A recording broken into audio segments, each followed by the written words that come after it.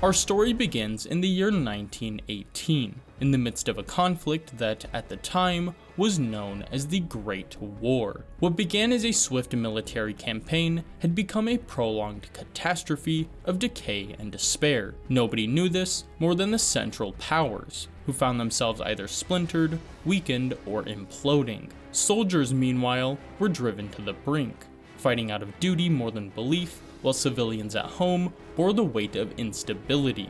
Though it was difficult for many to see, the war was running on fumes, cemented when on the 11th hour of the 11th day of the 11th month, the guns of the Great War finally fell silent with the signing of an armistice. The following year, the Treaty of Versailles would mark the true end of the war, but not of its countless consequences. The treaty, among other things, imposed harsh reparations on Germany, sowing economic and political instability that would outlast the peace. President Woodrow Wilson's vision of a new world order through the League of Nations faltered within the Senate, preventing peace through diplomacy. Across Europe, empires were crumbling and borders were shifting, reinforcing the uncertainty many felt during the war.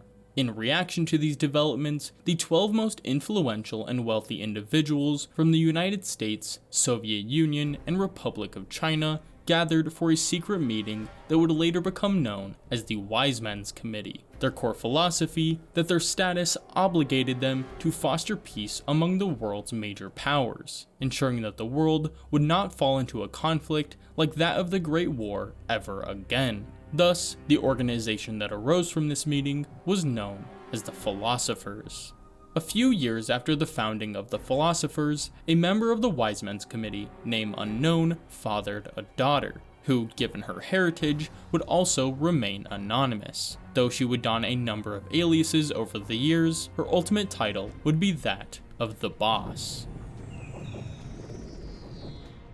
Throughout the next decade, when the Boss was just a child, her father would share knowledge of the Philosophers with her. He explained that, though they were imperfect, the Philosophers played a key role in shaping the world for the better. However, over the next decade, this benevolent goal would be lost, as one by one, the members of the Wise Men's Committee passed away. The last to go was the Boss's father, who was killed by his fellow philosophers for sharing his knowledge of their organization with his daughter.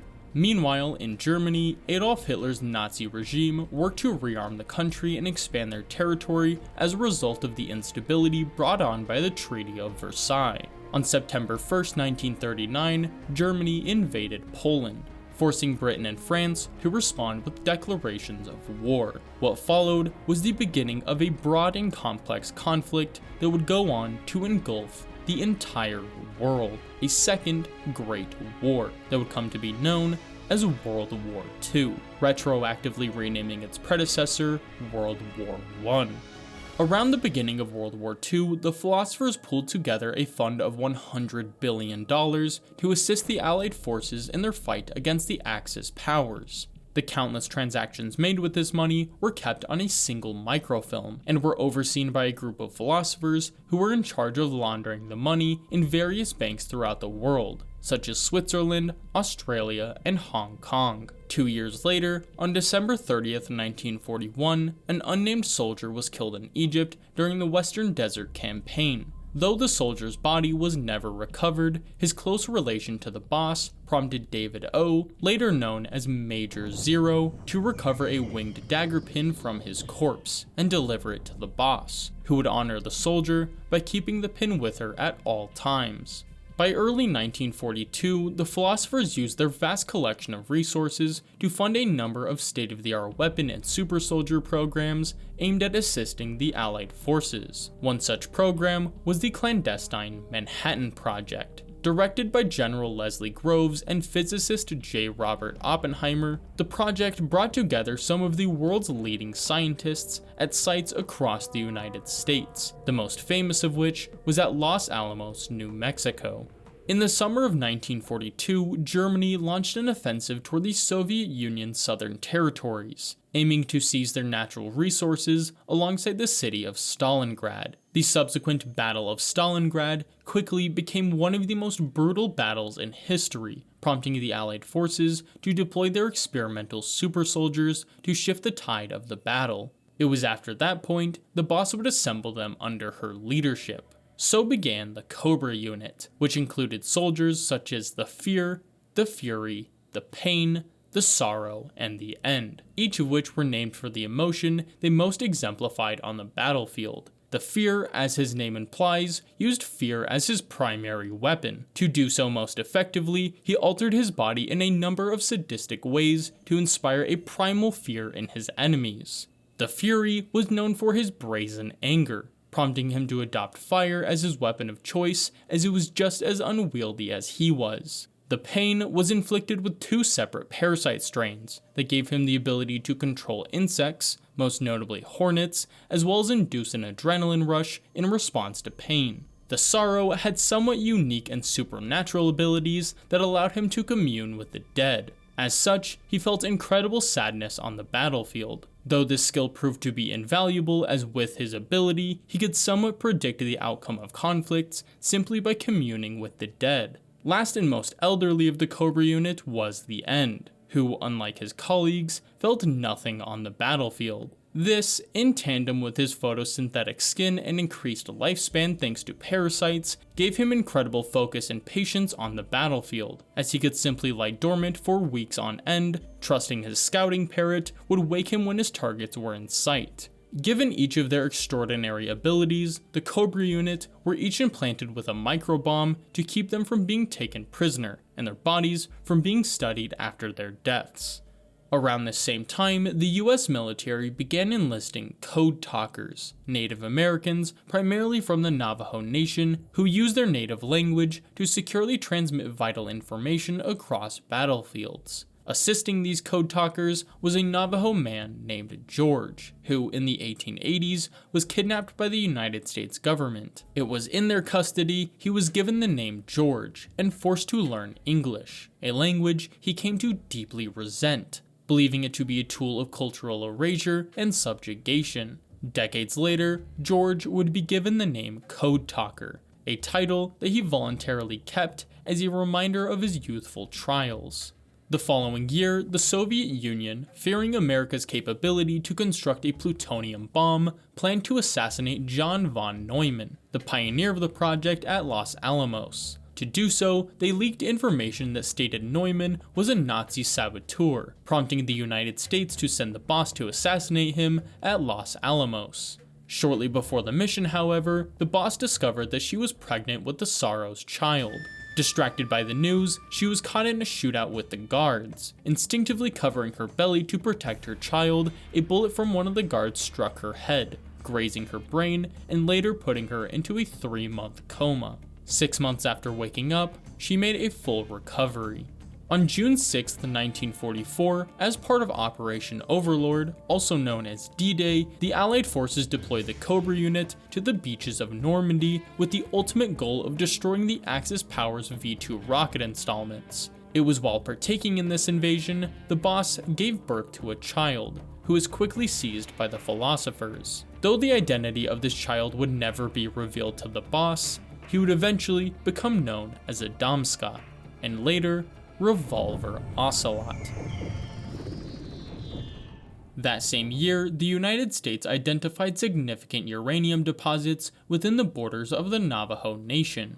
Over the following years, Navajo workers were hired to mine the uranium at various sites, often without adequate safety protections or awareness of the health risks, leading to widespread environmental contamination and severe health problems among the Navajo people. Despite this, mining would continue for decades to come, a tragedy that Code Talkers sought to end. While the exact timing is unknown, it's probable that around the early to mid-1940s, a rural village in northern Transylvania allied with the Axis powers, who used their village's factory to repair and manufacture weapons. That is, until one day the Allied forces got word of the village's factory, which they promptly carpet-bombed, Trapped inside the factory was a young boy whose skin was set ablaze, forever burdening him with severe nerve damage as well as pale shrink-wrapped skin. As a result, the boy would eventually become known as Skullface. When Skullface arrived in the infirmary, the nurse, looking at the suffering the boy would have to endure, remarked that they should let him die. Yet, Skullface lived on thanks to a species of parasite that continually regenerated his dying cells, effectively putting a pause on what would have otherwise been a gruesome death. Even still, the words of the nurse would remain with him for the rest of his life, as they were his last memory of his original language, a language that was eventually stripped from him forever when the Soviet Union invaded his village. On July 26, 1945, the Allied powers issued an ultimatum to Japan in the form of the Potsdam Declaration, warning that failure to surrender would result in their destruction. When Japan did not respond, the United States planned to carry out the first use of nuclear weapons in warfare. On August 6th, a B-29 bomber dropped an atomic bomb nicknamed Little Boy over the city of Hiroshima. That same day, a scientist for the Manhattan Project fathered a son named Huey Emmerich. 3 days later, a second bomb known as Fat Man was dropped over the city of Nagasaki. Combined, the bombings caused an estimated 200,000 deaths, the vast majority of which were just civilians. Around the same period, a Soviet officer named Boris Volgin, one of the men in charge of laundering the Philosophers' money, would use the chaos of the war to steal the Philosophers' microfilm, giving the Soviet Union exclusive access to the vast collection of wealth the Philosophers had hidden throughout the world. On September 2, 1945, Japan, pressured by the devastation of the atomic bombings, formally surrendered aboard the USS Missouri, bringing World War II to a definitive end. It was at that point Code Talker resumed his pursuit of creating a biological deterrent that would end the domination of the English language. Though it was unclear how he would accomplish this, he soon began investing a great deal of research into this very endeavor. Meanwhile, the loss of their vast collection of wealth fractured the unity of the three branches of the Philosophers. Symbolizing this fracture, Korea was divided along the 38th parallel, with the Soviet Union occupying the north, while the United States occupied the south. This division led to the creation of two contrasting governments, each of which claimed complete control over the entirety of Korea, setting the stage for a deadly conflict. Around that same time, the US military began flooding into the city of Yokosuka as part of the US occupation of Japan. As they did so, a US Army officer named Miller met with an unnamed Japanese woman. Soon enough, the two of them conceived a child. Though Miller was a loving partner, he would eventually abandon the both of them and return to his other family in America before the child was born. Though a single mother in a nation set ablaze, the woman decided to look past the flames. Towards the world she wished to help build for her child. So, when she looked upon her child's eyes, there was only one name that fit: Peace, or in Japanese, Kazuhira. Over the next few years, the tensions between the Philosophers only grew greater as the power vacuum left in the wake of World War II positioned each nation against one another. The mounting tension that followed would spark conflict the world over, creating numerous proxy and trade wars that would later be dubbed the Cold War. Thus, the Philosophers had become the very thing they were created to combat in the first place. They had become war itself, the only remaining trace of their cooperation being the microfilm containing the locations of their amassed wealth. Outlasting the organization itself, the microfilm became known as the Philosopher's Legacy.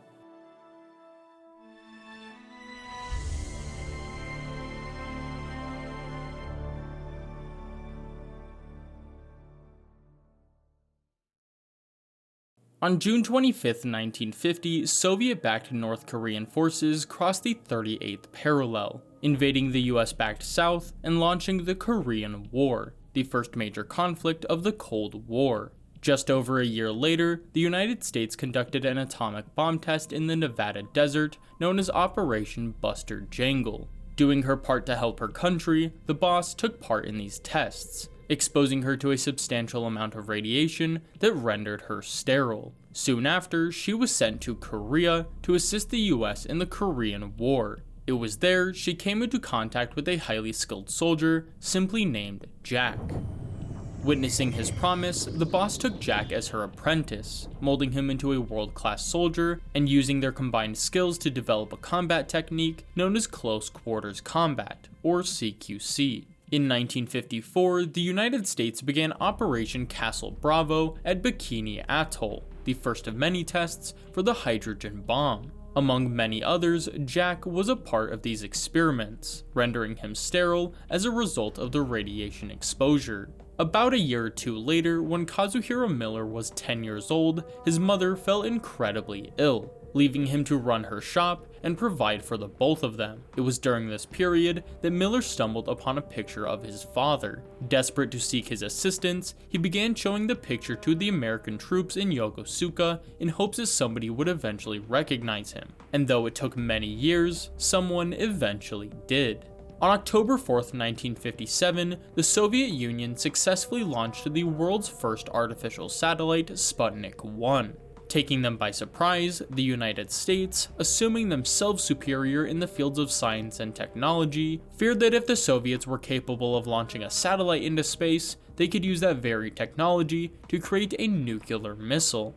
That same year, the first ever high-altitude low opening, or HALO school, was established to give the United States military an edge in covert infiltration, enabling special forces to infiltrate enemy territory with minimal detection and maximum precision. Top of her field, the boss was invited to instruct there.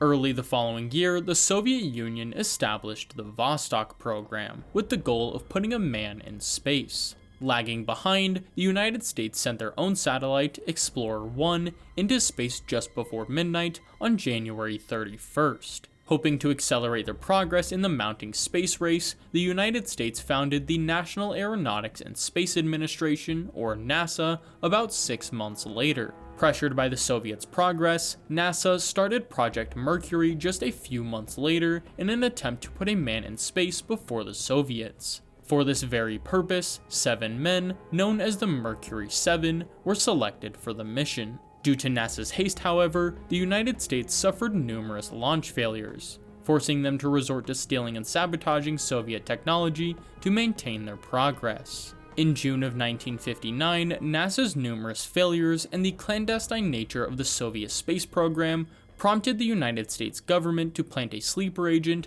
within the Soviet ranks to gather intelligence and sabotage their progress. Trusting her to find a way to do so, President Eisenhower hand-selected the boss for the mission. Given the mission's covert nature, the boss, from Jack's perspective, unexpectedly abandoned him just when he felt he needed her most. Similarly, the information of the mission was withheld from the CIA, who, viewing her as unreliable, refused to assist the boss from that point forward. After she was abandoned by the CIA, the boss resorted to tapping into the old Philosophers spy networks for assistance with her mission, a decision she knew would eventually come back to haunt her. Soon enough, however, she made contact with a cabal of Soviet philosophers who had grown disillusioned with the Soviet Union's one-party communist state, working tirelessly to gain their favor by supplying them with money or smuggling them past the Berlin Wall. The boss eventually planted a sleeper agent within the highly secretive OKB-1 Soviet Design Bureau. Over the next little while, the sleeper agent within OKB-1 gave NASA invaluable information that helped them catch up to the Soviets. It was at that point, however, the CIA swooped in to take credit for and command of the operation. Not long after, the access agent the CIA provided to the sleeper agent began siphoning the sleeper agent's pay. Deciding the risk was no longer worth the reward, the sleeper agent accepted a deal from the Soviets. Though we don't know what the specifics of the deal were, we do know that it was overseen by the Tsaro. Under the Soviets' influence, the agent was tasked with feeding the Americans false information, ensuring they would always remain a step behind the Soviets in the ever-escalating space race. Around the same period, the Soviet Union stopped aiding China in nuclear weapons development, causing their hydrogen bomb and space rocket projects to fall behind. Upset by this prospect, the Chinese philosophers began a plot to steal the legacy for themselves. Though the timing is unclear, it's likely that around the early 1960s, Huey Emmerich befriended Soviet weapons engineer Dr. Alexander Granin, the designer of the famous SS-1C ballistic missile system, or as it's more well known, the Scud launcher. Given his past development, Granin became obsessed with an idea he had for a nuclear missile equipped bipedal walking tank that he dubbed Metal Gear. Believing this concept to be the missing link between infantry and artillery, Granin shared this concept with his peers. However, it was heavily criticized by all except Huey Emmerich, who, even in his youth, saw promise in the project. In addition to this, Granin's deep hatred for fellow scientist Dr. Nikolai Sokolov led Granin to ally with GRU, the anti-Khrushchev faction of the Soviet Union, given that Sokolov was a closely guarded secret of Khrushchev's. It's with GRU that Granin would head the OKB-812 Research Bureau, also known as Granin's Research Bureau, which was overseen by Colonel Thunderbolt Volgin, the leader of the GRU, Boris Volgin's son, and the inheritor of the philosopher's legacy. Using his near-endless supply of wealth, Volgin funded Granin's research, hoping it would lead to the, quote, next evolution of warfare. However, given that Granin's vision was far too technologically advanced for the time, Volgin would eventually set his sights on Sokolov, who had been developing a much simpler and cheaper to produce rocket-propelled IRBM-equipped tank known as the Shagohod. Translated from Russian, it means the treading behemoth. It was by this point, in the midst of the chaos of the Cold War, that Skullface, driven by his vengeance, killed countless Soviet agents, military officials, and soldiers over the course of several months, making their deaths look like a series of freak accidents. Afterwards, Skullface defected to the West, where he joined the British Army's Special Air Services, or SAS. It was there he met the SAS's own Major Zero, who made Skullface his executive officer, or XO. In September of 1960, two NSA codebreakers, known as Adam and Eva, took to a news program in Moscow to disclose the NSA's unsavory cryptanalytic missions, as well as announce their defection to the Soviet Union. Around that same time, the sleeper agent within OKB-1 reported back to NASA, informing them that he had successfully tampered with multiple Sputnik rockets. However, these were likely false reports or simply accidents that the sleeper agent took credit for to reinforce his credibility with NASA. All of this lying came to a head when Sputnik 5 successfully launched two dogs into space, which the agent reported to be a simple fluke. Finding this to be suspicious, the boss double-checked the Sputnik 5 blueprints, finding an ejection device on the capsule that did not belong. Even after sharing this with NASA, her suspicions were ignored as they believed it to be a simple ejector for the flight recorder in the event of an accident. Maintaining her doubts, the boss begged the CIA to investigate, yet they denied her request, forcing her to take matters into her own hands and go to OKB-1 herself. Upon arriving at OKB-1 in early January of 1961, the boss had learned that the sleeper agent had turned double agent, and had been feeding America lies the entire time. In addition to this, the boss learned that opposed to what NASA had been told, Sputnik 5 was actually quite advanced, possessing the capability to eject the pilot at an altitude of 7,000 meters, finally giving the Soviets a proper method of landing and recovery. Of course, the boss passed this information on to NASA, much to their horror. However, when the CIA heard about it, they took advantage of the newly inaugurated President John F. Kennedy by telling him that the boss had selected an unreliable agent, and failed to control him by means of holding his family hostage. JFK, having no ties to the philosophers, took the boss's actions as nothing short of traitorous intent. Branded as a traitor, the boss was then relegated to NASA's guinea pig for the Mercury program, which had proven far too dangerous for the Mercury 7, all of whom had become nothing short of celebrities. It was at that point, in the late January of 1961, that the boss met a NASA scientist who would later be known as Dr. Strangelove. After their initial interaction, Strangelove would foster a deep affection for the boss, something that would eventually blossom into an all-consuming love. The very next day, NASA got reports that the Soviets were making incredible progress with their space program. They even managed to add windows to their capsule, which forced NASA to do the same. They knew that it wasn't enough to simply beat the Soviets into space, they had to prove that they had the same, or better yet, superior technology. Trying to reach this moving goalpost, NASA worked relentlessly to add windows to the crew compartment, which proved extremely dangerous for the Mercury 7. Windows not only added complexity to the aerodynamics, but weakened the structural integrity and made it difficult to shield the crew from the substantial amount of radiation in space. As a result, NASA decided to remove the Mercury 7 from the test launch altogether, selecting the boss to take their place as she had already been exposed to radiation once before. Despite the chances of survival being less than 20%,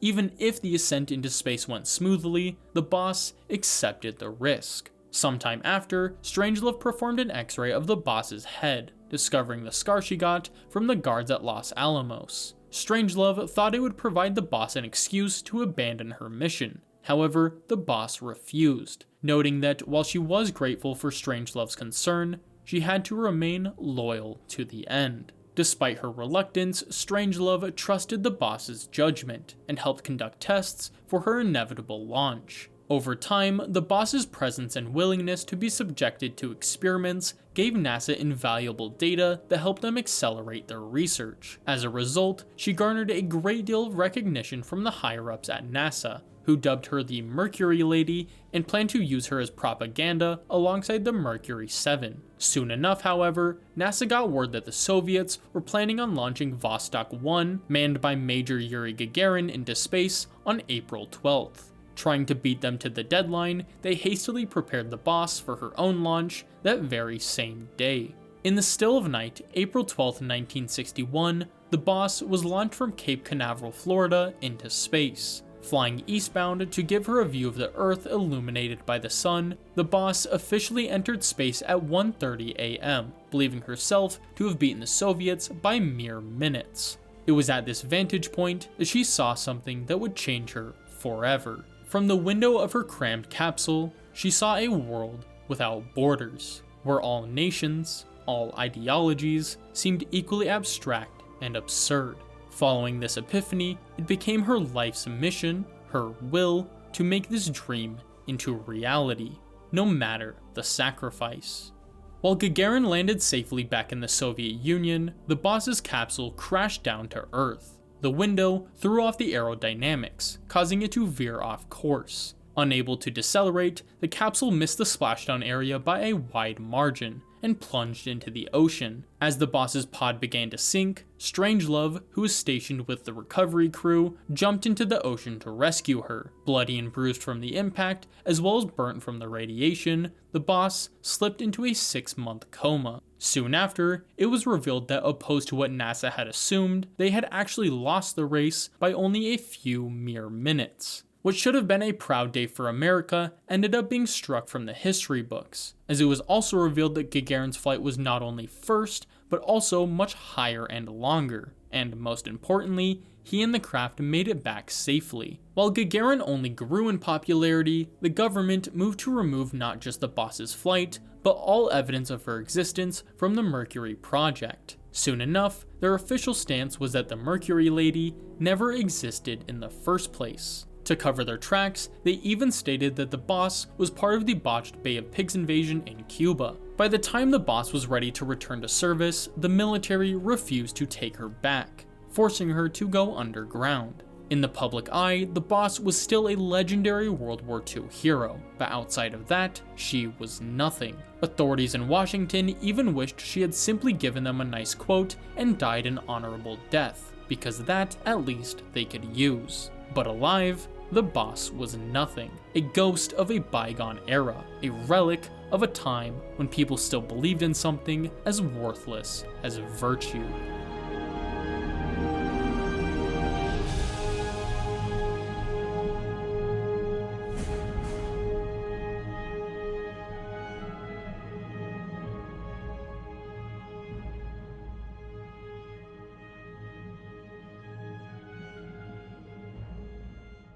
After waking from her coma in late 1961, the boss was contacted by the Philosophers, who required her to travel to the Soviet Union in order to, quote, repay her debt for using the Philosopher spy network back in 1959. When the boss arrived in Selinoyarsk, a lush jungle within the Soviet Union, she came face to face with her former comrade, lover, and the father of her child, the Sorrow. Despite working closely with the Soviets as well as the Soviet philosophers, it wasn't until this point the Sorrow realized that it was the boss who had planted the sleeper agent. The two were then forced to fight to the death. If either of them survived, the philosopher stated that their child would suffer. Given no other choice, the Sorrow laid down his own life, allowing the boss to live on. When the boss returned from the Soviet Union in early 1962, she was left with and treated as if she was nothing, despite having sacrificed everything for her country and their ideals, or at least what she thought their ideals were. It was then that an old friend of hers from her SAS days, Major Zero, reached out to her. Together, they laid the groundwork for what would later become a covert Black Ops unit known as Fox, that specialized in one-man infiltration missions. That same year, Dr. Sokolov, the Soviet weapons scientist and head of OKB 754 Design Bureau, wishing to defect to America alongside his family, got in contact with Major Zero, who at this point was working at the CIA. Finding him to be a valuable asset, Zero led the operation that successfully smuggled his family over the Berlin Wall. Planning to smuggle Sokolov himself next, the CIA helped him make the 2-week-long 800-kilometer trek to Berlin. After reaching safety, however, Sokolov succumbed to exhaustion, forcing the CIA to check him into a hospital in West Berlin. Shortly afterward, on October 16, 1962, President JFK was given intelligence that the Soviets were deploying intermediate-range ballistic missiles, or IRBMs, in Cuba, kickstarting the Cuban Missile Crisis. Over the next 12 days, the world teetered on the brink of a nuclear exchange, until on October 28th, a deal was finally made. Publicly, the United States stated that they would remove their IRBMs from Turkey in exchange for the Soviets pulling theirs out of Cuba. However, in reality, the US already planned to pull out of Turkey, and their real offer was instead Sokolov. After the deal was struck, Sokolov was immediately returned to the Soviet Union, where he was forced to work on the Shagohod under KGB supervision. Following this exchange, the United States and Soviet Union began negotiating for peace, so something like the Cuban Missile Crisis would never happen again. This seemingly upset the Soviet and American philosophers, who on November 22, 1963, allegedly assassinated JFK, pinning the blame on Lee Harvey Oswald. Hours later, Vice President Lyndon B. Johnson was sworn in as president aboard Air Force One, effectively ending peace negotiations between the US and Soviets. Khrushchev, already unpopular within the Soviet Union for his agricultural and de-Stalinization policies, fell out of favor with his own party. Using this to his advantage, Colonel Volgin attempted to rally the anti-government forces to replace him. By 1964, Kazuhiro Miller had finally discovered who his real father was. Hoping to contact him, he sent his father a note where he proposed that he would travel to the United States in order to meet him. After some time, his father simply replied by sending him some money, which Miller used to place his mother in a hospital and travel to America. A selfish act he later came to deeply regret. When he finally met with his father, he learned that after returning to the States, his father became an instructor for soldiers in Virginia. Years later, his son and Miller's half-brother died in the Vietnam War. By the time Miller had met his father, he had already retired from teaching, could barely walk, and was completely alone. The only thing he had left was money, a portion of which he gave to Miller, who used it to learn English and pursue higher education. That same year, Major Zero and the boss formed the Fox unit, its primary members being Major Zero, the team commander, paramedic, real name Dr. Clark, the medical expert, and Jack, the lone infiltrator. Unknown to the boss, shortly after the creation of Fox, Major Zero created a secret unconventional support unit to complement Fox named XOF. Its purpose was to make sure any operation Fox undertook went smoothly and left no trace. Trusting him to carry out the task, Zero appointed his XO, Skullface, the commander of the team. In July of 1964, the boss was contacted by the American philosophers in order to participate in the Virtuous Mission, an operation to recover the philosopher's legacy from Volgin. In preparation for this mission, the boss once more used the philosopher spy network to get into contact with Colonel Volgin. Volgin, hoping to acquire the help of the boss, and therefore the Cobra unit, suggested the boss defect from the United States and join him in procuring the Shagohod. With both the Cobra unit and the Shagohod, Volgin hoped to shift the balance of the Cold War and unite the world under Soviet leadership. Appeasing his vanity to gain his trust, the boss promptly defected, even going so far as to procure a Davy Crockett nuclear device and warhead as a show of goodwill toward Volgin and his cause. Once she was allied with Volgin, the boss shared her knowledge of Sokolov's whereabouts with the CIA. Hoping to procure Sokolov before he could finish the weapon he was working on, the Virtuous Mission was then adopted by the Fox unit, who had no knowledge of its true purpose to secure the legacy. Similarly, neither the Fox unit nor the boss had any knowledge of the CIA's third asset, who, alongside the boss, was tasked with securing the legacy. Though he was known by many names, the CIA knew him as Adam, a covert double agent veiled under the identity of Major Ocelot, the head of the Spetsnaz's elite Ocelot unit. Just days before the Virtuous Mission took place, a Chinese philosopher spy infiltrated OKB-754 to procure the philosopher's legacy from Volgin. To do so, she posed as a KGB operative named Tatiana, allowing her to get close to Volgin and learn where the legacy was hidden. Days later, on August 24, 1964, the Virtuous Mission officially took place, with Jack performing the first ever Halo jump in order to infiltrate Selenoyarsk. After a rough landing in which Jack lost his backpack, Major Zero appointed Jack the codename Naked Snake, alluding to the fact he was going into the mission completely bare. After Snake collected his backpack, Zero introduced him to Paramedic and the boss, who Zero noted was a last-minute addition to the operation. After a short-lived reunion between the boss and Snake traversed through the jungle to an abandoned factory where Sokolov was being held. As they left the factory, Snake and Sokolov were confronted by Major Ocelot, who killed the KGB forces before calling in the Ocelot unit. Using his CQC skills, Snake took down the unit before confronting Ocelot himself, suggesting his technique would lend more to a revolver rather than a semi-automatic pistol. After meeting back up with Sokolov, Sokolov explained his involvement with the Shagohod development and ensured Snake knew what was at stake if he was not extracted. Soon after, the boss, assisted by the Cobra unit, confronted Snake and Sokolov. As Snake sought to understand what was going on, the pain and the fear kidnapped Sokolov. Storm clouds blanketed the sky, and Volgin made his entrance. The boss then revealed her defection to Snake before disarming him, breaking his arm, and throwing him off the bridge.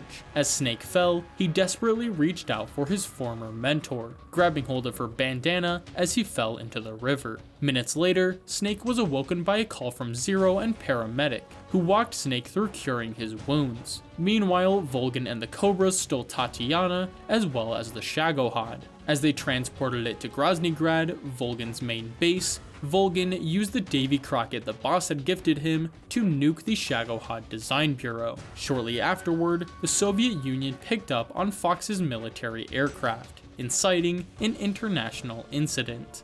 When Fox returned to the United States, their failure to secure Sokolov nearly got Zero and Snake executed and Paramedic stripped of her medical license. Their fate changed, however, when the White House received an unexpected call. A few days after the Virtuous Mission, President Johnson received a call from Khrushchev about the incident in Selenoyarsk, informing him that in retaliation for the strike, the Soviet military had been placed on secondary alert, one step away from nuclear Armageddon. Johnson, of course, denied any and all involvement, and informed Khrushchev of the boss's defection about 1 week prior. Khrushchev, unwilling to accept this as coincidence without proof, gave Johnson 1 week to provide evidence of America's innocence. If they could not, Khrushchev assured Johnson that he would be ousted from his position, and that the person who filled it would retaliate in the only way they knew how. With the world teetering on World War III, the plan to secure the philosopher's legacy needed to be greatly expanded and revised if they wished to both obtain the microfilm and clear America's name. Soon enough, the director of the CIA, a man known as Hot Coldman, came up with what he viewed as an ingenious solution, a grand plot that, if successful, would end in America getting their hands on the legacy, and the boss dying at the hands of her own apprentice, the former giving them a means to supersede the Soviets, and the latter proving America's innocence and providing them with yet another legendary hero whose status would surpass that of the boss herself.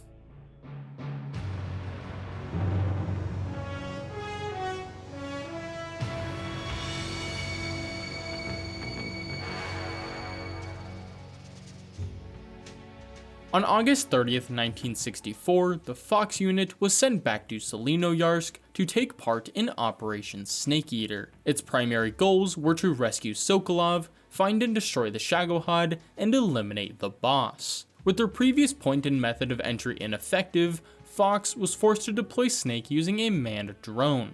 During his descent, the drone was intercepted by Soviet fighter jets, knocking the drone off course and forcing Snake to eject early. Around the same time, the spy posing as Tatiana took the identity of Eva, in hopes of playing both the Soviet and American sides of the conflict to learn the whereabouts of the legacy. After Snake landed, Zero repeated their mission objectives, noting that alongside himself and paramedic, Snake would also be supported by a weapons and technology expert, codenamed Sigint, or Donald Anderson. In addition to this, Zero gave Snake a passphrase to give to Adam upon their initial interaction, that passphrase being, "Who are the Patriots?" and Adam was to respond with "La Li Lu Lay Lo." After the briefing, Snake was confronted by the boss, who disarmed him and destroyed the drone before he had a chance to conceal it. At some point during their fight, the boss managed to implant a transmitter into Snake so the Cobra unit could track his movements. As Soviet troops closed in, the boss pressured Snake to abandon his mission before she was forced to kill him. Stranded in the jungle without a weapon, Snake eventually made his way back to the abandoned factory where he planned to meet with Adam. Yet, when he arrived at the factory, it was not Adam he was met with, but Eva. To confirm Eva's identity, Snake prompted her to answer the passphrase given to him by Zero. However, they were interrupted by a squad of GRU soldiers. When Eva eliminated them, Snake took the act as evidence that she was who she claimed to be. Inside the factory, Eva gave Snake some equipment and pointed him north to the laboratory where Sokolov was being held. Though Snake wanted to continue forward, Eva demanded that he stay and rest until morning. Snake hesitantly followed suit, while Eva sent a message to her superiors. About an hour later, Snake and Eva found themselves surrounded by the Ocelot unit. After Snake took them down, Ocelot fired 6 shots from his fancy new revolver to get Snake's attention. When Snake arrived to find Ocelot holding Eva at gunpoint, he pointed out that since he had already fired 6 shots, he literally did not have what it took to kill him. Taking this as her cue, Eva took down Ocelot before leaving to meet up with Volgin. On his way toward the lab, Snake was once again ambushed by Ocelot, who had procured a second revolver, giving him 12 shots to take Snake down. Before their standoff could come to an end, however, the Pain sent a swarm of hornets to break up their fight. After falling to a nearby cave to escape the hornets, Snake eventually confronted the Pain himself. After a long and grueling fight, Snake eventually came out on top. Continuing north, Snake stumbled upon a warehouse where he saw Volgin threatening Tatiana in front of Sokolov. Ocelot then threatened Sokolov with his own over-the-top version of Russian roulette before the boss stepped in to put him in his place. Soon after, she ordered the Fear and the End to stop her apprentice before he could threaten their plan further. When the warehouse was clear, Snake made his way through it before arriving at the laboratory. Disguising himself as a scientist, Snake eventually confronted Granin, who, after explaining the travesty behind Volgin's decision to choose Sokolov over himself, pointed Snake toward Volgin's main base called Groznygrad. Sometime after Snake left, Granin, suspecting that he would be killed, sent the blueprints for his Metal Gear project to Huey Emmerich just before he was tortured to death by Volgin.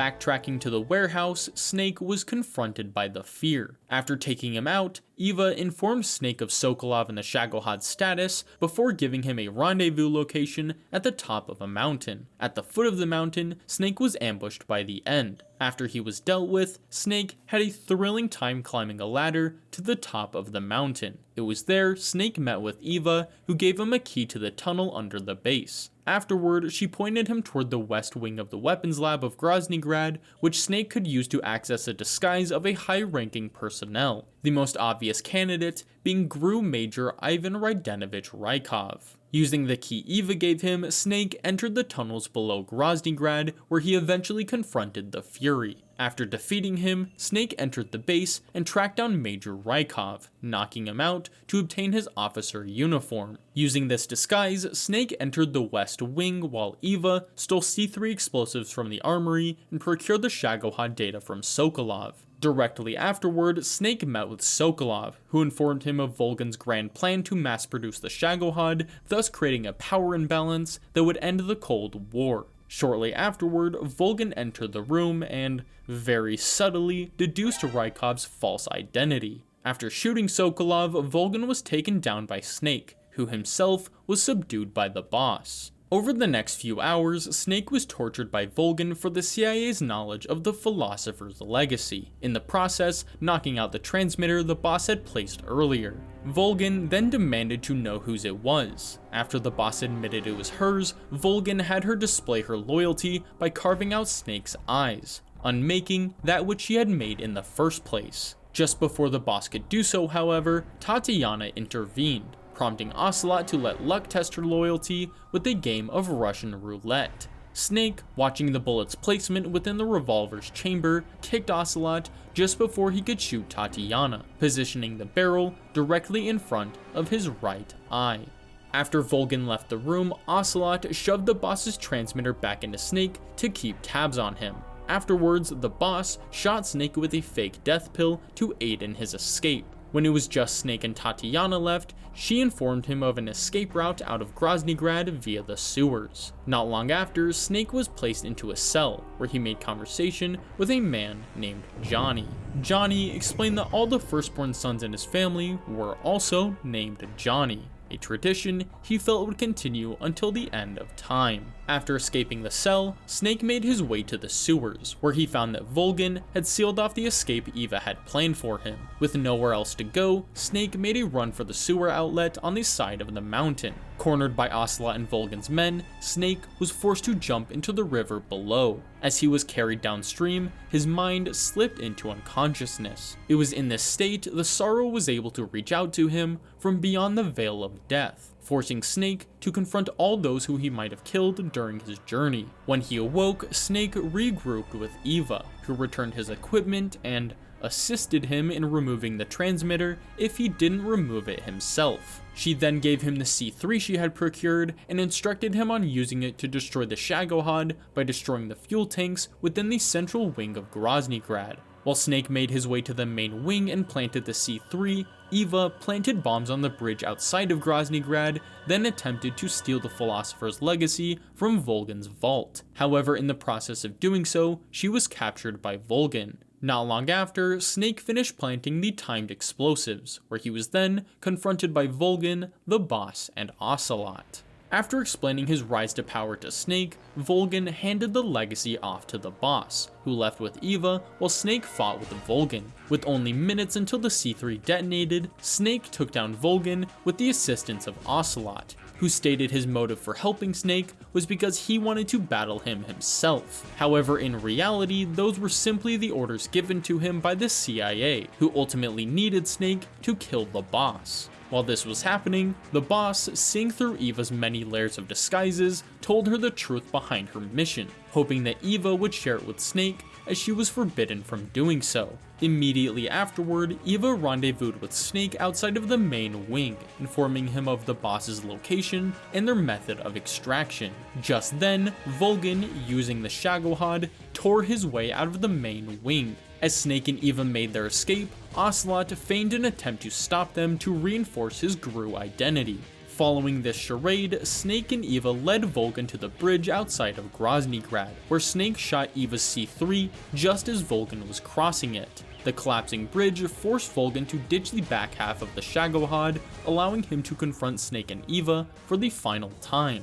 Using an RPG to disable the Shagohod, Snake forced Volgin to reveal himself. With Volgin fully exposed, Eva distracted him, while Snake brought him to his knees. When the battle was all but over, Volgin was fried by a bolt of lightning, erupting him and what remained of the Shagohod in a wall of flames. But before they could get a moment of peace, Gru soldiers chased after them as they made their way to the extraction point. Just before they arrived, however, their motorcycle crashed, impaling Eva with a piece of debris. While Eva insisted Snake move on without her, Snake was unwilling to do so, instead tending to her wounds before escorting her through the jungle. When Snake and Eva eventually made it to the lake, Eva prepared the wig for takeoff while Snake went to confront the boss. Just before he did so, the boss used the very thing that started this whole mess to destroy Groznygrad. Immediately afterward, the boss remarked that she had waited her whole life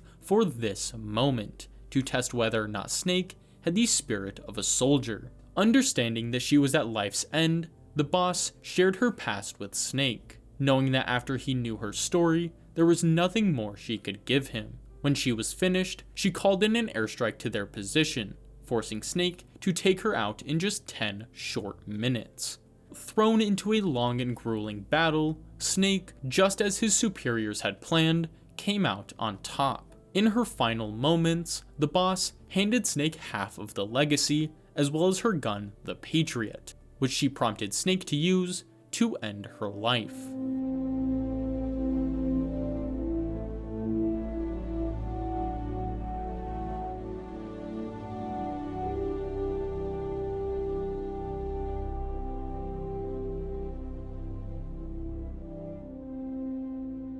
As Snake regrouped with Eva aboard the Wig, Skullface, who had been monitoring Snake the entire operation alongside his XOF unit, encountered the boss's corpse, taking from it her cherished winged dagger pin.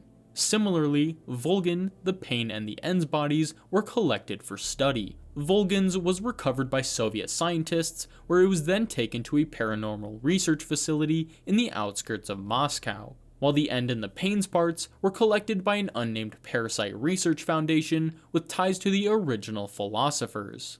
As Snake and Eva ascended into the sky, Ocelot met them for a final encounter. After fighting hand to hand, Ocelot pulled a revolver on Snake, prompting Eva to toss one to Snake. As the tension between the two of them grew, Ocelot suggested they partook in a final showdown. He then placed a bullet within the chamber of one of the revolvers, shuffled them around, and let Snake choose the one he wanted. Regardless of his decision, the bullet he placed was a blank, giving Ocelot an opportunity to jump out of the plane. Snake and Eva were then intercepted by 2 Soviet aircraft which threatened to ground their plane. Just before they could do so, however, Khrushchev ordered them to disengage. Hours later, Snake and Eva arrived in Alaska, where they stayed the night at a safe house within the Galena Air Force Base. After a fairly restless night, Eva, following her orders, attempted to kill Snake. However, her love for him kept her from doing so. Instead, she recorded a message in which she revealed her true identity as a Chinese spy, her reasons for stealing the philosopher's legacy, and the truth behind the boss's fake defection. Afterwards, she fled to China, possessing a fake copy of the philosopher's legacy. While it is not known where she obtained this copy from, it is clear that she would eventually be reprimanded for not completing her mission, resulting in her eventual exile from China. It was around the same period, or possibly even sooner, that Ocelot stole Grandin's Metal Gear plans and handed them off to the CIA. It's likely that at that point, or possibly even during Operation Snake Eater, that CIA Director Hawk Coldman was demoted from his position for his knowledge of the operation. While it is not clear what position he was demoted to, he would ultimately end up as the CIA station chief in Latin America. When Snake awoke the next morning, he listened to Eva's recording, his world shattering as he realized the country he swore to serve had manipulated him into killing his own mentor. Not long after, Snake was escorted to Langley, Virginia, where, after returning one half of the real philosopher's legacy to Zero, President Lyndon B. Johnson personally awarded him a medal for his heroic actions during Operation Snake Eater. Along with the medal came the new title of Big Boss.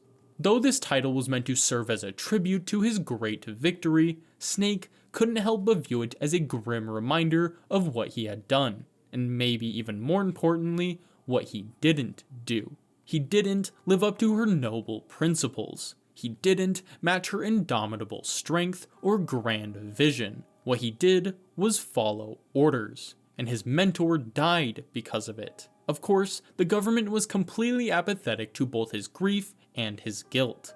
After all, with the boss gone and her legacy forever tarnished, they would need someone to take her place.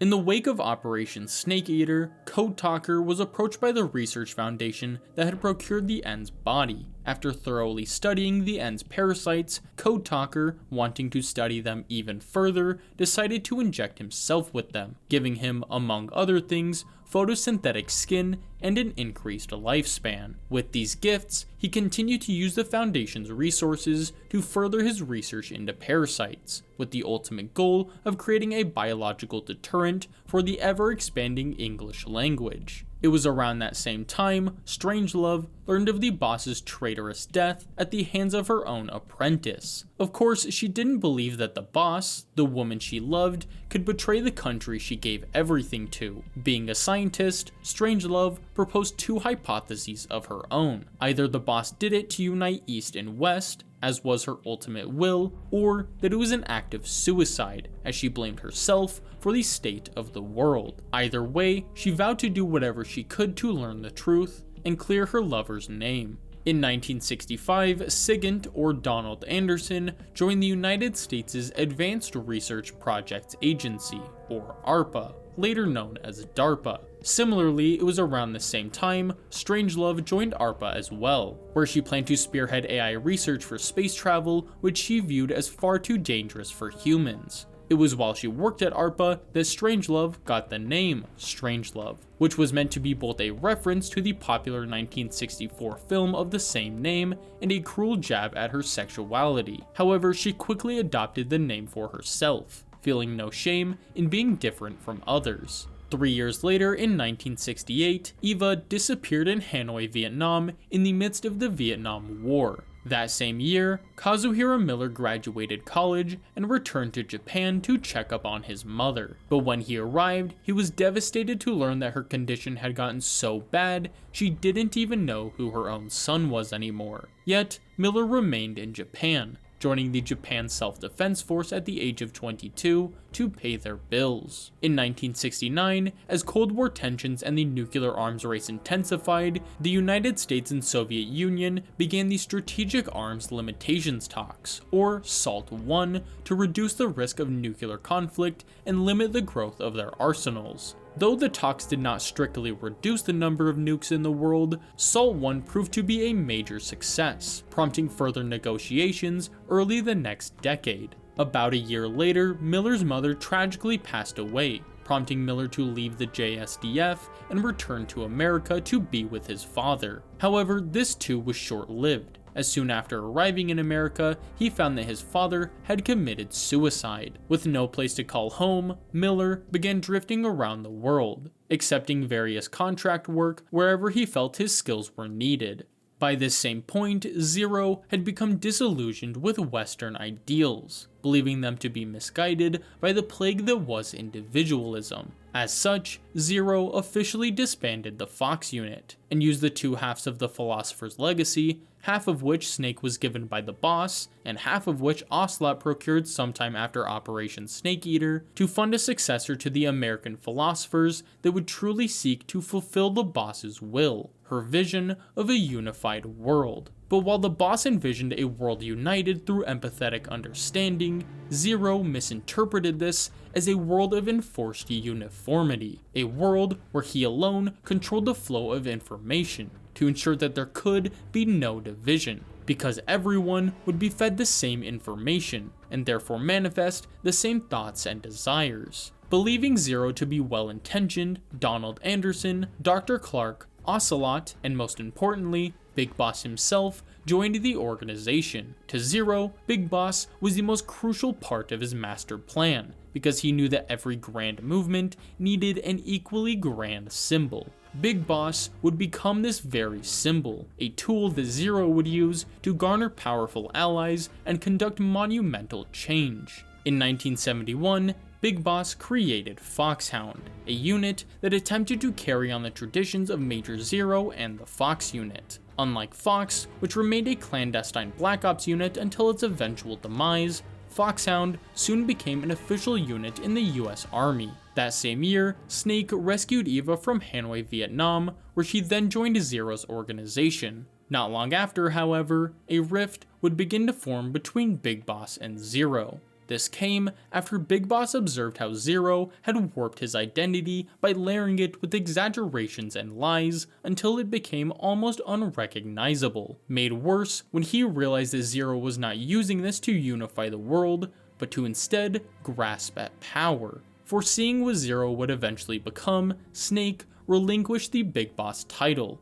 a name that had taken on a new meaning, and one that he never really wanted in the first place. Left without his most powerful icon, Zero decided to create a few of his own.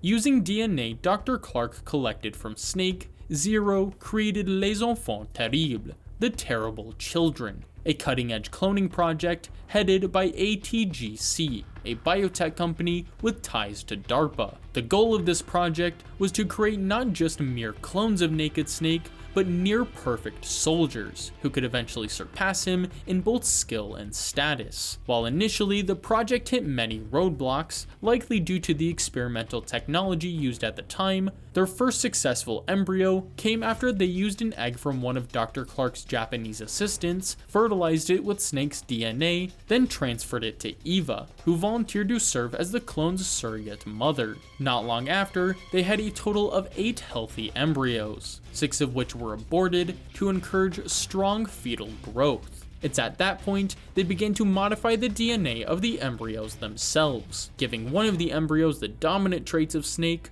while the other got his recessive traits. In addition to this, the clones were modified with a rapid aging mutation, meaning that the older they got, the faster they would age. This was done as an extra measure of security, a failsafe in case the clones ever fell into enemy hands. Similarly, their DNA prevented them from fathering children and contained an all-encompassing Terminator gene, meaning that they could not be cloned themselves. 9 months later, in 1972, Eva gave birth to 2 healthy baby boys. The genetically superior clone that expressed Naked Snake's dominant traits was named Eli, though he would later become known as the Liquid Snake. Meanwhile, the genetically inferior clone that expressed Snake's recessive traits was named David, though he's better known as the legendary Solid Snake. While the specifics are unclear, it's around the same period that a third clone was also created. Unlike the so-called twin snakes, the third clone did not undergo any genetic modifications to alter his gene expressions, making him the quote-unquote perfect clone, though he still remained burdened with rapid aging and the Terminator genes. While it is not known who gave birth to this child, it is clear that it was not Eva, and that he was born around the same time as his dominant and recessive counterparts. Neither Solid nor Liquid, this child would eventually become known as Solidus Snake. Not long after the clones were born, Snake, finding both Zero and his grand project to be extremely immoral and distasteful, left Zero's organization in disgust. Eva followed shortly afterward, while Ocelot maintained minimal contact to keep tabs on Zero. Sometime after Snake left, Zero contracted some kind of unknown illness that forced him into hiding. To continue his work, however, he set up a safe house in Hell's Kitchen, New York, strictly maintaining contact with his agents via proxy so as to not reveal his location or condition. It was at that point he restructured his organization into a new, far more clandestine group known as Cypher, a word that dates back to the Arabic sifr, meaning zero. It was around this point that a young girl named Pacifica Ocean was recruited by Cypher sometime after she was orphaned. Under Cypher, she became skilled in all things espionage, and proved to be incredibly intelligent. Utilizing her skill set, Pacifica was ordered to infiltrate the CIA, who themselves sent her to infiltrate the KGB sometime later.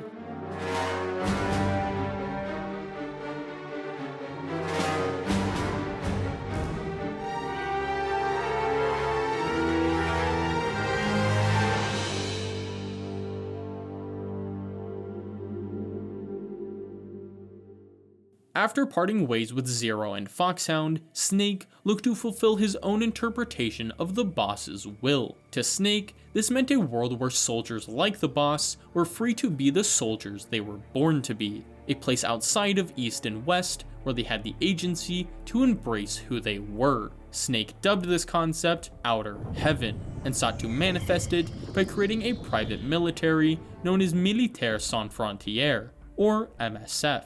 Translated from French, it means soldiers or army without borders, reflecting Outer Heaven's core principles of unity and freedom. When MSF was in its infancy, basically a squad of mercenaries rather than a true army, they were contracted by the Colombian government to train their troops and deal with a band of guerrilla revolutionaries. It was during this operation that Snake and his crew ambushed a group of rebels that were trained and led by Kazuhira Miller. After eliminating Miller's entire unit, Snake captured and attempted to interrogate Miller. Assuming he was destined to die, Miller attempted to take Snake with him to the grave by pulling the pin on a grenade. Snake, however, managed to keep pressure on the safety lever, therefore stopping the explosion. Not long after, Miller passed out from his wounds. Despite what Miller tried to pull off, Snake took an unusual interest in him. After a bit of digging, he found that Miller had a history of being exceptionally stubborn, clever, and ambitious, yet mostly devoid of the ego that usually accompanied those traits. As such, Snake ultimately decided to spare Miller and offer him a position within MSF. Hesitant to accept, Miller bought himself a week to think the decision over by proposing a series of contests between himself and Snake in exchange for his freedom.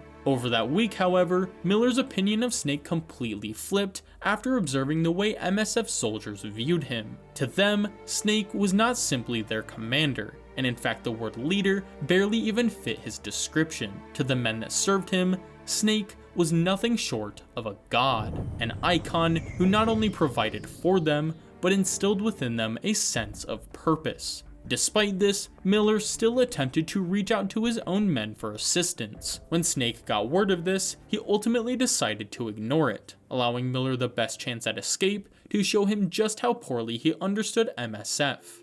When it was eventually time to partake in the contests, Miller bought plenty of time for his soldiers by challenging Snake to a series of low-stakes challenges. When the ambush actually took place, Snake revealed just how powerless Miller really was, prompting Miller to finally give in to Snake's demands and join MSF, a decision that almost immediately began to pay dividends for the both of them, as Miller, an expert in all things operational, quickly rose the ranks of MSF, eventually finding himself as Snake's second in command and one of his most trusted comrades. In 1972, building on the progress of SALT I, the United States and Soviet Union proposed SALT II to address the ongoing development of more advanced nuclear weapons rather than the increase in sheer numbers. Though they would not come to an immediate agreement, the negotiations would continue for years to come. On December 23, 1972, a magnitude 6.2 earthquake hit Managua, the capital city of Nicaragua. Left nearly completely destroyed, Managua was flooded with international aid, a great deal of which was embezzled by the Nicaraguan President Somoza and his National Guard. It's likely that after the earthquake, a Nicaraguan rebel surnamed Valenciano abandoned his rebellious spirit in favor of raising his two kids, Amanda and Chico, in peace. In 1973, Code Talker discovered a version of a primordial organism called archaea that could metabolize uranium. Immediately, he saw potential in the archaea as a way to end the uranium mining on Navajo land by ridding the land of uranium altogether. Yet to fully realize this vision, the archaea would have to be researched further, something that would take a great deal of money for an act that would provide zero monetary value. That same year, the Valenciano family was met by a group of Sandinista students. Empathetic to the Sandinista cause, their family harbored them until their eventual escape from the Nicaraguan National Guard.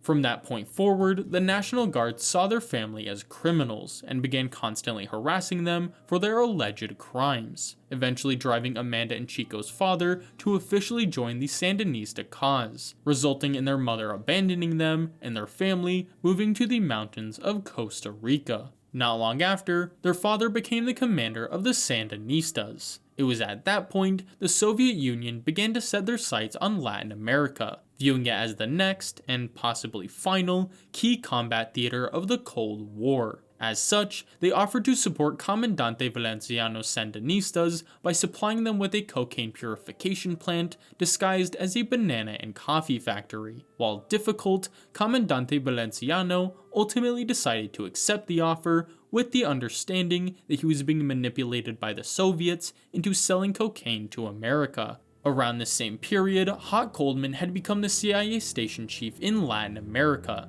eventually resulting in the founding of the Peace Walker Project, which aimed to ensure world peace by perfecting the theory of nuclear deterrence. Goldman believed that humans were incapable of true nuclear retaliation, which he felt was the primary weakness of nuclear deterrence theory. The Peace Walker Project was Goldman's solution, a collection of mass-produced AI weapons that possessed the capability to first detect a preemptive nuclear attack, then immediately retaliate with calculated precision. By mass-producing this capability, Goldman believed that nobody would be willing to launch a nuke in the first place, as by doing so, they would only be ensuring their own destruction as well. To bring this idea to life, Goldman formed a group known as Peace Sentinel and allied with a KGB operative named Vladimir Zadornov, who agreed to provide Peace Sentinel with funding and technology in exchange for a foothold into Costa Rica. If all went as planned, Zadornov hoped that by covertly funding Peace Sentinel, which had clear ties to the CIA via Goldman,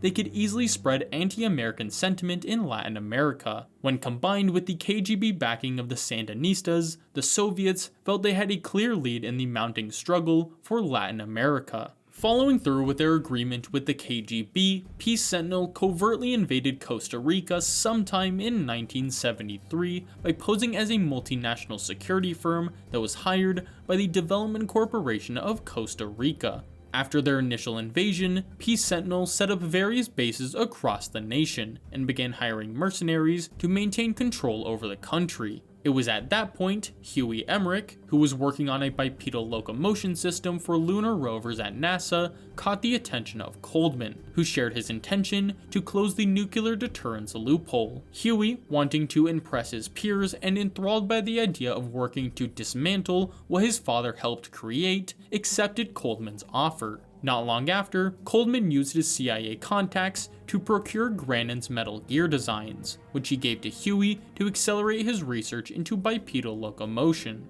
All that was left after that point was to find an expert in the highly advanced decision-making AI that would tie the entire project together. Being the world's foremost expert on artificial intelligence, Strangelove became Goldman's obvious choice. While Huey designed the bipedal locomotion as well as the weapons system AIs, also known as the reptile pods, Strangelove was tasked by Goldman to develop an AI that was calculating, devoted, and of sound logic. Strangelove, of course, couldn't think of anyone better fit for the task than her late love, the boss. Goldman agreed and gave Strangelove access to everything the CIA had on the boss, including personal history, military records, physiological data, and practically everything else the boss had ever done. Using this material, she began working on the far more complex Mammal Pod, an AI based on the boss's memories, and the complement to Huey's Reptile Pod. If successful, Strangelove felt she would have effectively brought her love back to life.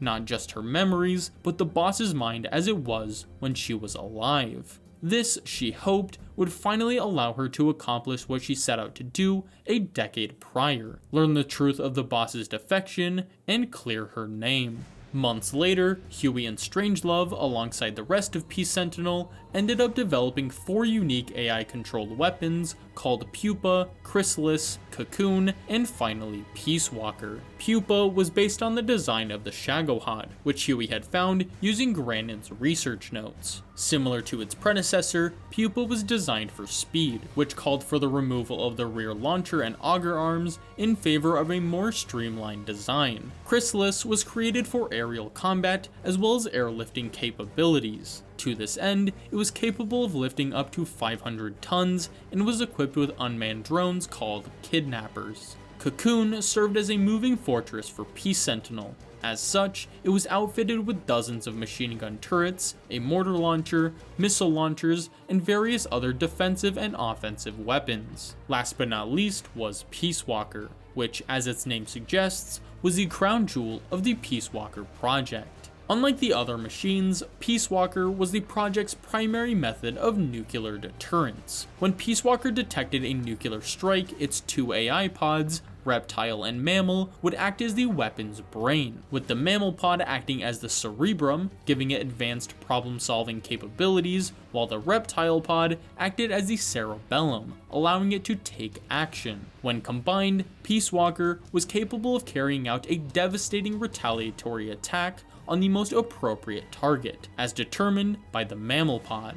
Sometime after the 4 weapons were constructed, Peace Sentinel stormed and captured the Sandinista's cocaine purification plant, resulting in the death of Comandante Valenciano. Left as de facto Comandante, Amanda fled with Chico and the remaining Sandinistas to a boathouse, which served as their final refuge. By this point, around October of 1974, Strangelove, approaching the final phase of the Mammal Pod's development, and therefore the Peace Walker project as a whole, attempted to verbally simulate Operation Snake Eater to discern the reason behind the boss's defection. However, no matter what Strangelove attempted to do, the Mammal Pod would only ever come to the same conclusion. Using a Davy Crockett as a bargaining chip, the boss would defect to the Soviet Union, and when her apprentice would eventually come after her, she would ultimately lay down her own life. Assuming some critical part of the boss was missing, Strangelove decided to look to Snake for answers. With the Mammal Pod nearly complete, Coldman began importing nuclear warheads into Costa Rica with the intention of launching a nuke, a necessary step in proving Peace Walker was a genuine threat, therefore ensuring its effectiveness as a nuclear deterrent. If successful, Coldman knew he could convince the CIA to fund the mass production of Peace Walker, and subsequently get his old job back.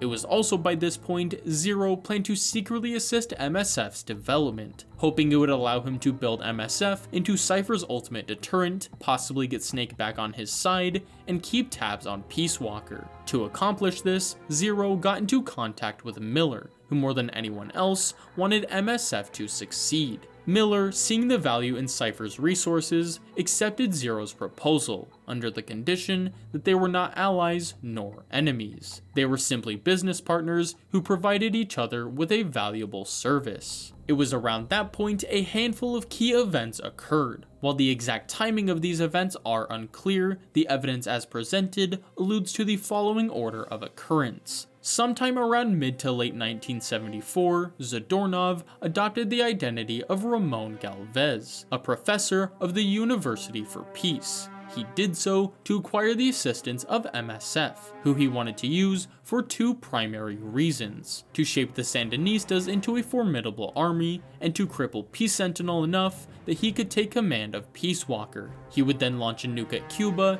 therefore instilling the, at that point, formidable Sandinista rebels with enough anti-American sentiment that they would forever side with the Soviets. No doubt aware of Zadornov's plan, Zero then tasked Pacifica Ocean with taking on the identity of Paz Ortega, a young peace-seeking student who would accompany Zadornov, or rather Galvez, in contacting MSF. Because this task required only those capable of fooling Big Boss himself, Pacifica was brought to meet with Zero face to face at Zero's safe house in Hell's Kitchen, New York, an extremely unique opportunity that not even Skullface had the privilege of doing. There, she proved herself capable of taking on the identity of Paz, positioning herself alongside Galvez.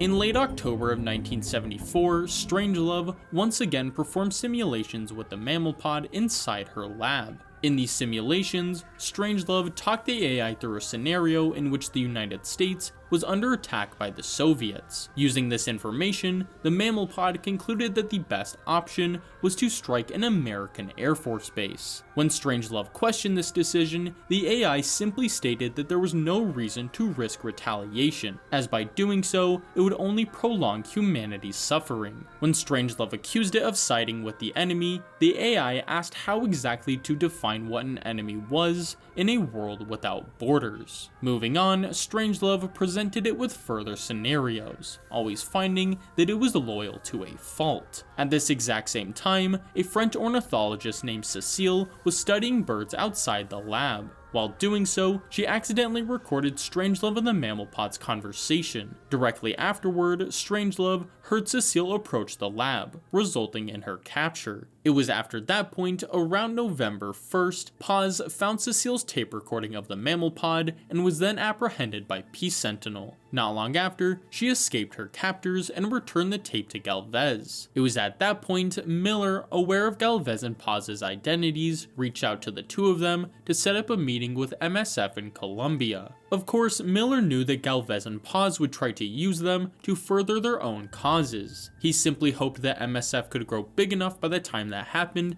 that they could eventually stop it themselves. On November 4th, while training MSF soldiers in Colombia, Snake was interrupted by Miller, who introduced him to Galvez and Paz. Galvez, attempting to hire MSF, informed Snake of a covert military force that had been spotted in Costa Rica. In exchange for their help uncovering the identity of this military, Galvez offered MSF an offshore plant in the Caribbean, which they could use as a permanent headquarters. Given that MSF wanted to cut ties to any and all nations, the platform's position in international waters would give them far more agency in their operations. While Miller was eager to accept the offer, Snake urged Galvez to seek a political solution. After all, he did supposedly work for the University for Peace. As Galvez and Paz awaited an answer outside, Miller attempted to convince Snake to reconsider Galvez's offer, noting the advantage of having a permanent base for MSF. Snake, however, was concerned that if they finally settled down, they would eventually have to resort to the same deterrence tactics as any other nation, shaping them into the very warmongers they sought to break away from. Snake then noted that if Galvez was correct in assuming the force had CIA ties, it stood to reason that that meant Galvez himself was KGB. After inviting them back inside, Snake alluded to Galvez's true identity, allowing Galvez to drop the facade and reveal the true reason why he was there. Still not enough for Snake, Galvez then showed him Cecile's recording of the boss AI, knowing it would be more than enough to reel him in. Over the next 5 days, Miller moved MSF operations to their new offshore headquarters, which he dubbed Mother Base. Despite the poor state of the plant,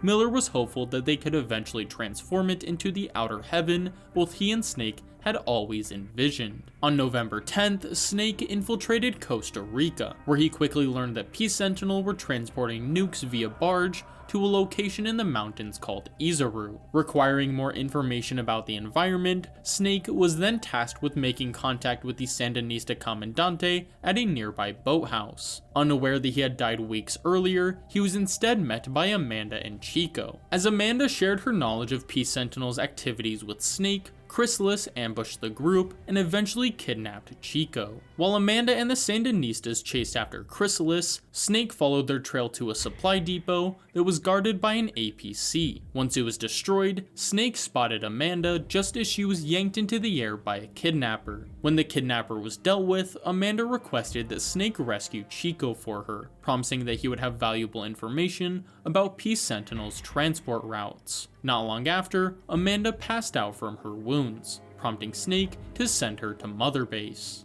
When Snake eventually found Chico, he learned that the nukes he was after would ultimately be transferred to a truck, which on its way to Izuru would disappear through a tunnel. Though Chico assumed this to be the work of a spirit named El Basilisco, Snake knew it had something to do with whatever the CIA was working on in Izuru. Afterwards, Chico revealed that he told his captors the location of his fellow Sandinistas. Though deeply ashamed of this, Chico was convinced by Snake to move past his mistake, to become a new man and dedicate himself to Snake's cause. Immediately afterward, Snake sent Chico to Mother Base, then moved to intercept the nuclear cargo at a train terminal. When he arrived, however, the cargo had already been moved onto trucks, which had made their way into the tunnel to Izuru. Just then, a tank blocked off the tunnel, forcing Snake to take an alternate path.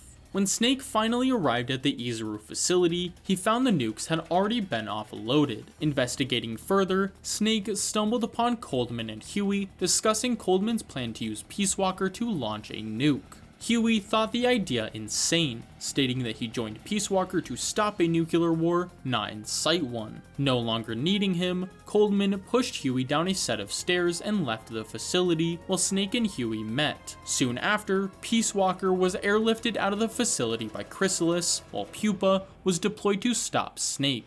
When Snake eventually crippled it, Huey instructed him to climb inside the AI pod and strip it for valuable parts before it was ejected. After the pod ejected, Snake conversed with Huey about Coldman's motives and planned to use Peace Walker. Afterwards, he gave Snake the location of Strangelove's lab and tasked him with destroying the mammal pod to stop Peace Walker. Over the next 9 days, while Snake traveled to Strangelove's lab, Huey and Miller cooked up the idea for MSF's own bipedal weapon that they dubbed Metal Gear Zeke.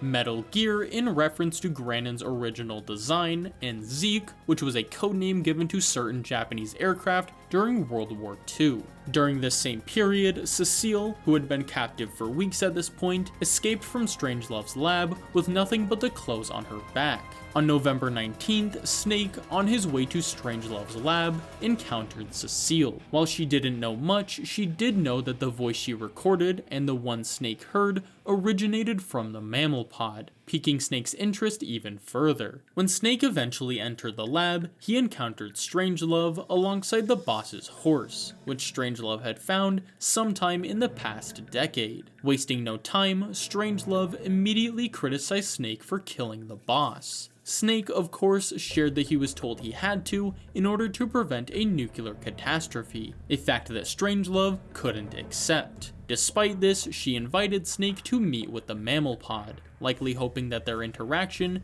would be the final key to perfecting the pod. After learning of the reasons why Strangelove modeled it after the boss, Snake entered the pod and eventually passed out. Minutes later, Snake awoke to see the mammal pod being transported from the lab. Soon after, Chrysalis confronted Snake. When Chrysalis was defeated, Miller pointed Snake 15 miles north, toward a quarry that served as a front for the Peace Walker development facility. Using the boss's horse, Snake traveled to the quarry over the next 2 days, finally arriving on November 21st. As he entered the quarry, Snake was confronted by Cocoon. Like he did with Pupa and Chrysalis, Snake took the machine down before stripping it for components. Snake then traveled inside the facility where he found Coldman and Strangelove preparing Peace Walker for its final test. With little time, Snake infiltrated the mammal pod, attempting to converse with the AI before ultimately deciding to destroy it. Just then, Snake was ambushed by Coldman, who explained that his grand plan was put at risk by both MSF and the ongoing SALT II negotiations, both of which he planned to end in one swift move. After capturing Snake, Strangelove interrogated him to learn the truth behind the boss's death. Snake, of course, knew that she had died a hero loyal to her country, yet he couldn't reveal the truth as he knew that it was the only thing Strangelove needed to complete the mammal pod, and therefore Peace Walker. So, Snake repeated the lie, that the boss was nothing more than a traitor. Despite this, Strangelove saw through the facade,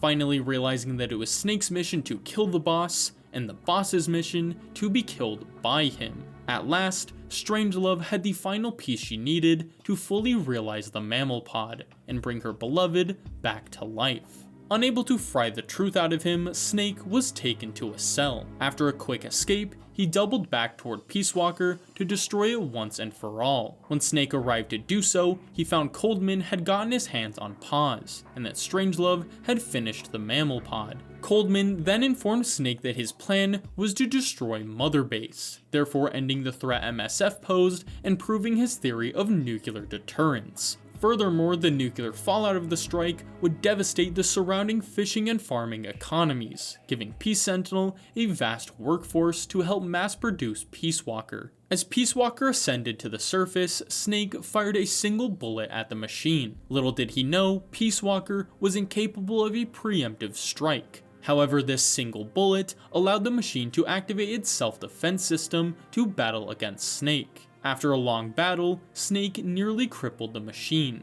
Just then, a Peace Sentinel helicopter fired a shot at Peace Walker, causing it to switch target priority to the helicopter, which they used to lead it away. Using the boss's horse, Snake chased after Peace Walker. When they eventually encountered a steep slope, the horse, loyal to Snake's commands, continued to press onward, eventually plummeting to the ground just as Peace Walker reached water. Unable to catch up to Peace Walker, Snake turned back to check on the horse. With no means of saving it, Snake, thinking back to how he ended his late mentor, put the horse out of its misery.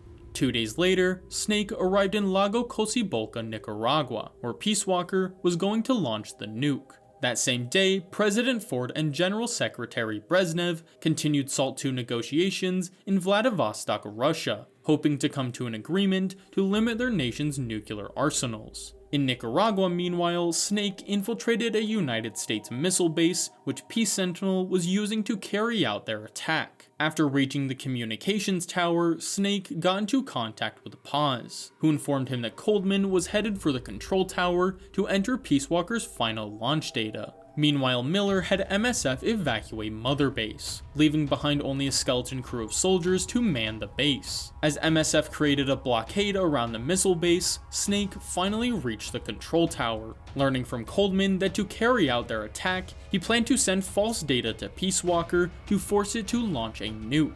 Just as Coldman was explaining this, Galvez, or rather Vladimir Zadornov, entered the room, revealing to Coldman his true plan of using Peace Walker to launch a nuke at Cuba. In doing so, America would be seen as the villains of the Cold War, and anti-American sentiment would spread like wildfire across Latin America, giving the Soviets a great deal of leverage over the United States and ending the age of deterrence. Zadornov then grabbed hold of Paz and commanded her to shoot Coldman. When she couldn't, he fired the gun for her, wounding Coldman just enough that he was able to carry out the attack on Cuba. Zadornov then revealed to Snake his true plan of manipulating MSF into shaping the Sandinistas into a formidable army and the KGB's puppets. Yet Zadornov miscalculated the allegiance of the Sandinistas, as just then, Amanda, Chico, and their fellow Sandinistas confronted Zadornov.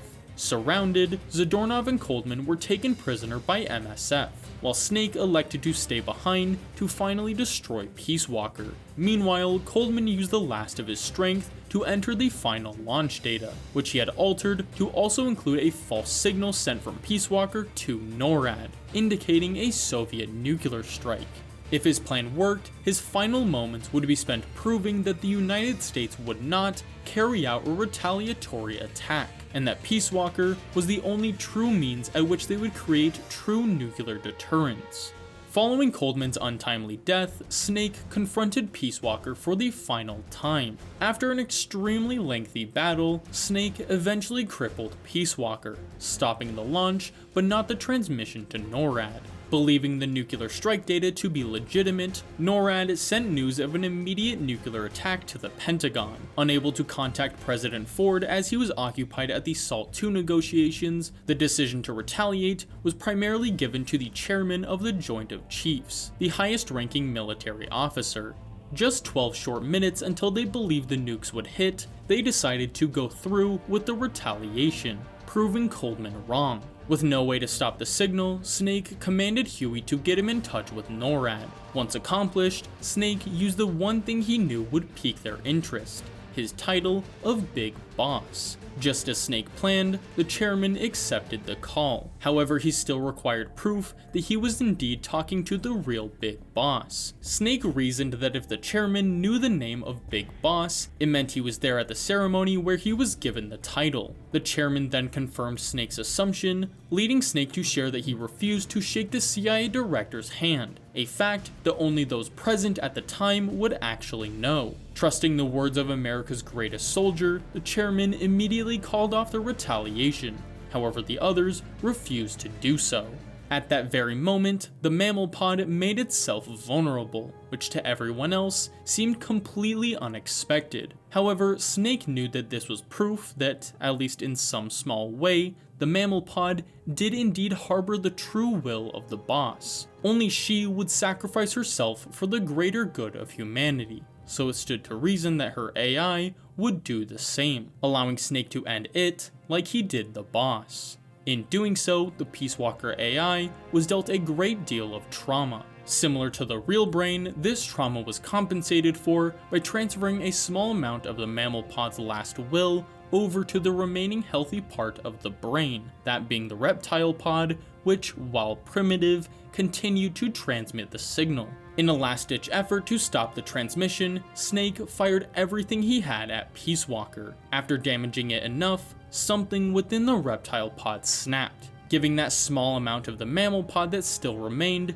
complete control over Peace Walker's actions. Free to make its own choice, Peace Walker, acting on the boss's will rather than calculated logic, chose to march into the water, therefore ending the transmission. At that same time, Snake threw the boss's bandana into the water. Over the past decade, the boss had been the only thing he refused to abandon, the one burden that kept him from his true evolution. But by abandoning his bandana, by unshackling himself from the boss and her sacrifice, Snake had shed his skin, finally becoming the legendary Big Boss.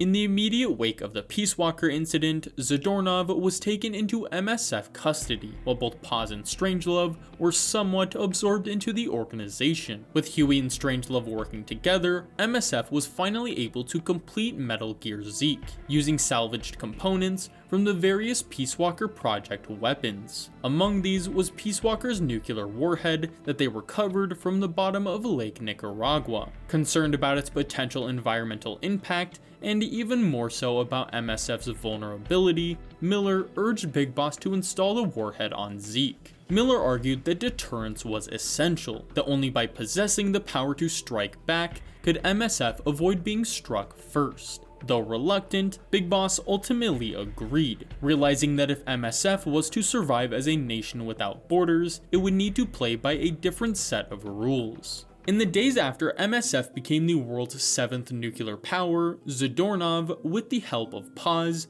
escaped from MSF numerous times. Each time, Big Boss was forced to retrieve him, giving Paz an opportunity to modify Zeke with a water-filled manned cockpit, the water acting as a method of crude suspension for the operator. It was during this time, MSF created an annual festival called Peace Day. Miller, who was quite fond of the idea, pressured Paz and Zadornov to help him perform a song all about peace, since all their names roughly translated to peace. While internally, Paz viewed herself as a hardened spy, she soon grew quite fond of the idea and Peace Day as a whole. Just under 1 week later, Miller informed Zero of Zeke's completion, prompting Zero to order Paz to hijack it. Paz, who had truly come to enjoy her time on Mother Base, wanted to buy herself enough time to take part in Peace Day, So she freed Zadornov for a final time, waited until nobody was watching, then snuck into the hangar. Inside, she attempted to sabotage Zeke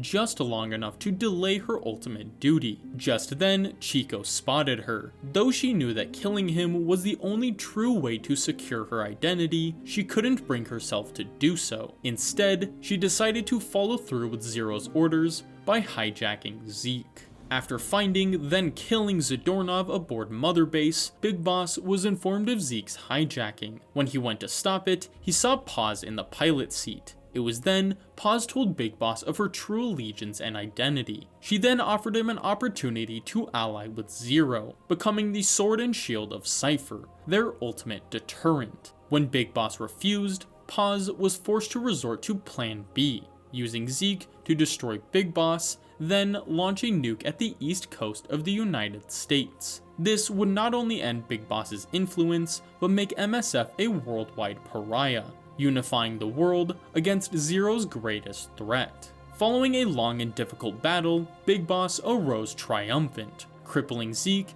and hurling Paz into the ocean. Directly afterward, Miller revealed the reason why he reached out to Zadornov and Paz in the first place, explaining that the Cold War was destined to come to an end, replaced by an era of anti-terrorism and regional conflicts, a world where war was a business, and that they alone had the opportunity to build it, with MSF at the forefront. Big Boss, however, stated that their interference with Peace Walker put them on the radar of the global superpowers, meaning that they had no choice but to become a superpower themselves. This wasn't a battle of ideology, but one of evolution.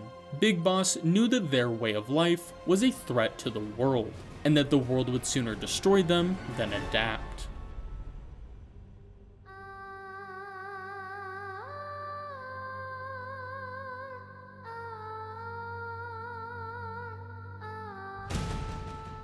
Around 1975, Cypher excavated an ancient cadaver from a permafrost region that was infected with what would later be dubbed vocal cord parasites. Seeing the utility in using these to target specific ethnicities, Cypher had Dr. Clark resurrect the parasites using a method called reverse evolution. While the specifics are unclear, this method involved finding a relative of the parasite that was originally discovered by the Chinese philosophers and mutating it to match a common ancestor of both the vocal cord parasite and its Chinese relative. Once that was accomplished, they forced it to evolve down the other path, until they effectively brought the vocal cord parasite back to life. Yet, sometime after the parasite was resurrected, Cypher abandoned the project in favor of developing a weapon that could target individual genetic profiles rather than entire ethnicities. Sometime around the mid to late 1970s, an excavation team in the Sahel region of Central Africa discovered a hominid skull that Cypher dubbed Sahelanthropus, meaning man of Sahel. Further research made it evident that the skull's unique shape and positioning meant Sahelanthropus walked upright a whole 3 million years prior to Australopithecus, the then oldest known bipedal hominid.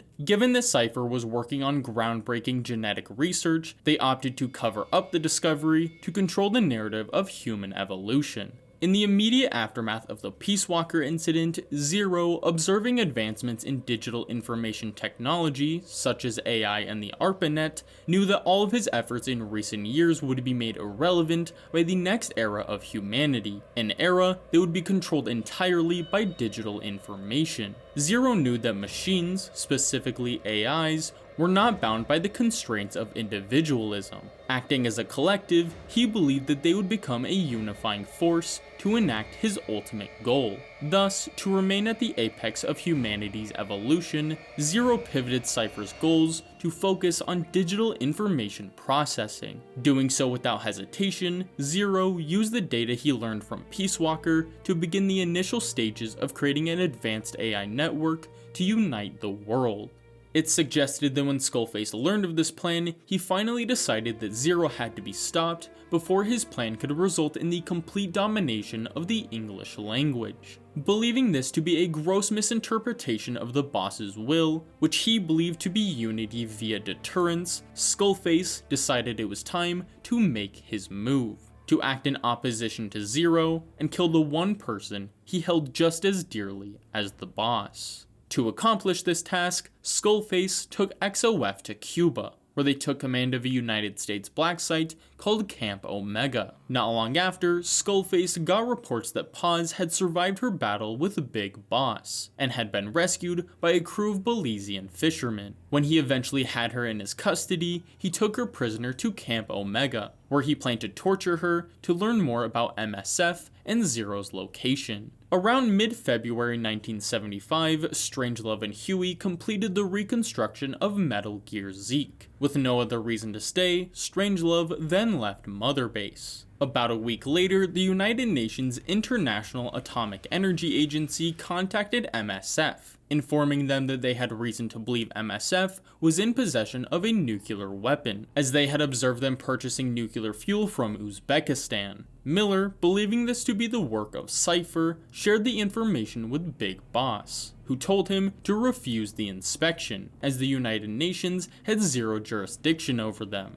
However, soon after the refusal arrived, Huey independently sent the UN a letter in which he stated that MSF had changed their minds, and were willing to fully cooperate with the United Nations to prove they did not possess nukes. When Miller and Big Boss learned of this, they knew that their hands were tied, and another refusal would arouse suspicion, so the plan became to embrace the inspection and fully cooperate. Over the coming weeks, MSF prepared Mother Base for the UN inspection by hiding Zeke on the ocean floor and evacuating all civilians, apart from Huey, from the base. By March 4th, Amanda, who was on assignment in Cuba, learned of Paz's imprisonment at Camp Omega. After informing MSF of this, Big Boss and Miller decided to send Chico to Amanda in Havana, Cuba to keep his mind off the upcoming inspection and Paz's imprisonment. However, while the ship that was transporting him was refueling in Santiago de Cuba, Chico escaped with the intention of rescuing Paz himself. Around March 7th,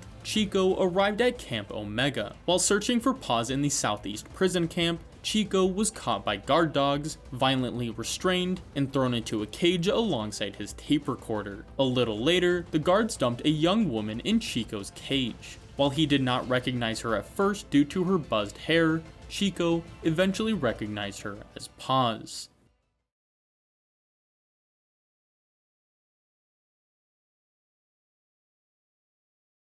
A few days after Chico's arrival, Paz was ripped from her cage, where she was then tortured and interrogated by Skullface daily for information about Cypher. On March 12th, Chico was taken from his cage and escorted to Paz's location. Upon arrival, Skullface hit Chico multiple times, noting the unlikelihood of rescue and the impossibility of escape. With his situation clearly laid out, Skullface then tore the clothes off Paz, revealing the result of his torture and ordering his men to Paz, in full view of Chico. Afterwards, he pulled Chico toward Paz and threatened to string him up unless he her as well. Unwilling to do so, he revealed the details of MSF to Skullface, including the location of Mother Base, their approximate population, and the existence of Metal Gear Zeke. With that, and the knowledge that the UN was conducting an inspection of Mother Base, Skullface began to formulate a plan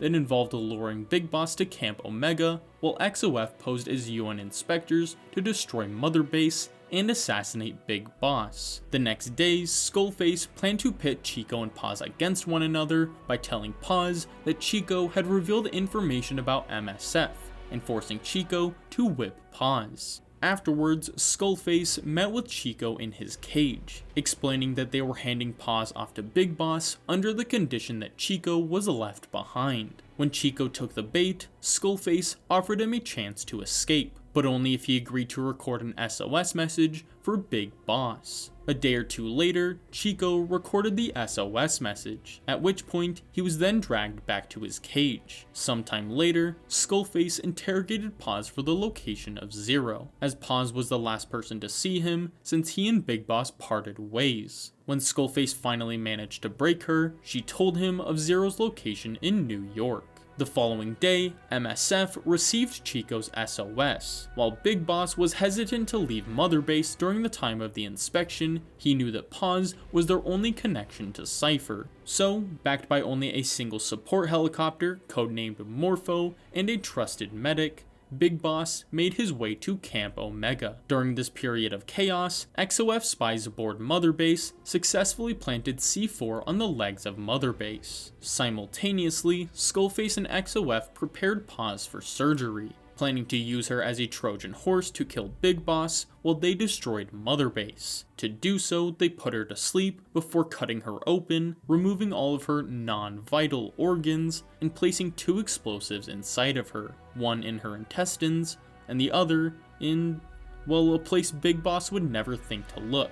With the bombs in place, Paz was given a survival window of less than 24 hours, giving Big Boss just enough time to rescue her, but not enough time to save her. Making matters worse, he followed this act by returning Chico's recorder, knowing that when Chico was rescued, Big Boss would listen to what Chico had recorded over the past week. With the trap set, XOF and Skullface evacuated from Camp Omega, leaving behind their XOF patches to pose as UN inspectors for Mother Base. Simultaneously, at exactly midnight on March 16, 1975, Big Boss infiltrated Camp Omega. After sneaking to the eastern prison camp, Big Boss found and secured Chico. As Morpho arrived to pick up Chico, Big Boss asked Chico about Paz's status. Chico, adamant that Paz was dead, handed Big Boss a recording that pointed him toward Paz's location. When Chico was safe aboard Morpho, Big Boss followed the sounds of the tape recorder to the heart of the camp's main facility where Paz was being held. After Big Boss returned to Morpho with Paz, Chico discovered the surgery scars on Paz's torso. No time to waste, Big Boss ordered the medic to remove the bomb. Afterwards, Huey contacted Big Boss to inform him of the arrival of the UN inspectors, optimistically proclaiming that by the time they were finished, MSF would be the poster boys of world peace. Shortly after, Huey led the inspectors to the control tower of MSF at their request. Using the central control tower, XOF had practically complete control over Mother Base, which they used to cripple MSF and capture Huey. Not even hours later, Morpho arrived to see Mother Base in flames. While Big Boss did everything he could to help Miller and his fellow MSF soldiers in their battle, XOF had already done their job. In the end, all he could do was save Miller, as Mother Base sank to the bottom of the ocean. Miller, devastated by the collapse of what he viewed as his life's work, looked to Paz for retribution, ordering her to start talking. Startled by this, Paz finally gained clarity. Stumbling to the doors of the helicopter, she informed them of the second bomb, then leapt from the chopper. Just then, the explosive detonated. Predicting the explosion, the medic shielded Big Boss from the fire, impaling him with over 100 pieces of shrapnel and shredding his left arm. Damaged by the explosion, Morpho spun out into an adjacent XOF chopper, killing Chico and the pilot, as well as mortally wounding Big Boss, Miller, and the medic. Not long after the attack, Zero got word of the disaster, which prompted him to send choppers to the scene to check on the status of Big Boss. Soon enough, they found the only survivors of the attack on Mother Base, those being Miller, Big Boss, and the medic. Despite their many disagreements, Zero decided to assist Big Boss by fabricating a misinformation campaign that kept the world from understanding the truth behind that incident, and that Big Boss had managed to survive. Using this as a smokescreen, he then transported the 3 survivors to a hospital in Colombia, where Big Boss quickly fell into a coma. When Zero was given the news of Big Boss's condition, he immediately formulated an ambitious plan that would keep something like this from ever happening again. This plan involved subjecting the medic to a great deal of both physical and psychological experiments, with the ultimate goal of creating a perfect body double, a phantom of the legend himself. To do so, the medic was put into a state of hypnagogia, the veil between sleep and lucidity. It was in this state they planned to use powerful suggestions to imbue the medic with the memories and skills of Big Boss, and later perform surgery to make him look the part. If all went as planned, not even the medic would understand his true nature. chalking up any discrepancies as side effects of the lengthy coma. Trying to keep only those he trusted involved, Zero contacted Eva, who agreed to head the operation, which was to take place at a remote British military hospital on the island of Cyprus. As the medic and Big Boss were being transported to Cyprus, Zero informed Ocelot that he was in no way involved with the attack, but that he had an idea of who it was. He then followed this by sharing where Big Boss was being sent, his own illness, and his intention of handing the responsibilities of looking after Big Boss over to Ocelot. When Ocelot had a clear understanding of what was being asked of him,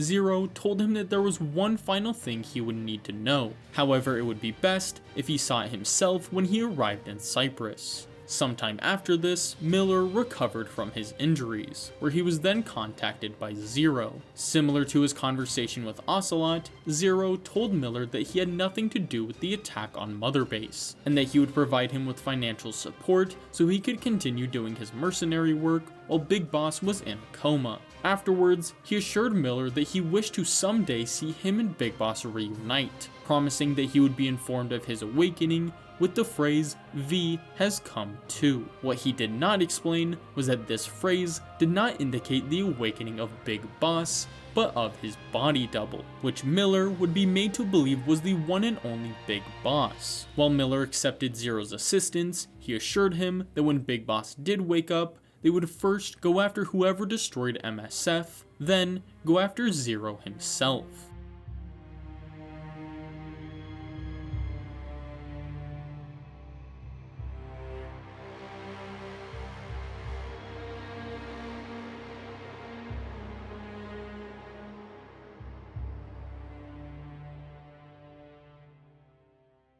The world's reaction to the destruction of MSF was fairly short-lived, as with no clear culprit, the media could only blame money-minded private militias. When it was later revealed that the United States was one of MSF's primary clients, the Secretary of Defense had no choice but to deny any and all involvement. Similarly, reports suggested that shortly before the incident, the International Atomic Energy Agency had visited the site for a nuclear inspection. However, both the UN and the IAEA stated that, quote, no such inspection took place. In Africa, meanwhile, news of MSF's nuclear capabilities and subsequent destruction prompted South Africa to accelerate its own nuclear program in secret, out of fear that other private militias would soon follow MSF's lead.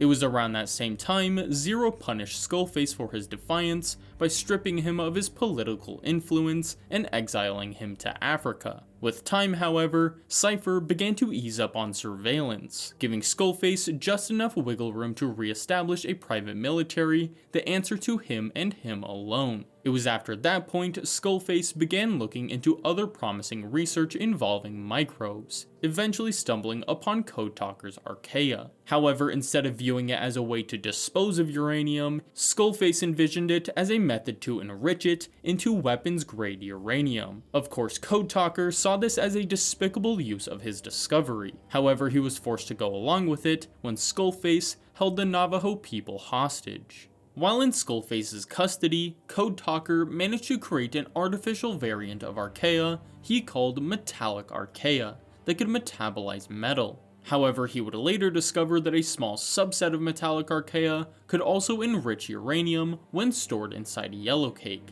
a product of the traditional uranium enrichment process. It was during the same period Skullface learned of Code Talker's research with vocal cord parasites. Fascinated by the power of language himself, Skullface used Cypher resources to procure a sample of Dr. Clark's vocal cord parasite, which he ordered Code Talker to evolve to solely identify language, as well as make it lethal and transmissible. To accomplish this, Skullface had Code Talker selectively breed parasites inside a factory in the Ngumba Industrial Zone, Central Africa, that would become known by the locals as the Devil's House. The selective breeding process involved kidnapping hundreds of people from local communities, infecting them with vocal cord parasites, making an incision into the patient's vocal cords and implanting an acoustic tube that was hooked up to tape recorders. At that point, the vocal cords of the patients were then subjected with an endless loop of randomized dialogue from a specific language. Over time, this would train a small percentage of the parasites to recognize the patterns in a specific language, and use it as their signal to hatch from the larynx of the host and migrate to the lungs, where they would then mature. The small percentage that responded were then bred over countless generations, until they had a strain of the parasite where enough of them would respond that they would migrate to the host's lungs, mature,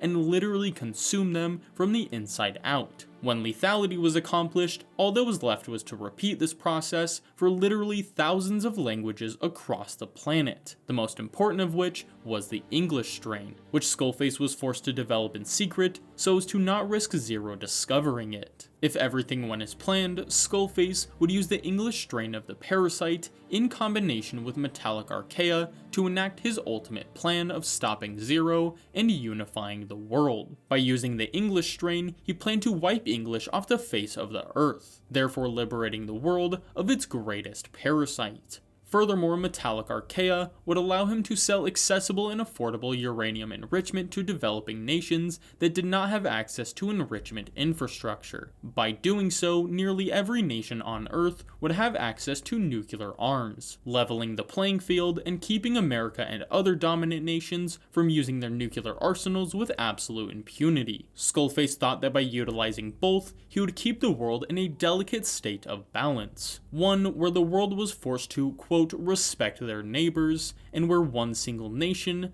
ideology, or language could not supersede any other. However, one thing was missing with this plan. Skullface knew that in order to market the necessity for developing nations to develop nuclear weapons, they would need some kind of external threat to scare them into doing so. To accomplish this, he partnered with the Soviet Union, offering to oversee the production of a new Metal Gear, provided the Soviets supplied them with funding, resources, and land to construct it. Sometime after the agreement was made, Skullface commanded Huey to develop the Metal Gear under two conditions. It had to have man controls and walk completely upright, unlike Zeke, which was hunched over, to achieve balance. Given the latter requirement and Cypher's discovery sometime prior, the Metal Gear would come to be known as Sahelanthropus. When production of Sahelanthropus began sometime around the mid to late 1970s, Huey used everything he learned from the Peace Walker project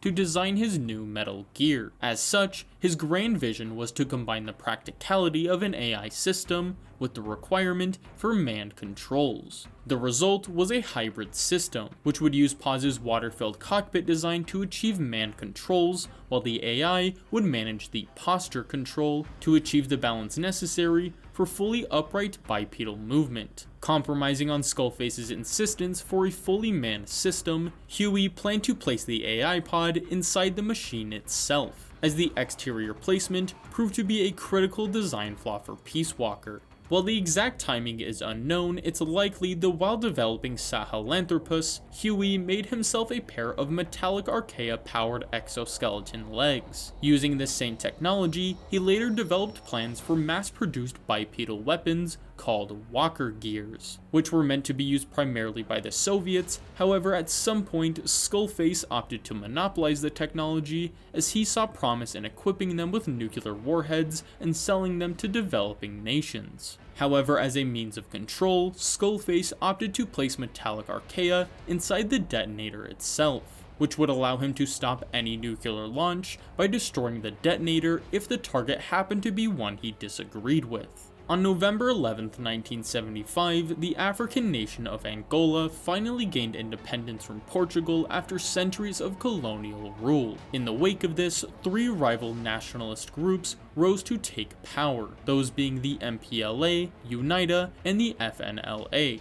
The conflict quickly escalated into a full-scale civil war, with the MPLA receiving support from the East, such as the Soviet Union, while UNITA and the FNLA were backed by the United States, South Africa, and other Western-aligned nations. In 1976, Les Enfants Terribles was scrapped when the ATGC closed their accounts with DARPA. While this seemingly had no effect on David, who continued to live his life in America, jumping from one foster home to another, his brother Eli was taken to England. While it is ultimately unknown, it's presumably around this period that Eli, the dominant clone, would begin to understand his true nature as Big Boss's clone. In the process, he would be led to believe that his brother, David, was knowingly given the superior genes, and that he was given what was left over. While entirely untrue, Eli believed that this destined him to a life of inferiority. As such, he dedicated his life to surpassing the legacy of his father. That same year, Miller, using the funds given to him by Zero, began building his mercenary network in Rhodesia to capitalize on the civil wars in the region. By that same point, Skullface had successfully developed an unnamed parasite strain that left its hosts brain dead. Seeing an opportunity to break free from Zero's grasp, Skullface made an exact replica of the boss's winged dagger pin that he had procured sometime prior, laced it with the mysterious parasite, and shipped it to a certain safe house in Hell's Kitchen. Upon its arrival, Zero, believing it to be a gift, gave Skullface a call to thank him for returning it. While examining it, however, Zero accidentally pricked his finger with it, infecting him with the parasite. Minutes later, Zero began to feel the effects of the parasite, forcing him to confront the reality of Skullface's betrayal. As Zero began to fall prey to the parasite, Skullface told him that his and Big Boss's interpretation of the boss's will were incorrect, and that he would continue the work. True to his word, by the late 1970s, Skullface would usurp control of Cypher. Following Skullface's betrayal, Zero used his remaining resources to buy him as much time as he could. As his health deteriorated, he collaborated with Donald Anderson to create an AI network designed to carry on his will after his passing. Determined to avoid another incident like Peace Walker, they stripped the system of the ability to act autonomously. Instead, they designed a specialized framework in which the AI, bound by strict rules, would filter vast amounts of data before passing it on to human operators, subtly guiding their decision-making. Envisioned as a system of the people, by the people, and for the people, it was dubbed the Patriots. After the Patriots AI was initially envisioned, they began intensive research to bring the idea to life. To do so, they enlisted DARPA's support and brought Strangelove onto the project. However, sometime later, she was forcibly removed, and all evidence of her presence at DARPA, including the reason for her removal, were wiped from the record. The following year, Zero's condition had gotten much worse. Wanting to make one last trip before he went into permanent hiding, Zero used his government contacts to cause a blackout in New York to aid in his escape. Afterwards, he acquired assistance from his old colleagues at the SAS to plan a trip to a certain hospital in Cyprus. There, he met with a comatose Big Boss, explaining that by the time he woke up, he would no longer be the same man he knew, and that it was unlikely they would ever meet again, as his location was hidden within the code of a machine. When Zero finally made his peace, he practically disappeared off the face of the earth, only leaving behind detailed instructions for Donald Anderson on how to operate the Patriots AI. Not long after, Zero fell into a permanent vegetative state, leaving the Patriots AI to carry on his will.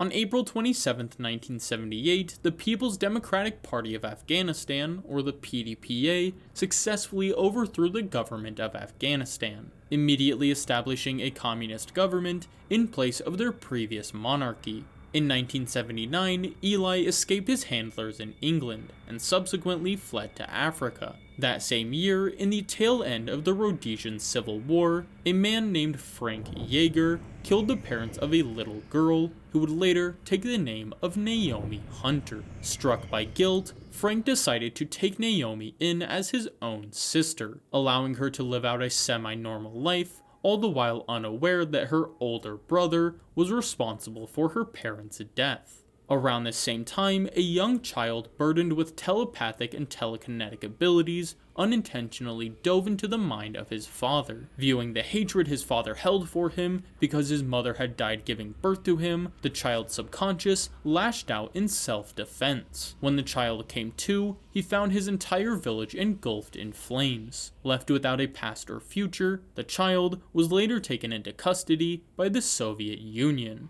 In July of 1979, Amanda finally led the Sandinistas to victory in Nicaragua by successfully pressuring President Somoza to resign by surrounding the capital Managua. The following day, Somoza was exiled by the Sandinistas, where he then fled to America. With definitive rule over the nation, the Sandinistas established a socialist government and attempted to rebuild what little was left of their nation. About 6 months later, on Christmas Eve of 1979, the Soviet Union invaded Afghanistan to support the struggling communist government established by the PDPA the year prior. However, both Soviet forces and the PDPA were met with fierce resistance from the Mujahideen, a loose alliance of Islamist and nationalist guerrilla factions. Sometime after the war started, Ocelot, wanting to divert attention away from Cyprus and swept up in the old Russian pride, began dedicating a portion of his time to help with the invasion efforts. In doing so, the Mujahideen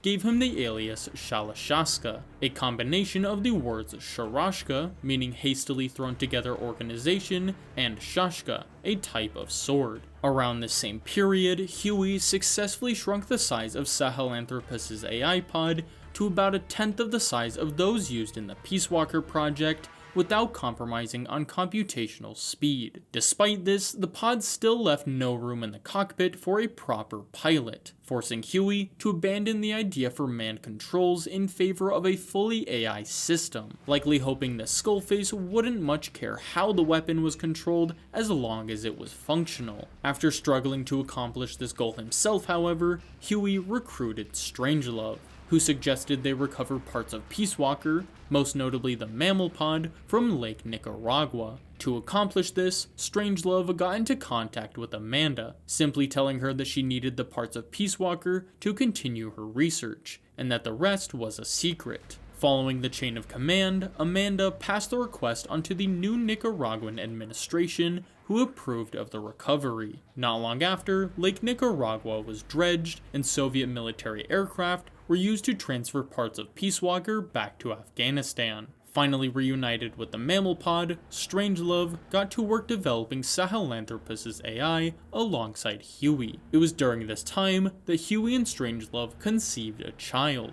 9 months later, Strangelove gave birth to a boy. Drawing from their shared love of science fiction and pop culture, they named the boy Hal.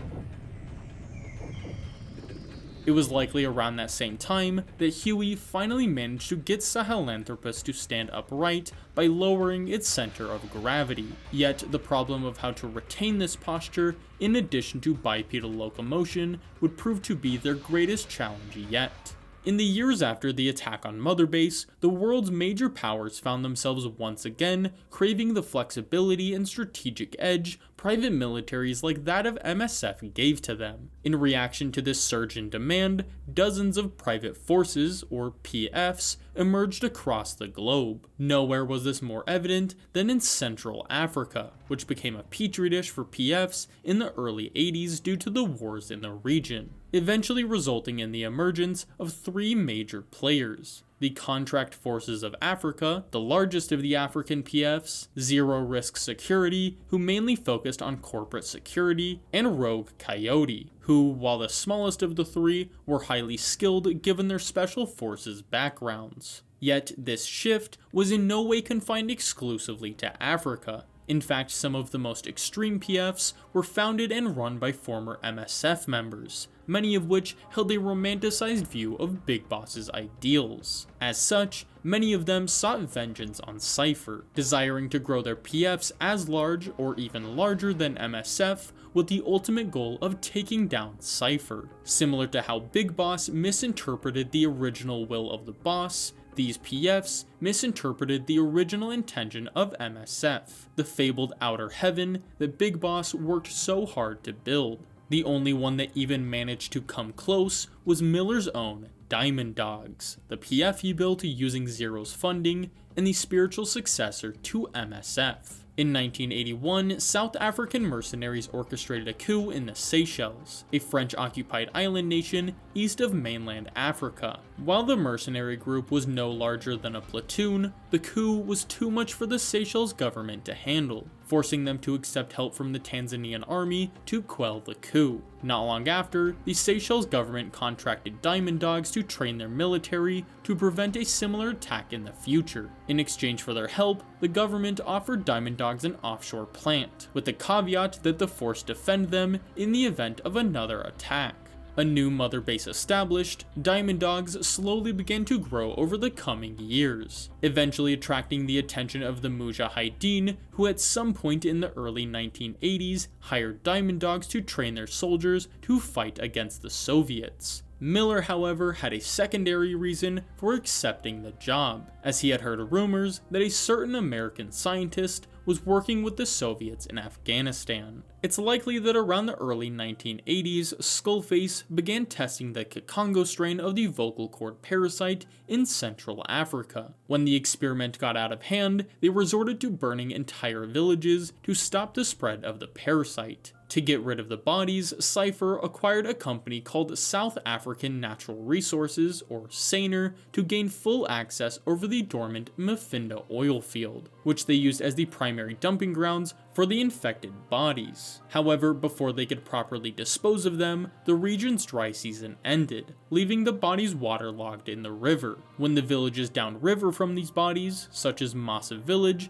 began showing symptoms of the parasite, they elected to burn the villages again. Cypher then restarted oil production to intentionally pollute the river and stop the spread of the infection. They then blamed this act on UNITA and used SANER as a front to hire CFA to guard the facility. Not long after, Cypher began gutting SANER via a series of mergers and sell-offs until the company only existed on paper, to make it as difficult as possible to trace the incident back to them. By 1983, Huey and Strangelove had hit a bit of a roadblock with the Sahelanthropus AI, which even in its miniaturized state wasn't small enough to fit inside the hull alongside a pilot. Given this reality and pressure to display results, Huey planned to outfit Sahelanthropus with an external AI pod similar to Peace Walker. Skullface, however, dismissed this idea, forcing Huey to revert to the original plan for manned controls. Pressed for immediate results, Huey resorted to using his own son, Hal, as the test subject for Sahelanthropus, given that his small size would allow him to fit inside the cockpit alongside the AI pod. Of course, Strangelove opposed using their own son as a guinea pig for developing a weapon, prompting her to send Hal away for his own safety. The argument that followed resulted in Huey locking Strangelove inside the mammal pod. Over the next 10 minutes or so, Strangelove talked to the unresponsive mammal pod as she slowly ran out of oxygen.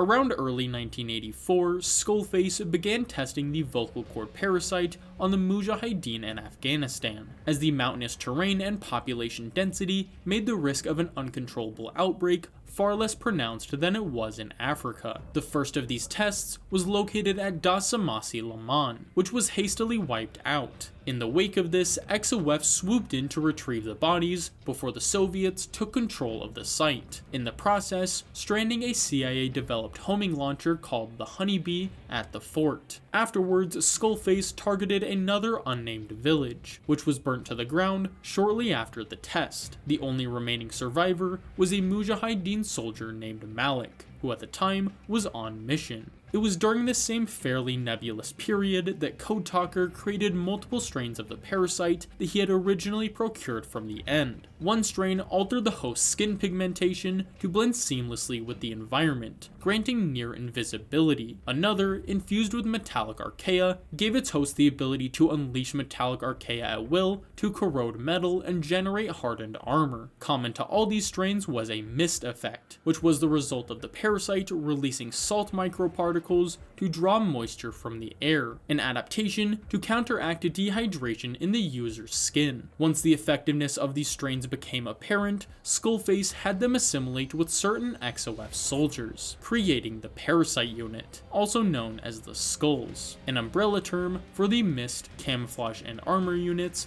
which were each named for their respective abilities. Around mid-February 1984, Big Boss finally awoke from his coma after 9 long years. Likely using Cypher's extensive network of spies, Skullface learned of Big Boss's awakening as well. Taking this into account, Ocelot informed Big Boss that they planned to use his Phantom as a diversion to allow Big Boss to escape. To this end, on February 26th, the Phantom was awoken, where he nearly immediately caught the attention of a nurse who frantically ran to get the doctor.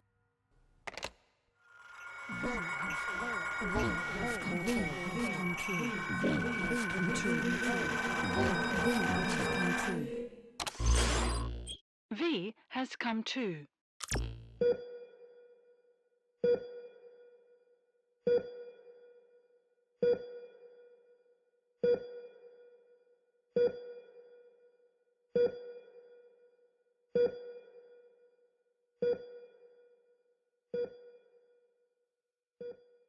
The very instant Big Boss's Phantom awoke, the young telepathic boy was being transported via Soviet jumbo jet over a certain hospital in Cyprus. While the specifics are unknown, it suggested that the vengeful and overwhelming emotions of the Phantom overpowered the boy's will, becoming a sort of parasite that first catalyzed, then took command of the boy's telepathic and telekinetic abilities. As a result, the boy once again erupted in flames, destroying the plane he was being transported in. Following the plane crash, the boy was taken by Soviet soldiers to the Supernatural Research Ward in Moscow. It was there that the soldiers gave him the name Tretye Rебенок, or the third child. It was after that point, the third child was once again parasitized, this time by Volgin, and his subconscious determination to get revenge on Naked Snake. At that very moment, Volgin was no more. He had been reborn, or rather reforged,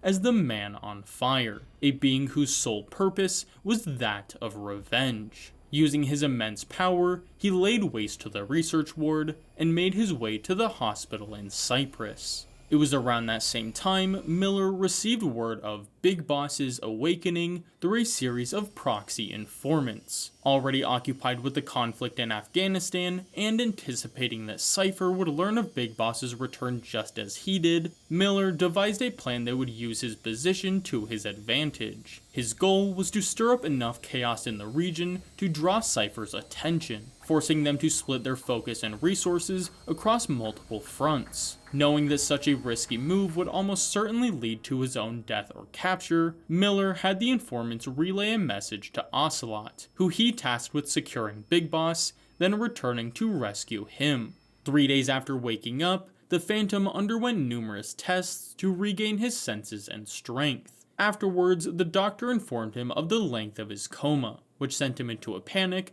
before he was sedated. A few days later, and 1 week after waking up, the Phantom was informed of his current state, including the shrapnel lodged near his heart and head, as well as his missing left hand. During the same time, Skullface learned of Miller's acts on the Pakistan-Afghanistan border, prompting him to send the Skulls to take out his squad. On March 8th, Miller and a squad of Diamond Dogs were ambushed by the Parasite Unit on their way back to Pakistan. Left as the lone survivor, Miller was then handed off to the Soviets. 2 weeks after waking up, the Phantom was given the alias Ahab to conceal his identity. 2 days later, an XOF assassin infiltrated the hospital, killing the nurse and doctor before attacking Ahab. As the assassin held a gun to Ahab's head, Big Boss jumped in to rescue him. After an initial struggle, the assassin managed to throw Big Boss onto the floor. He then frantically began throwing objects at her, including a bottle of isopropyl alcohol. Completely unfazed by this, the assassin threw a knife into Big Boss's shoulder before choking out Ahab. As Ahab slipped into unconsciousness, Big Boss ignited the alcohol, sending the assassin stumbling out the window. Still dazed by the attack, Ahab asked Big Boss who he was. Wanting to keep his identity a secret, Big Boss told Ahab to call him Ishmael.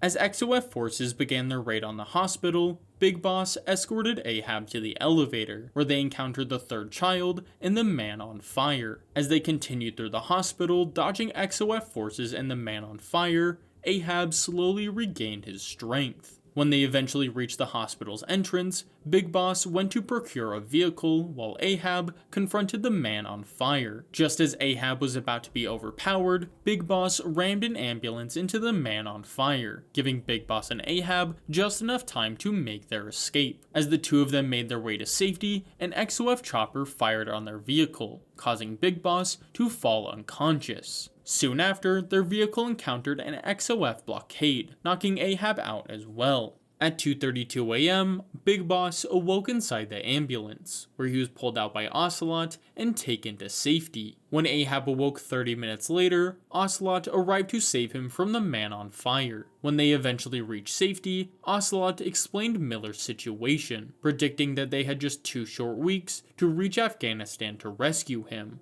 About 3 hours later, while Ahab presumably rested, Ocelot regrouped with Big Boss, giving him a motorcycle and a new identity. Afterwards, he assured him that his Phantom was unknowingly preparing to fulfill his part of the plan, giving Big Boss the freedom to establish Outer Heaven. With that, Ocelot and Big Boss would part ways, and while Ocelot assured Big Boss that they would eventually meet again, this moment, as far as we know at least, is the last time that the two of them would speak face to face. After parting ways with Big Boss, Ocelot, to reinforce the ruse he had worked so hard to build, used self-hypnosis to make him believe that the Phantom was the one and only true Big Boss. Not long after, the two of them set sail for Port Said, Egypt. Upon arriving in Port Said, they took a container ship through the Suez Canal, eventually arriving in Port Qasim, Pakistan. During the voyage, Ocelot pointed out that the world had changed a lot in 9 years,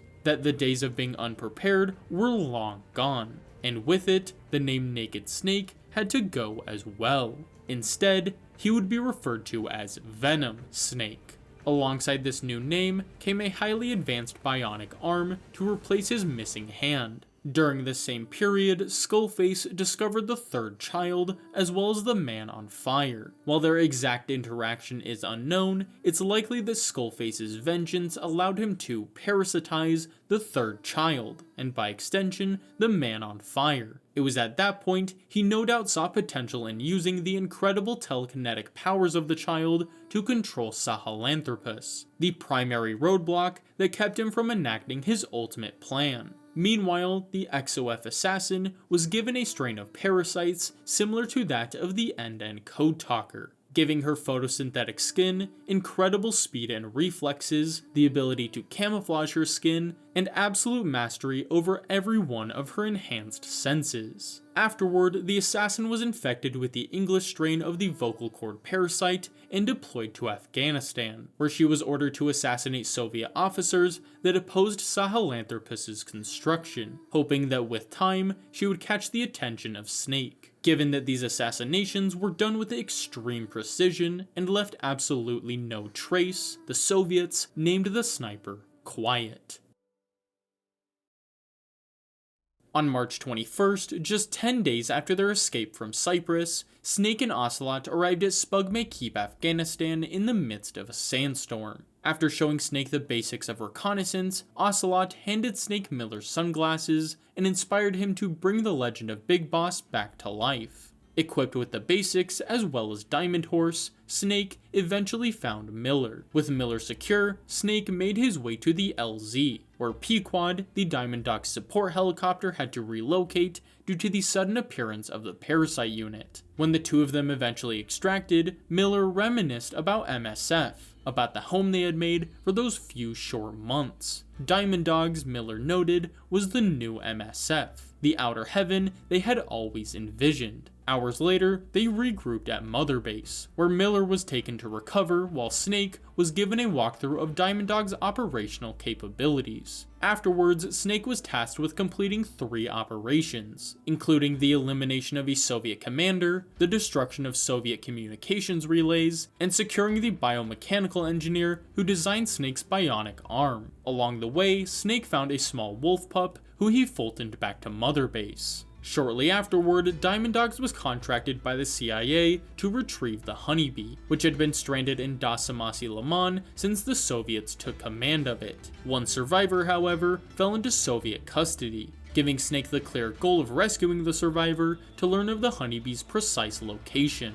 Just as planned, Snake made contact with the survivor and eventually secured the honeybee. While he made his exit, however, Snake encountered the 3rd child and was grabbed by Sahelanthropus. Skullface then revealed his existence to Snake just before releasing him to be killed by the Parasite unit. Following Snake's escape, Miller questioned the identity of the Grim Reaper lookalike and Cypher's objective in Afghanistan. Unable to answer these questions, they then continued to carry out more operations, including the elimination of 3 Soviet commanders, destroying a convoy of armored vehicles, and supporting the Mujahideen in their fight against the Soviets. By that point, Cypher contracted Diamond Dogs to retrieve the Mujahideen soldier Malik. Posing as Malik's family, Cypher ordered them to return Malik to them, as it was his father's dying wish after their village was destroyed by the Soviets. Following the mission, however, Malik was questioned by Miller, who learned that his village was not destroyed by the Soviets, but by XOF. Unwilling to do Cypher's dirty work by turning Malik over to them, Miller allowed him to join Diamond Dogs and told Cypher that he had been killed shortly before they got to him. Meanwhile, Huey, wishing to defect from Cypher to save his own skin, shared his location with Diamond Dogs. Just after Miller informed Snake of this, Ocelot introduced Snake to Diamond Dog, who had fully matured and was ready for the field. Alongside Dee Dee, Snake traveled to Serac Power Plant to secure Huey. Along the way, however, Snake was ambushed by Quiet. After taking her down, Snake was presented with the opportunity to either kill Quiet or take her prisoner. Ultimately, Snake decided to spare her life and take her to Mother Base for questioning. As they ascended, Quiet faked an escape and camouflaged herself to sneak aboard Mother Base. Assuming she had gotten away, Snake and Pequod returned to Mother Base. About 2,000 miles from their final destination, Pequod was intercepted by a fighter jet. Just before they were taken out, Quiet revealed her presence. Aware of her remarkable marksmanship skills, Snake handed her a rifle, which she used to take down the jet. While it is ultimately unknown, this act of trust seemingly changed Quiet's motives, as from this point forward, she made a solemn vow of silence to keep her vocal cord parasites from infecting anyone else. Despite Quiet's earlier actions, when Pequod arrived on Mother Base, Ocelot and Miller stood ready to take her in. After demonstrating how dangerous she was, Quiet surrendered to Diamond Dogs. With Quiet secure, Snake traveled to Serac Power Plant, where he witnessed Skullface first berate Huey for attempting to use an AI pod for Sahelanthropus, then pushed him down a set of stairs, breaking his mechanical legs. Skullface then took him as a prisoner to the Afghanistan Central Base Camp.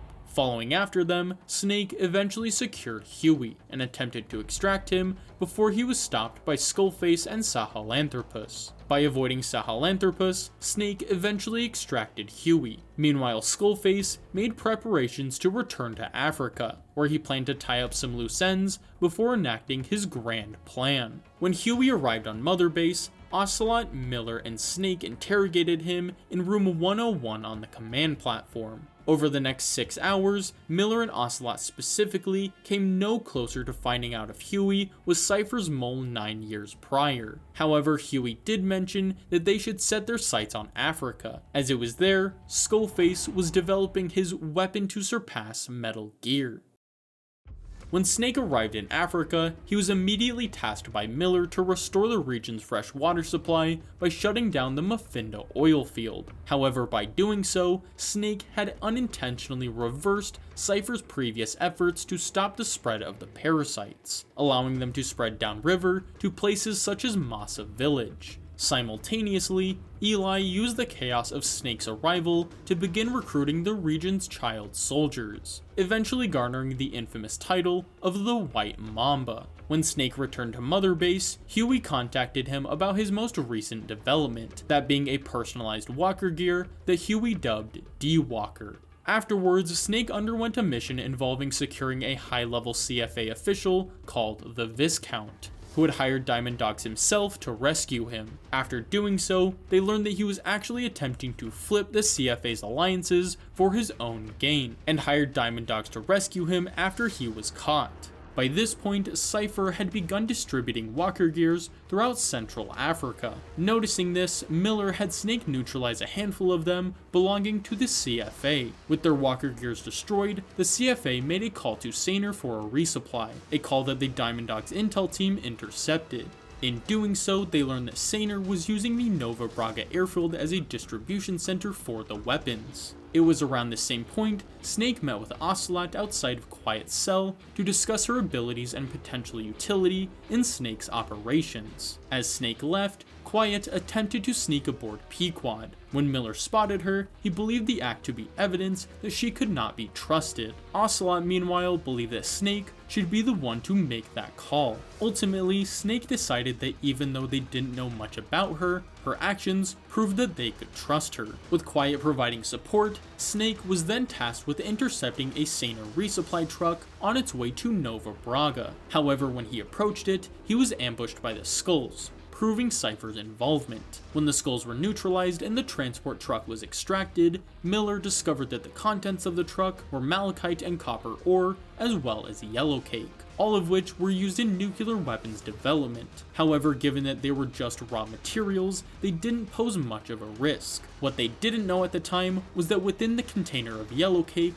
was metallic archaea, and that the shipment was one of Cypher's do-it-yourself uranium enrichment kits. As the intel team investigated the contents of the truck, Snake carried out a mission involving rescuing 2 undercover Diamond Dog soldiers posing as members of the CFA. Afterwards, Diamond Dogs were hired by an African commander to eliminate a rival squad. When Snake eventually found the squad, he discovered that it was entirely composed of child soldiers. To trick the commander into believing they had carried out the mission, Snake was recorded firing his weapon. He then escorted them out of the mine. They were then taken to Mother Base, where they were taught basic skills such as literacy, math, and history to reintegrate them to society. Afterwards, Snake carried out an operation involving capturing a rogue coyote commander called the Major. When he returned to Mother Base, the Major revealed that a mysterious cutout, Cypher, had paid him to spread rumors that he was involved with the nuclear arms business, and that Zero Risk Security was after an old man, or code talker. Shortly afterward, Snake was called back to Mother Base to meet with Huey,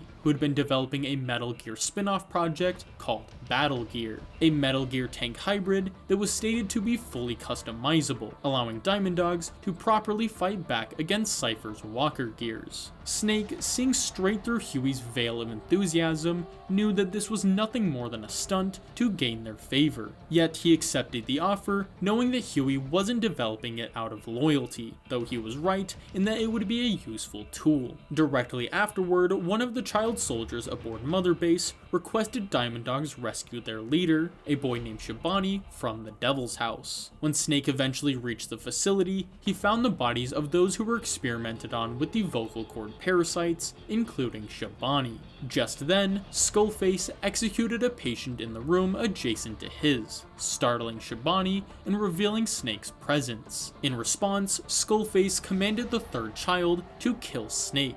To do so, the third child summoned the Man on Fire, who pinned Snake to the ground. As Snake fought for his life, Shabani was engulfed in flames, an act that captivated the third child, as he had always felt a strong connection to other children. Using this as his opportunity to escape, Snake made a mad dash for the exit. Outside, he managed to stun the Man on Fire, giving him just enough time to escape using Pequod. When Snake returned to Mother Base, he handed Shabani's necklace back to the child soldier who gave them the mission in the first place. While Diamond Dogs performed an investigation into the experiments inside the Devil's House, Snake was tasked with eliminating a CFA official who was rumored to be working with Cypher. Meanwhile, a former MSF member named Mosquito led his PF, Mosquito Stinger Force, or MSF, in a raid on Mother Base. He did so as an act of revenge, as he was led to believe that Big Boss himself orchestrated the attack on the original MSF. When Snake learned of the takeover, he returned to Mother Base and quickly subdued Mosquito. Afterwards, Miller cleared things up with Mosquito, prompting his recruitment into Diamond Dogs, while Snake resumed the operation that Mosquito interrupted. By this point, the parasites from the Mephindo oil field had killed off most of the CFA soldiers living downriver, giving Eli and the children an opportunity to take control of Massa Village. Under their control, most of the children were unknowingly infected by the Kakongo strain of the vocal cord parasite. However, as they were still prepubescent, the parasite remained dormant. When the children then began raiding surrounding villages for supplies, many of the residents contacted Diamond Dogs to deal with the situation. Following suit, Snake traveled to Massa Village, where he confronted Eli. While Eli made it frustratingly difficult, Snake eventually took him down and brought him back to Mother Base. With him came the Kakongo strain of the vocal cord parasite, which then began to infect any Kakongo-speaking Diamond Dog soldiers. As the parasite spread, Snake underwent a mission to secure 2 disease specialists who worked at the Devil's House, who eventually revealed that English was not a part of the experiments at the Devil's House. Around that same time, Quiet discovered a man on Mother Base was infected with the Kakongo strain of the vocal cord parasite. Hoping to save his life and stop the spread of the infection, she attempted to cut out his tongue before she was subdued by Snake and Ocelot. Shortly afterward, Miller, suspecting Eli to be a product of Les Enfants Terribles due to his age and appearance, conducted a test that compared his DNA with that of Snake's. While it took some time, the results of the test found there to be a 0% DNA match between him and Snake, despite the clear signs. As this took place, Snake underwent a mission involving rescuing 2 soldiers, both of which turned out to be victims of an ethnic conflict. By this point, Diamond Dogs could no longer ignore the sickness spreading throughout Mother Base, forcing them to construct the quarantine platform. Still unsure of what exactly the pattern of infection was or how to treat it, Diamond Dogs had Snake secure a human trafficker with ties to Cypher's Devil's House. In the end, the trafficker pointed Diamond Dogs toward a place deep in the forest. Meanwhile, Eli, unable to accept his defeat at Massa Village, challenged Snake to a rematch at the R&D platform. Around the same period, Skullface met with Code Talker at a mansion in Lufwa Valley, where he threatened to infect the Navajo people with the English vocal cord parasite if Code Talker did not reveal a way to cure him of the numerous vocal cord parasites that he had gradually collected over the years. Under this threat, Code Talker, withholding the true cure, revealed that radiation could disrupt the reproduction of the parasites, however the precise dosage was unclear. With this knowledge, Skullface returned to Afghanistan, where he released the Russian strain of the vocal cord parasite to take command of OKB-0, an old Soviet philosopher lab where he planned to unleash Sahelanthropus, kickstarting his master plan. After putting Eli in his place, Snake was tasked with rescuing a captured Intel team member who had crucial intel about the infection at Mother Base. Following the rescue, the Intel team member revealed in his dying breaths Code Talker's name, location, and ability to treat the infection. Hoping to cure Mother Base, Snake traveled to Lufwa Valley, which was guarded by the all-female camo unit. Once they were dealt with, Snake made his way to the basement of the mansion where Code Talker was being kept. Upon Snake's arrival, Code Talker ordered him to stay silent, then offered him a herb that stifled the parasite's reproduction. Snake then asked him to help cure his men, which Code Talker ultimately agreed to as penance for weaponizing the parasite in the first place. During their return trip to Mother Base, Code Talker offered Snake the true cure to the vocal cord parasite, a parasitic bacteria called Wolbachia that could stop the parasites from reproducing by turning the male parasites female, the primary side effect being that it also rendered its hosts infertile. He then questioned if they had gotten their hands on metallic archaea, just as Pequod was attacked by the armor unit. Following a crash landing at Nova Braga, Snake took down the armored unit and rescued Code Talker. When they arrived back at Mother Base, Code Talker gave Diamond Dogs access to Wolbachia, which they reproduced and used to vaccinate those who were in the early stages of the infection. Those who were already symptomatic, however, were forced to be incinerated.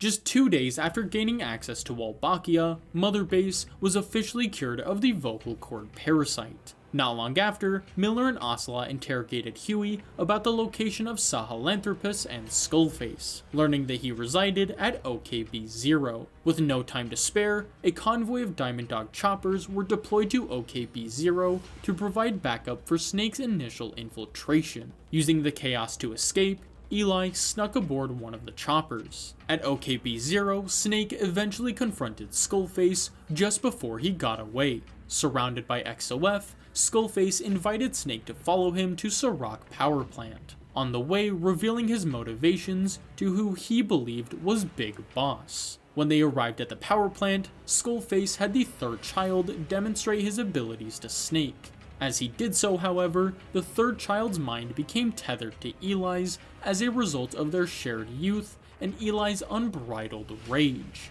While the specifics are unclear, it's likely that this more symbiotic relationship somehow overrode Skullface's parasitic control over the third child, giving Eli priority command over Sahelanthropus. As Eli attempted to kill Snake, Skullface ordered a convoy of tanks to take down Sahelanthropus. When this almost immediately failed, Eli pinned Skullface beneath a pylon. Snake meanwhile attempted to flee using a vehicle, which was quickly decommissioned.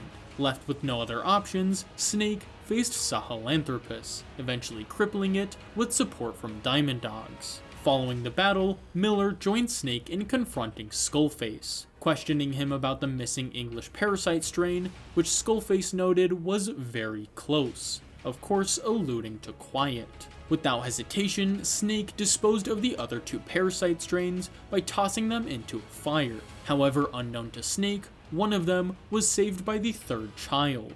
Afterwards, Snake used Skullface's own weapon to shoot off his leg and arm as payment for taking Miller's. When Skullface begged for Snake to simply kill him, Snake dropped the gun, and Miller told him to do it himself. Before he could do so, however, Huey took the opportunity for himself.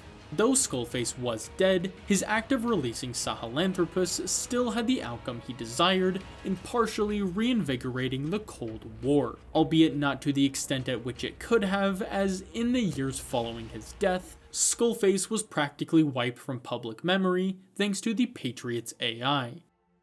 In the aftermath of Skullface's death, Diamond Dogs secured Sahelanthropus for themselves, with Snake noting that he couldn't allow it to fall into Soviet hands and that he wanted to keep it as a reminder that Diamond Dogs had done the world a service. Afterwards, Snake was sent on a handful of missions, primarily related to tying up loose ends involving various informants, as well as securing some containers containing Code Talker's research, making Mother Base the only location in the world with vocal cord parasites. Simultaneously, Huey finished construction of battle gear, which Ocelot suggested they deploy on dispatch missions to test its capabilities. Directly afterwards, Snake was given the task of obtaining the mammal pod from the hangar in the Soviet Central Base Camp. When the mammal pod arrived at Mother Base, Miller and Ocelot analyzed its contents, discovering the skeleton of Strangelove. Without hesitation, Miller and Ocelot interrogated Huey to learn how it had gotten there, eventually coming to the conclusion that Huey had murdered her. Around that same time, the intel team discovered that the man on fire was found dead in Afghanistan. Of course, Snake was tasked with securing the body before the Soviets could study it further. However, as Snake Fultoned him, the man on fire came back to life, pinning Snake to the ground. While the exact reasons are unclear, it's theorized that while looking at Snake, the man on fire realized that the man he was after was not the real naked Snake, causing Volgin to lose his lust for revenge, and therefore his will to live. While the timing is nebulous, at some point during his time on Mother Base, Snake hallucinated the return of Paz. While it is not known what exactly caused this, it is theorized that it was the manifestation of his overwhelming grief, as he had been burdened by both Big Boss's memories of failure and his own subconscious memories as the medic. The result was a powerful subconscious state of denial, in which he believed that it was a rocket that destroyed their helicopter, not the explosives inside Paz. However, as Snake continually visited her, the hallucinations slowly began to unravel, eventually forcing Snake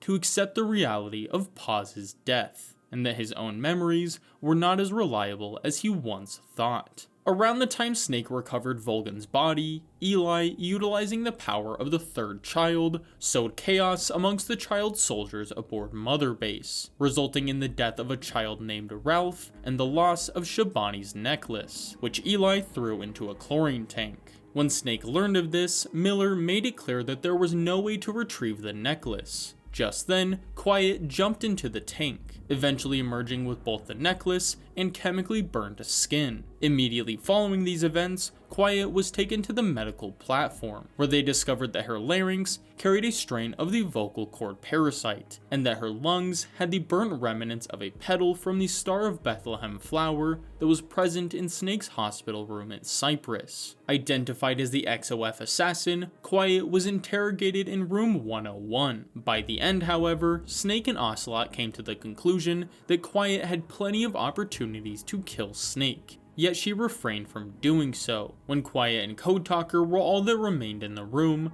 Quiet spoke to him in Navajo, where she revealed her parasite strain, former goal to kill Snake, and vow of silence. During this period, Code Talker challenged Miller to create a hamburger that superseded the ones he used to eat back home. At first, Miller attempted to create a burger of extremely high quality. However, even this, Code Talker noted, was not the mark of a good burger. Seeking to understand what truly made a burger great, Miller created Miller's Maxi Buns, a Diamond Dogs funded burger chain aboard Mother Base, which served as R&D for the ultimate burger. Soon enough, Miller created the perfect burger, not by using quality ingredients or fresh food, but by pumping it full of chemicals. Thus, Miller dubbed it the Chemical Burger. Finally, Miller created something that satisfied Code Talker's craving, but that was not the end of it. Miller had opened his eyes to the purpose of a good meal, the power of food.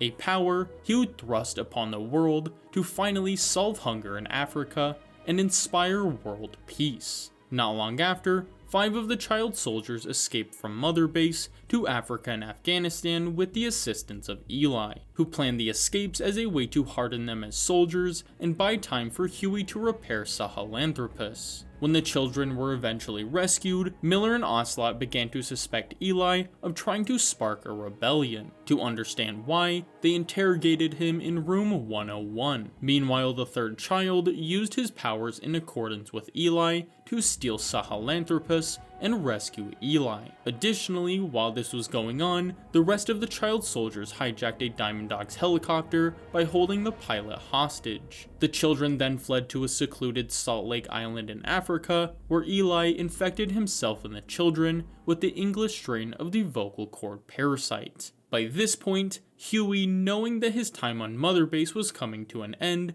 contacted ATGC to try and trade Mother Base's vocal cord parasites in exchange for a way off Mother Base. Afterwards, in an attempt to discern whether or not radiation could neutralize the parasites, Huey modified the quarantine platform X-ray scanners with beta ray emitters. Rather than killing the parasites, however, the radiation mutated them to resist the effects of the Wolbachia in the soldiers' systems, causing yet another outbreak. When administering more Wolbachia proved to be ineffective, Snake was sent to investigate the situation himself. Meanwhile, a Diamond Dog soldier inside the quarantine discovered that his mind was being tempted by the parasite to escape the quarantine, the result of a mutation to propagate the spread of the parasite. Yet, when the soldier realized this, he opted to kill himself rather than succumb to the temptation. Moments later, Snake arrived to find the soldier just seconds from death. After his passing, other soldiers began pouring into the room in an attempt to escape outside. While at first Snake tried to subdue them, he was eventually forced to kill his own soldiers to stop the spread of the infection. When the situation was under control, Snake had the bodies cremated to to eliminate the parasites once and for all. Snake then honored the soldiers by spreading the ashes on his face, and ordering the rest of the ashes to be fabricated into diamonds so they may live on forever. When Miller and Ocelot eventually discovered that Huey was responsible for the mutation, they decided to conduct a trial, eventually finding Huey to be guilty of multiple murder charges as well as treason. While most of the soldiers called for his execution, Snake instead opted to exile Huey. Sometime after, Huey was placed onto a life raft packed with supplies and sent adrift into the ocean, forced to bear the weight of his decisions without anyone else to blame them on. Following Huey's exile, Quiet, fearful that her English vocal cord parasites could mutate at any time, snuck aboard a helicopter bound for Afghanistan. There, she was captured and taken prisoner by the Soviets. When Snake learned about this, he traveled to her last known location, where he found a prisoner transport log. After Ocelot analyzed the log, he told Snake that Quiet was transferred to La Marcahate Palace. At the palace, Snake found Quiet being tortured by the Soviets, who had kept her covered to nullify her abilities. When they then attempted to drown her, she absorbed the necessary minerals through her skin to rejuvenate her strength, allowing her to fight back.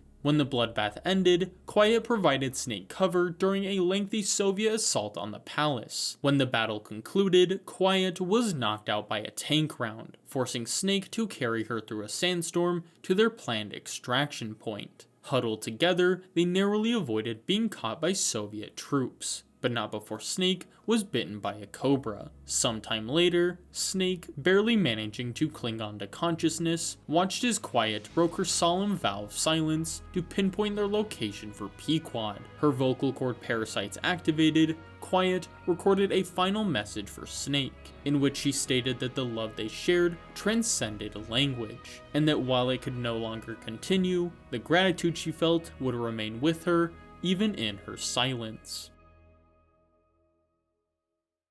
Following Quiet's exit, Diamond Dogs tracked Eli's child soldiers to Africa, where he had completely eradicated the island of adults, many of which were XOF soldiers attempting to reclaim Sahelanthropus. Nearing puberty, Eli demanded a confrontation with Big Boss in exchange for Sahelanthropus's nuke. When Snake eventually arrived on the island, he found XOF had already beaten him to Eli, who used Sahelanthropus to destroy them, then battled Snake. In the wake of Eli's defeat, XOF soldiers swarmed Eli. As Snake took them down, a grenade was tossed at his feet.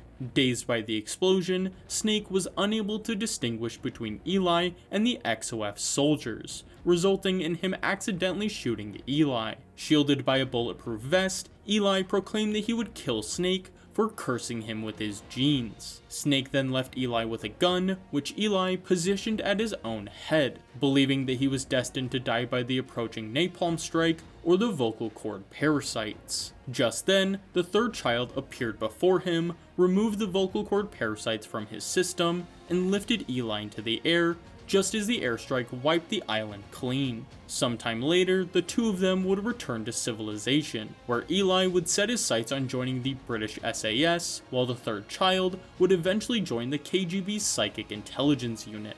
Sometime following Eli's disappearance, Snake would begin to fully understand his true nature. While this may have begun when he realized he was hallucinating Paz, the truth was made far more transparent when the hypnotherapy began to wear off, revealing memories he couldn't understand. All this came to a head when Big Boss sent Snake a cassette tape in which he alluded to Snake's true identity as the medic, and stated that while they were each their own man, they were both Big Boss. While it is once again unclear, it's likely that around this same time, Ocelot's hypnosis was also fractured. Finally aware of the truth, Ocelot contacted Miller to share the news with him as well, likely assuming the sooner he learned, the easier it would be for him to move past it. Miller, however, couldn't find it within him to forgive Big Boss for both lying to him and establishing Outer Heaven alone. Instead, Miller condemned his former friend and vowed to work in opposition to him by helping out his son, David, eventually usurp him. Ocelot then warned Miller if he were to follow through with this plan, it would force himself to side with Eli, positioning the two of them as enemies in the long run. Miller accepted this as an inevitability, though he agreed to play fair for the time being. Following the death of Skullface, Donald Anderson eventually managed to regain control of Cypher, the resources of which he used to continue establishing the Patriots AI network, which consisted of 4 core AIs, those being GW, TJ, TR, and AL, each named after one of the presidents depicted on Mount Rushmore. Overseeing the 4 of them was a 5th central AI known as JD, or John Doe, which was later placed in orbit disguised as space debris. Despite Zero's objection, at some point during the AI's development, Anderson was ultimately forced to remove the human element from the system, allowing the network to operate and learn independently. At first, the broad instructions given to the network kept it relatively aligned with Zero's original vision. However, over time, the Patriots AI gradually began to deviate from that vision, much like how Zero himself had deviated greatly from the original intent of the boss's will. It was sometime after the Patriots network was initially established, the organization once known as Cypher was renamed to the Patriots, also known as the Lali Lule Lo, seemingly as a way to distance it from Skullface's actions and unify it with the AI. Around the mid-1980s, while fighting in the Mozambique Civil War, Frank Yeager was captured and tortured. Sometime later, Big Boss rescued him, then brought both him and Naomi back to America. It was at that point Naomi would become interested in pursuing a career in genetics, as she saw them as the key to understanding her true nature. On April 26, 1986, during a late-night safety test within the Chernobyl nuclear power plant, a combination of design flaws and operator errors caused a sudden and uncontrollable power surge, leading to a massive explosion that released large quantities of radioactive materials into the atmosphere. Her family covered in the nuclear fallout, a young girl named Nastasha Romanenko vowed to rid the world of nuclear weaponry. The following year, a US Army soldier named Roy Campbell had a secret affair with his younger brother's wife. 9 months later, she gave birth to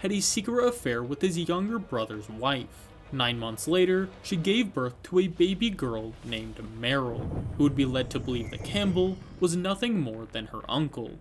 In 1988, a professional ice skater named Gustava Hefner, nicknamed Ice Princess, participated in the Calgary Winter Olympics. There, she met Frank Yeager, who she quickly fell in love with. Desiring to be with him, she planned to seek asylum in America. However, her request was denied due to the tension of the Cold War. As a result, she was sent back to her country, where she and her family were stripped of competing in professional ice skating for her attempted defection. Her passion squandered, Gustava decided to become an undercover agent, later joining the Czech state security, hoping to find another opportunity to defect. Following Gustava's disappearance, Frank began to despise the politics of war. However, at the same time, he couldn't imagine himself living a life beyond it. Around the 1980s, Big Boss achieved legendary status thanks to his military career and the exploits of Venom Snake. It was around the same period Big Boss worked as a combat instructor where he helped to reintegrate child soldiers back into society. Despite this, one of these children, a young girl later known as Sniper Wolf, would be raised by Big Boss as a soldier, where she would eventually become an outstanding marksman. On November 9, 1989, East Germany unexpectedly announced that its citizens could freely cross into West Berlin, prompting thousands to gather at the Berlin Wall. When border guards opened the checkpoints, crowds began tearing down the wall in celebration, a powerful moment that symbolized the collapse of communist rule in Eastern Europe, and effectively marked the end of the Cold War.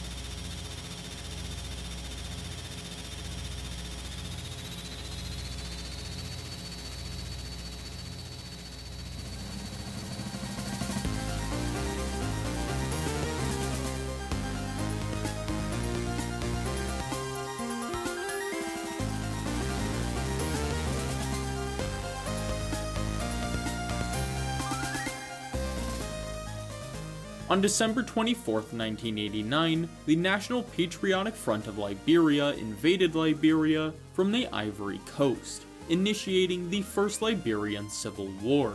It was during this conflict that Solidus Snake, the so-called perfect clone of Big Boss, murdered the parents of a young boy. After taking the boy in, Solidus would give him the name Jack, and force him to join his unit of child soldiers. Under Solidus's watch, the children's food was laced with gunpowder, giving it hallucinogenic properties that clouded their memory and made them controllable. It was in this malleable state, Jack became a highly skilled and deadly child soldier, earning him aliases such as the White Devil and Jack the Ripper. On August 2, 1990, Iraqi President Saddam Hussein launched a sudden invasion of Kuwait, kickstarting the Gulf War. That same year, Eli, driven to surpass the status of his father, became the youngest person to join the ranks of the British SAS, and shortly afterward, the Secret Intelligence Service, or MI6. In January of 1991, the US-led coalition launched Operation Desert Storm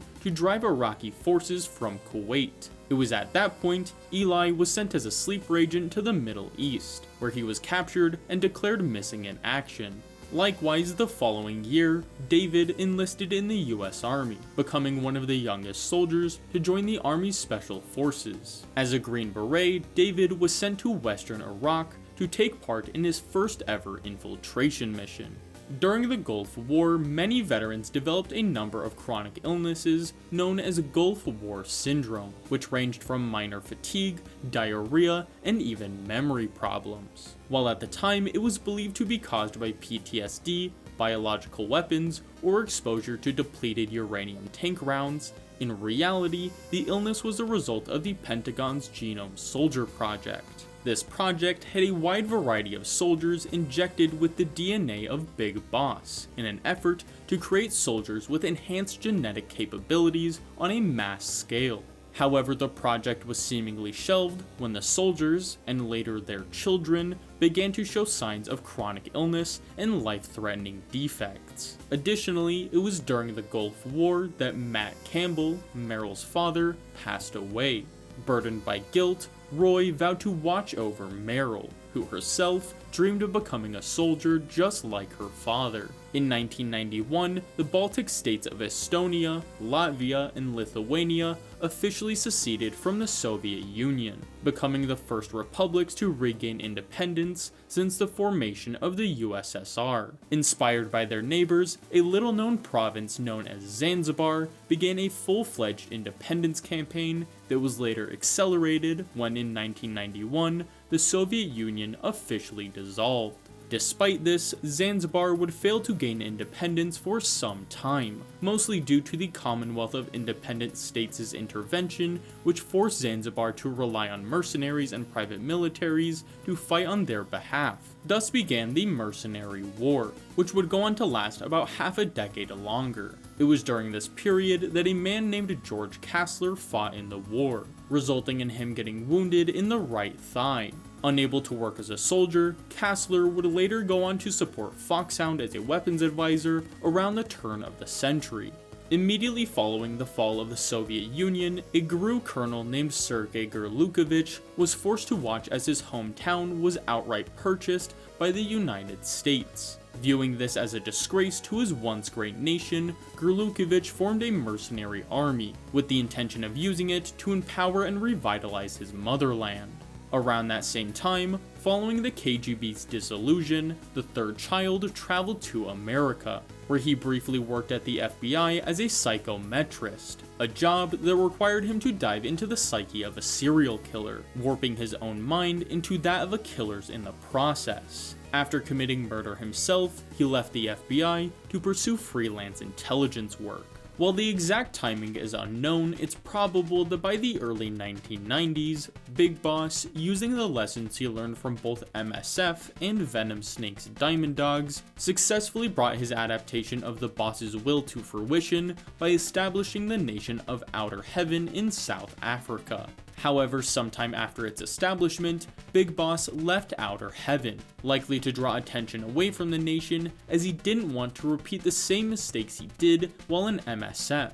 In his place, he left Venom Snake, who worked to further expand Outer Heaven while Big Boss returned to America to once again take command of Foxhound.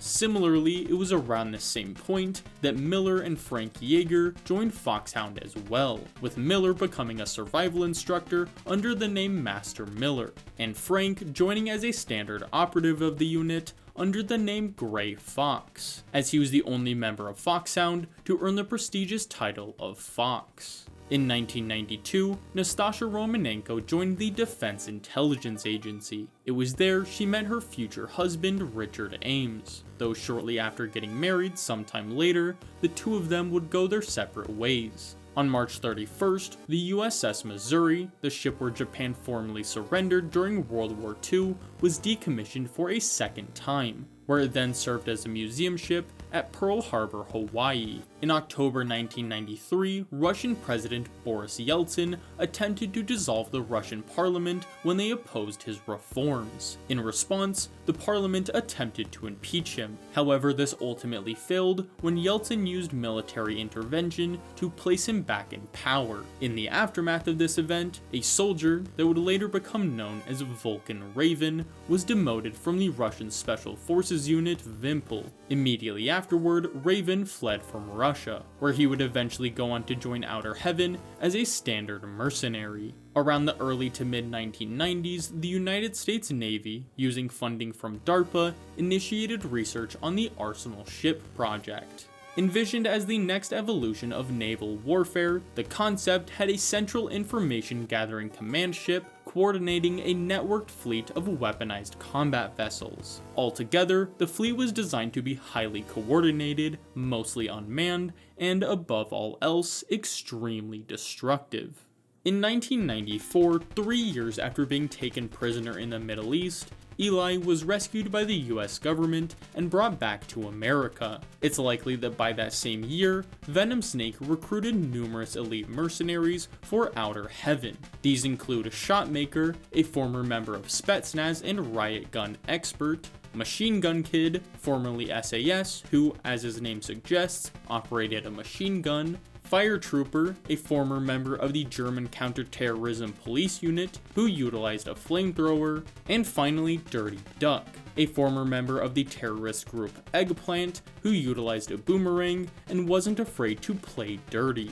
Sometime later, Outer Heaven operatives captured robotics expert Dr. Drago Petrovich Madnar alongside his daughter Ellen. Using Ellen as a hostage, Dr. Madnar was forced to construct 2 weapons. A pair of AI-powered autonomous cybernetic androids, also known as a TX-11 model cyberoid, and a new Metal Gear. While ultimately unknown, it's likely that the 2 TX-11s were created first, where they then acted as automated security drones within Building 2 of Outer Heaven under the nickname Bloody Brad. Using some of the same technology, Madnar then created a new Metal Gear, simply labeled TX-55. It was around that point an architectural engineer working in the Outer Heaven design staff named Kyle Schneider lost his wife and child during a mysterious conflict involving Outer Heaven. Following their deaths, Schneider sought to take down Outer Heaven from the inside by inciting underground operations, which eventually grew into a full-scale revolution against Outer Heaven. Sometime after the revolt began, a woman named Jennifer covertly infiltrated Outer Heaven as a member of its medical staff in an attempt to free her brother, who was captured by Outer Heaven sometime prior. As a result, she eventually joined the revolution to help free her brother. Likewise, Diane, a former member of the punk rock band named Thin Wall, joined the revolution as well. Her older brother Steve followed suit, albeit with much less enthusiasm than his sister. Around 1995, David, surpassing his fellow Green Berets, officially joined Foxhound. There, David was introduced to his primary instructor as well as his commander, those being Master Miller and Big Boss, who personally gave him the codename Solid Snake. while Miller taught Snake standard foxhound survival skills such as high-altitude skydiving, linguistics, closed and open combat diving, and free climbing. Big Boss taught him highly specialized aspects of his training, such as CQC and the importance of survival on the battlefield. Shortly after Snake joined Foxhound, the United States government received intelligence that Outer Heaven was plotting to use a mysterious ultimate weapon to flip the global power structure and undermine the Patriots. This scheme, which would later be dubbed the Outer Heaven Uprising, prompted the US government to command Foxhound to infiltrate Outer Heaven with the goal of destroying the ultimate weapon. Assuming the task to be too insurmountable, Big Boss sent Gray Fox to infiltrate the nation under the operation name Intrude N312. However, during the operation, Gray Fox was captured by Outer Heaven forces shortly after discovering intel related to the ultimate weapon, his final transmission simply being Metal Gear.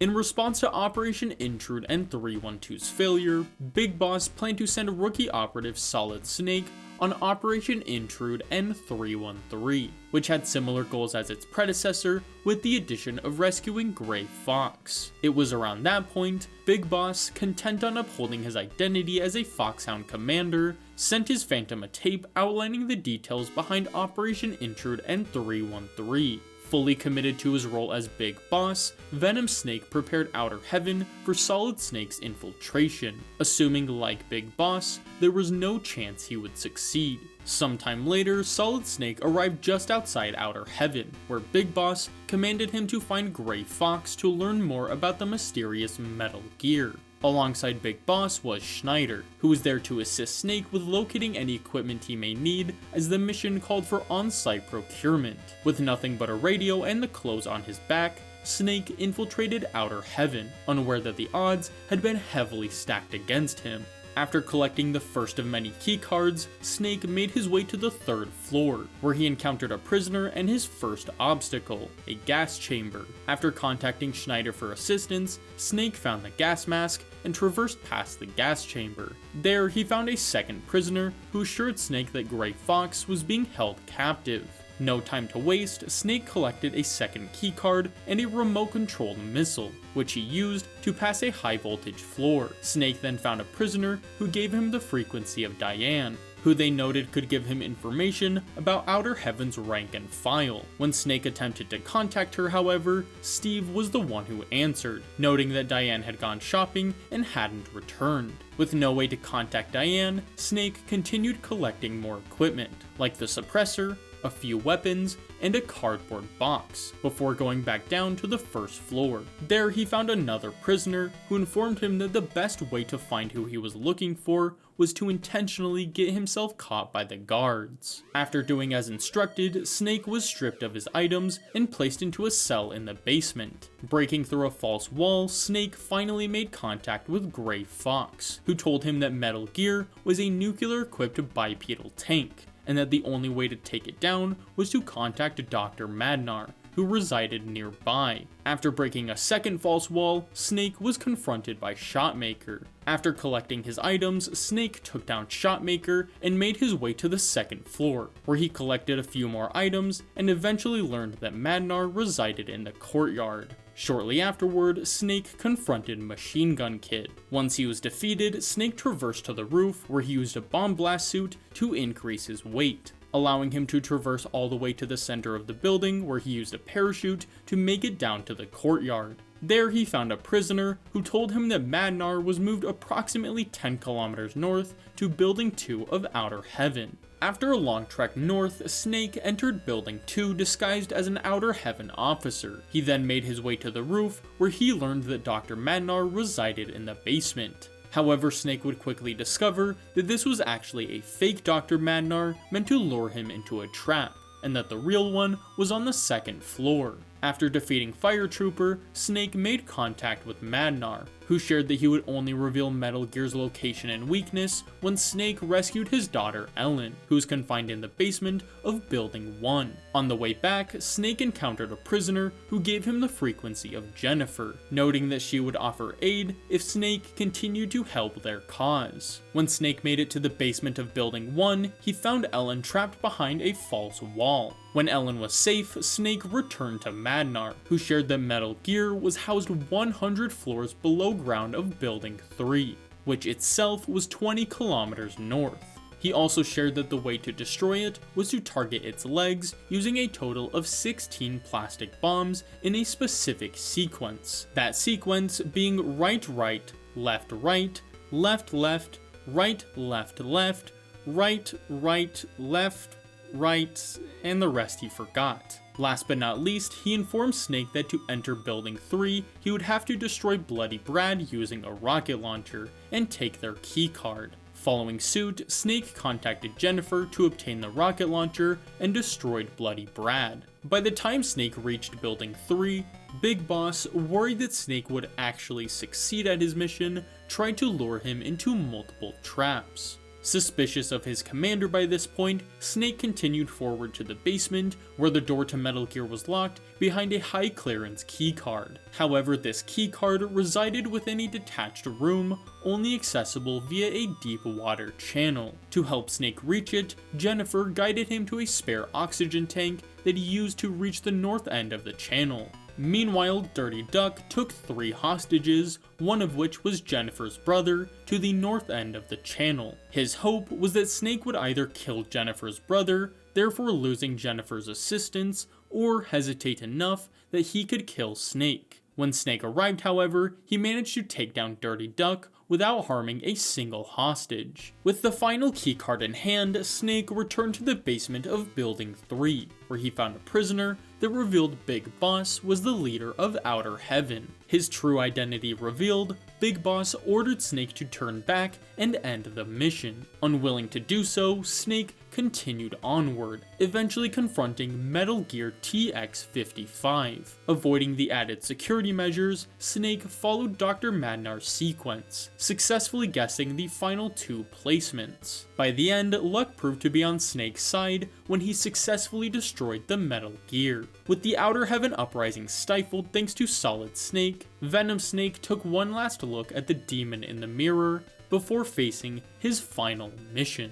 Embracing his truth, Venom Snake announced to Solid Snake that he was Big Boss, and that he himself gave Snake his mission with the intention that he would report false information. He then demanded a fight, just as Diane called Solid Snake to reveal her adoration for him. Maintaining his composure, the 2 snakes fought to the death under the threat of the base's destruction. While Venom Snake put up a good fight, Solid Snake ultimately ended up victorious, proving Zero correct in his concern that Big Boss did indeed need that contingency plan. Following the death of Venom Snake, Solid Snake escaped from Outer Heaven just as NATO launched a pinpoint strike on Outer Heaven's nuclear weapons facility. In the immediate aftermath of Outer Heaven's destruction, Big Boss fled from America to reinforce his death and salvage what little he could from Outer Heaven. While the vast majority of soldiers and refugees died, some, like Dr. Madnar, Vulcan Raven, Kyle Schneider, and Gray Fox, survived the incident. Schneider specifically was rescued by Big Boss himself, a fact that would play a major role in driving him to ally with Big Boss not long after. Gray Fox, meanwhile, would disappear without a trace. It wasn't until Big Boss made his way to Zanzibar to take part in the ongoing mercenary war that Gray Fox would re-emerge to fight alongside him, as he felt he had no place in the civilian world. In America, meanwhile, Big Boss's supposed death led Foxhound's vice commander, Roy Campbell, to fill the role of Commander-in-Chief. Despite the change in leadership, the severe trauma Snake had endured at Outer Heaven led him to retire from Foxhound and abstain from using CQC, both of which were closely associated with Big Boss. Not long after, Dr. Madnar immigrated to America, where he was pressured by the US government to make high-tech weaponry related to the Strategic Defense Initiative, NEDW, and brain bombs, something Madnar found little fulfillment in, as he only wanted to work on Metal Gear, believing it to be the culmination of his life's work. As a result, Madnar was ostracized by both the government as well as the scientific community, both of which eventually drove him into isolation. It was around this point Kyle Schneider joined NASA's clandestine Extraterrestrial Special Forces, which was created in preparation for the possibility of space warfare. When Schneider was selected to join the force, he was given an experimental one-of-a-kind suit of armor that resembled the attire of a black ninja, and was subjected to a number of drugs that gave him greatly enhanced physical attributes. Yet the force was shut down by NASA not long after, out of fear of public backlash. In response, a number of the force's members defected to fight in the mercenary war, including Schneider himself, who was equipped with the Black Ninja suit. As a result, he became known as the Black Ninja and allied himself with Big Boss. Around 1996, failure to secure contracts related to the Strategic Defense Initiative and next-generation fighter jets, in tandem with military cutbacks, dealt a large blow to defense contractor Armstech's profits. Facing bankruptcy and in a desperate attempt to recover its losses, Armstech proposed the Metal Gear project to DARPA, who was otherwise occupied with the Arsenal ship project. That is, until May of 1996, when the chief of naval operations in charge of the Arsenal ship project reportedly committed suicide before phase 2 of the tests could begin. However, nearly a decade later, this suicide would be called into question, as directly after the CNO's death, Armstech swooped in to secure what would have been the Arsenal ship project's funding to begin construction of a new Metal Gear that would later become known as Rex. After about half a decade of conflict, the mercenary war finally came to a close in 1997, with Zanzibar land gaining true independence. In the aftermath, Big Boss, likely using his world-renowned reputation, usurped control of the country and shaped it into a heavily fortified military state not unlike Outer Heaven. In March of that same year, the United States and Russia began negotiations for START 3, which had the goal to reduce their nuclear arsenals by as much as 75%. Similar to its predecessors, these negotiations would go on to last for years. 5 months later, the First Liberian Civil War came to a close. It was after that point Jack was placed inside a relief center. However, before Solidus could find him, Jack was picked up by an NGO, who gave him a new life in the United States. In America, Jack was sought out by the Patriots, who found that unlike his fellow child soldiers, Jack was in active denial about his past. As such, they injected him with nanomachines, which the Patriots would use to primarily alter his memory over the next decade.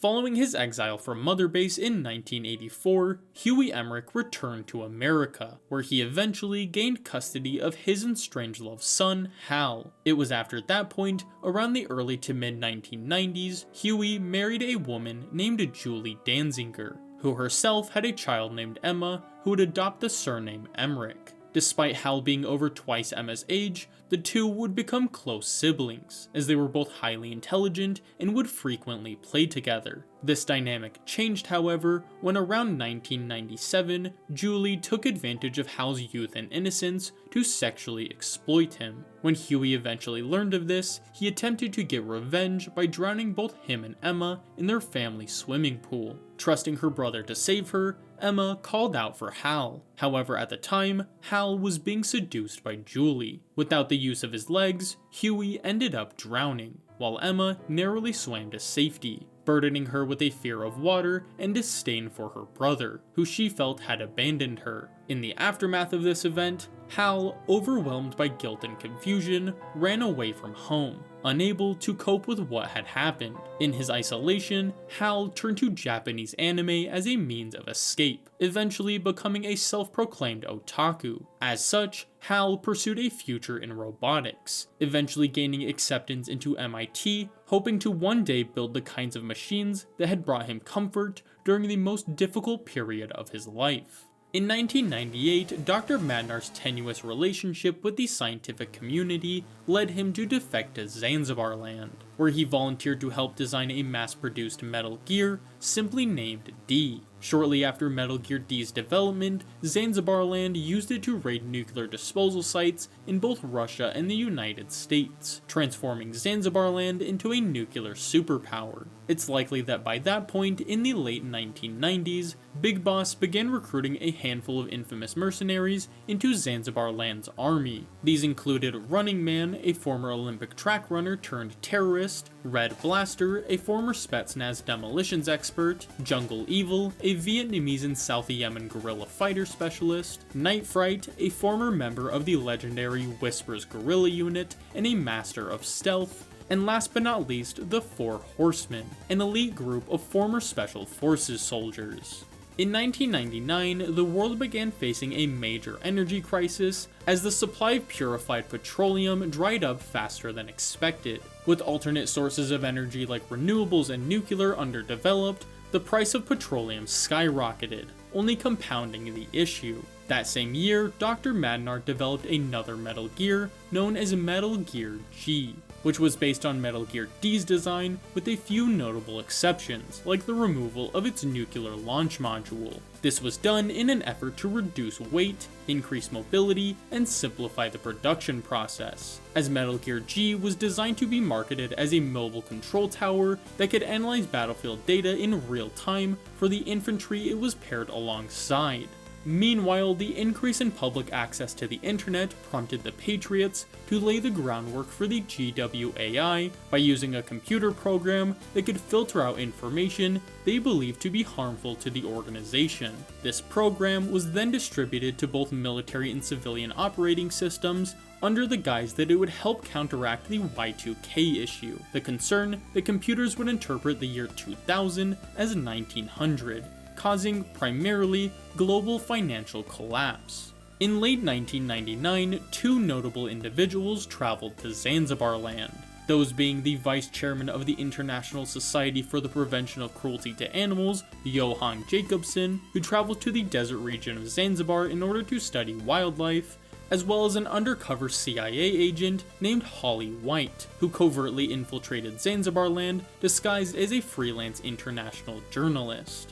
Simultaneously, a Czech biologist by the name of Dr. Kio Marv created Oilix, a microorganism capable of purifying petroleum at a fraction of the cost when compared to the traditional refinement process. When Dr. Madnar learned of this development, he tried to convince Marv to share the innovation with him. Marv, however, refused, forcing Madnar to alter his plan. Backed by the resources of Zanzibar land, Madnar maintained a close relationship with Marv in hopes that he would eventually reveal the secret of Oilix. It was around that point the Czech state security assigned Gustava Hefner as Marv's personal bodyguard, and had her implant both Marv and Madnar with transmitters in their molars. Not long after, Madnar, frustrated at Marv's refusal to share the secret of Oilix with him, had Zanzibar land forces kidnap the both of them while they were on their way to the International Energy Crisis Summit in America. Following their disappearance, the Czech government sent Gustava to infiltrate Zanzibar land. Likewise, the US government tasked Foxhound with once more infiltrating a highly militarized nation that threatened to disturb the global power structure.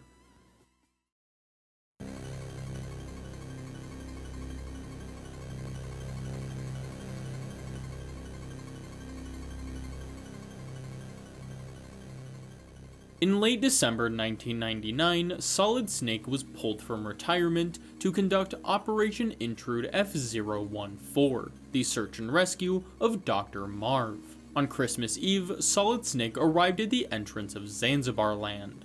Guided by Roy Campbell, Master Miller, George Kassler, and Holly White, Snake made his way inside the Zanzibar building, where he collected some basic equipment before finding Dr. Marv on the 3rd floor. In reality, however, this turned out to be Black Ninja, who had removed the transmitter from Marv to lure Snake into his trap. After a tough battle, Snake bested Black Ninja, leading him to reveal his true identity as well as the reason for Outer Heaven's destruction, that being the NATO strikes. Black Ninja finished by stating that Dr. Marv was being guarded by a man wearing a green beret on the first floor. He then exploded, leaving behind a keycard that gave Snake more access to the building. After collecting more equipment, Snake found the man in the green beret. Following him through the jungle, he eventually came across the prison facility. Inside, Snake found no trace of Marv. However, he did recognize a series of tapping noises that corresponded with the number 14082 in tap code.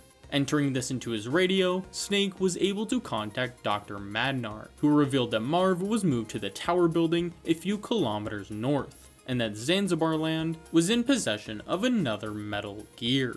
Around the same period, Gray Fox, second-guessing his selfish decision to side with Big Boss, began periodically and anonymously contacting Snake to offer his assistance, stating that he was just a fan of his. Traveling east from Madnar's cell, Snake eventually confronted Running Man. After Snake beat him at his own game, he collected his keycard and returned to the Zanzibar building to collect more equipment. He then moved north, destroying a helicopter before entering the tower building using a cardboard box. Meanwhile, Dr. Marv attached clues of his whereabouts to a carrier pigeon. When Holly discovered this, she attempted to collect it. However, she was taken prisoner by the guards, who took everything but her wireless radio. By the time Snake entered the tower building, she managed to contact him to share her situation and give him clues of her whereabouts. Soon enough, Snake managed to break Holly free, who shared that Marv's carrier pigeon traveled to the roof, and gave him a copy of another keycard. On his way to the roof, Snake was ambushed by Red Blaster. When he was dealt with, Snake made his way to the roof, where he found a note attached to Marv's carrier pigeon. On it were the letters WISOHIO.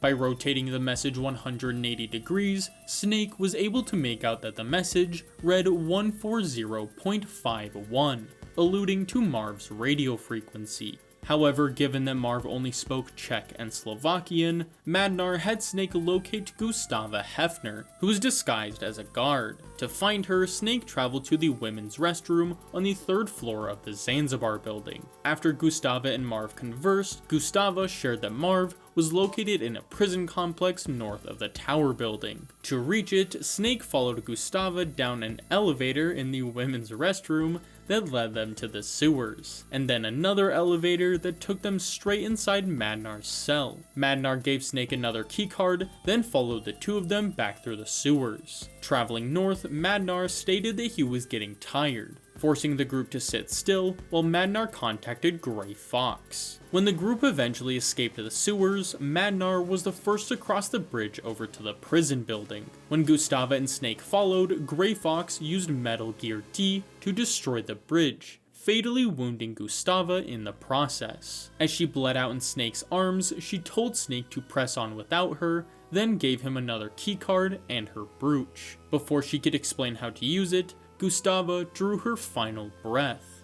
Gray Fox then revealed his identity, stating that he would let Snake live if he left Zanzibar Land. When Gray Fox departed, Holly contacted Snake to tell him that he could use the veranda on the tower building in combination with a hang glider to reach the prison building. After collecting the necessary equipment, Snake was ambushed by the 4 horsemen. When they were dealt with, Snake traveled to the veranda, where he used a hang glider to travel to the prison building. Moving west, Snake was ambushed by Jungle Evil. Once he was dealt with, Snake moved below ground, where he battled Night Fright. Meanwhile, Dr. Madnar interrogated Dr. Marv for the location of the Oilix plans. When Marv revealed that he had hidden them inside an MSX video game cartridge inside his locker, and that the locker could only be unlocked using Gustava's brooch, Madnar strangled him to death out of frustration. Moments later, Snake entered the room. At first, Madnar stated that Marv had succumbed to a heart attack,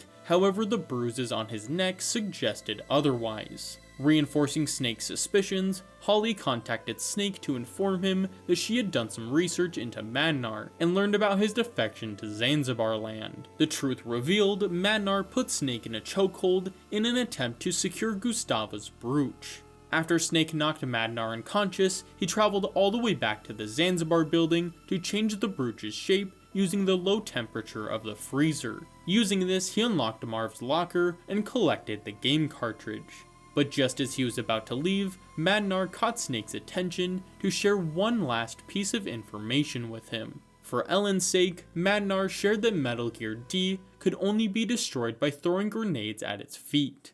Just then, the floor under Snake opened, dropping him down to confront Metal Gear D, piloted by Gray Fox. Using Madnar's tip, Snake quickly destroyed Metal Gear D. In the process, however, Snake's equipment was enveloped in flames, and Gray Fox managed to get his hands on Marv's game cartridge. After ditching his equipment, Snake chased Fox into a minefield. Using nothing but his bare hands, Snake eventually took down Gray Fox, who revealed that he was his fan all along and that he always knew he would die in battle. This was just his way of accelerating the process. In a final attempt to console the broken man before him, Snake told Gray Fox that Gustava was waiting for him on the other side. The bomb within Gray Fox then detonated, giving him peace in death.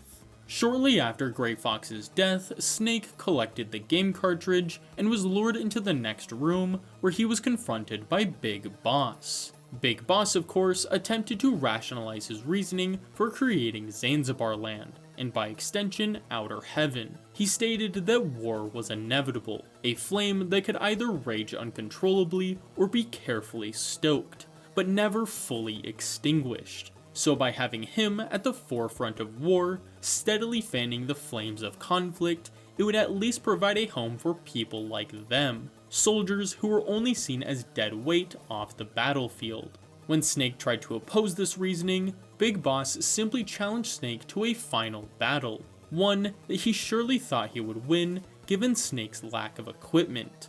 But it was this very underestimation that would spell doom for the legendary Big Boss. For he, of all people, should have understood that when a snake is cornered, left naked and vulnerable, it has no choice but to strike. As Big Boss desperately tried to eliminate Snake, Snake, using the very techniques taught to him by Big Boss, did all he could to survive.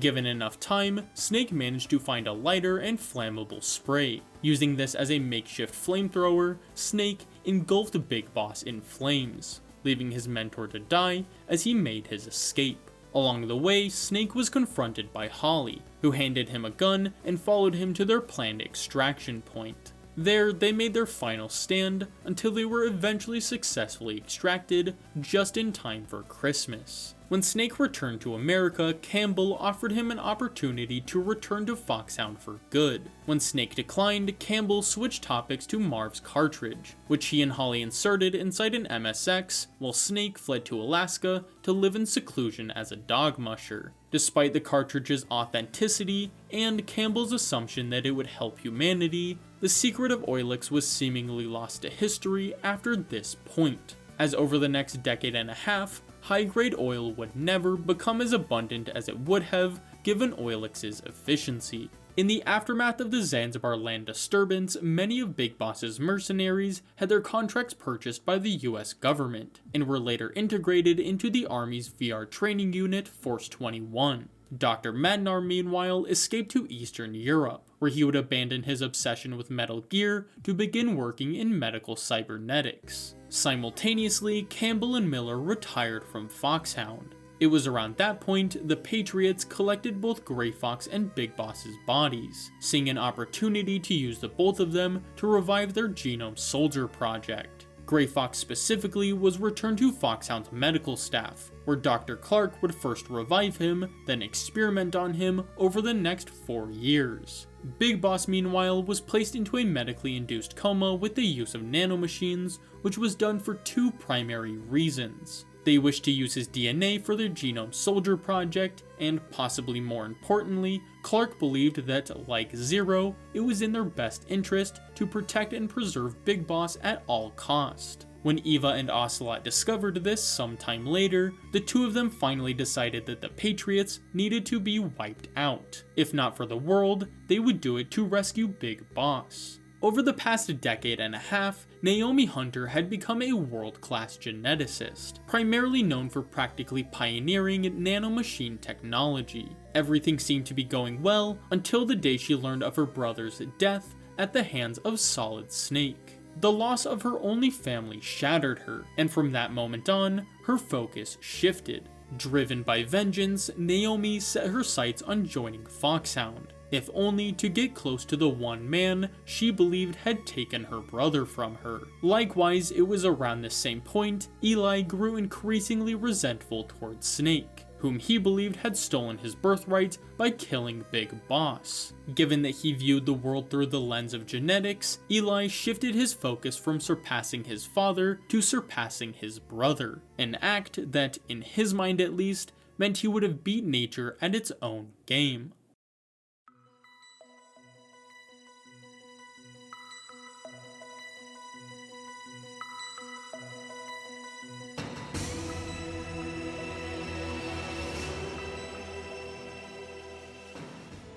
Around the turn of the millennium, Hal, just a few years removed from his father's death, graduated with a PhD in robotics from MIT and a master's degree from Princeton.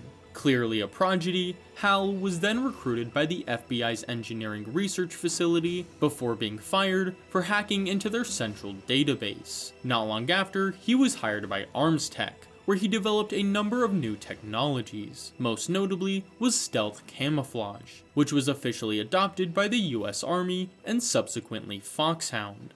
On January 24, 2000, Emma Emmerich, acting on a tip from a senior government official, led a hacking group that hacked into an NSA facility in Fort Meade. In response to the attack, intelligence agencies from around the world attempted to recruit Emma despite being just 9 years old. The NSA, meanwhile, knew that these attacks were far from over, and that the only way to remain secure was to totally isolate their data and intelligence gathering. This very initiative is what gave birth to Arsenal Gear, an enormous Arsenal ship-inspired submersible metal gear that, on the surface, would serve as a mobile operations center for every intelligence agency and military branch of the United States. Although Arsenal Gear would not even begin construction for another 7 years, the Patriots saw its potential to maintain control in a world flooded with free information. They feared that the constant stream of knowledge from the internet would overwhelm society, leading people to withdraw into isolated communities and abandon critical thinking. Believing that humans could not be trusted to think for themselves,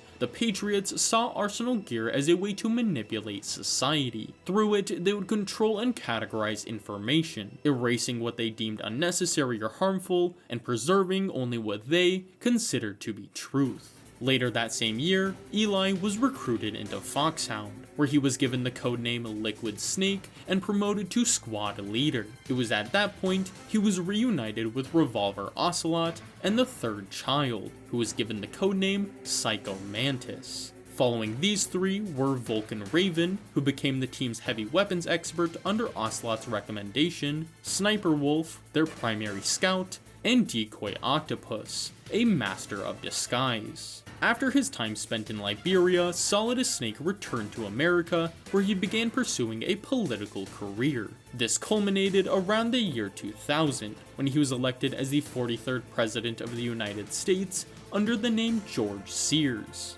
Following his inauguration, Sears formed Dead Cell, an anti-terrorism training unit composed of Colonel Jackson, the team's strategic leader, Fat Man, the team's demolitions expert, Old Boy, an experienced soldier, Chinaman, an expert in martial arts, and finally Vamp, a master of blades whose nanomachine-ridden body made him practically immortal. In 2002, Donald Anderson officially became the chief of DARPA nearly 40 years after joining the organization. Not long after the promotion, Anderson began accepting bribes from ArmsTech's president, Kenneth Baker, in exchange for DARPA's continued backing of the Metal Gear Rex project. Backed by DARPA, ArmsTech, or rather a small shell company owned by ArmsTech, constructed a nuclear weapons disposal facility on Shadow Moses, a small island within Alaska's Fox Archipelago. In reality, however, the nuclear disposal element was mostly a facade for the facility's primary purpose, which was to construct Metal Gear Rex. Heading this construction was Hal Emmerich, who poured his love for robotics into the project as he was led to believe that Rex was a fully defensive weapon.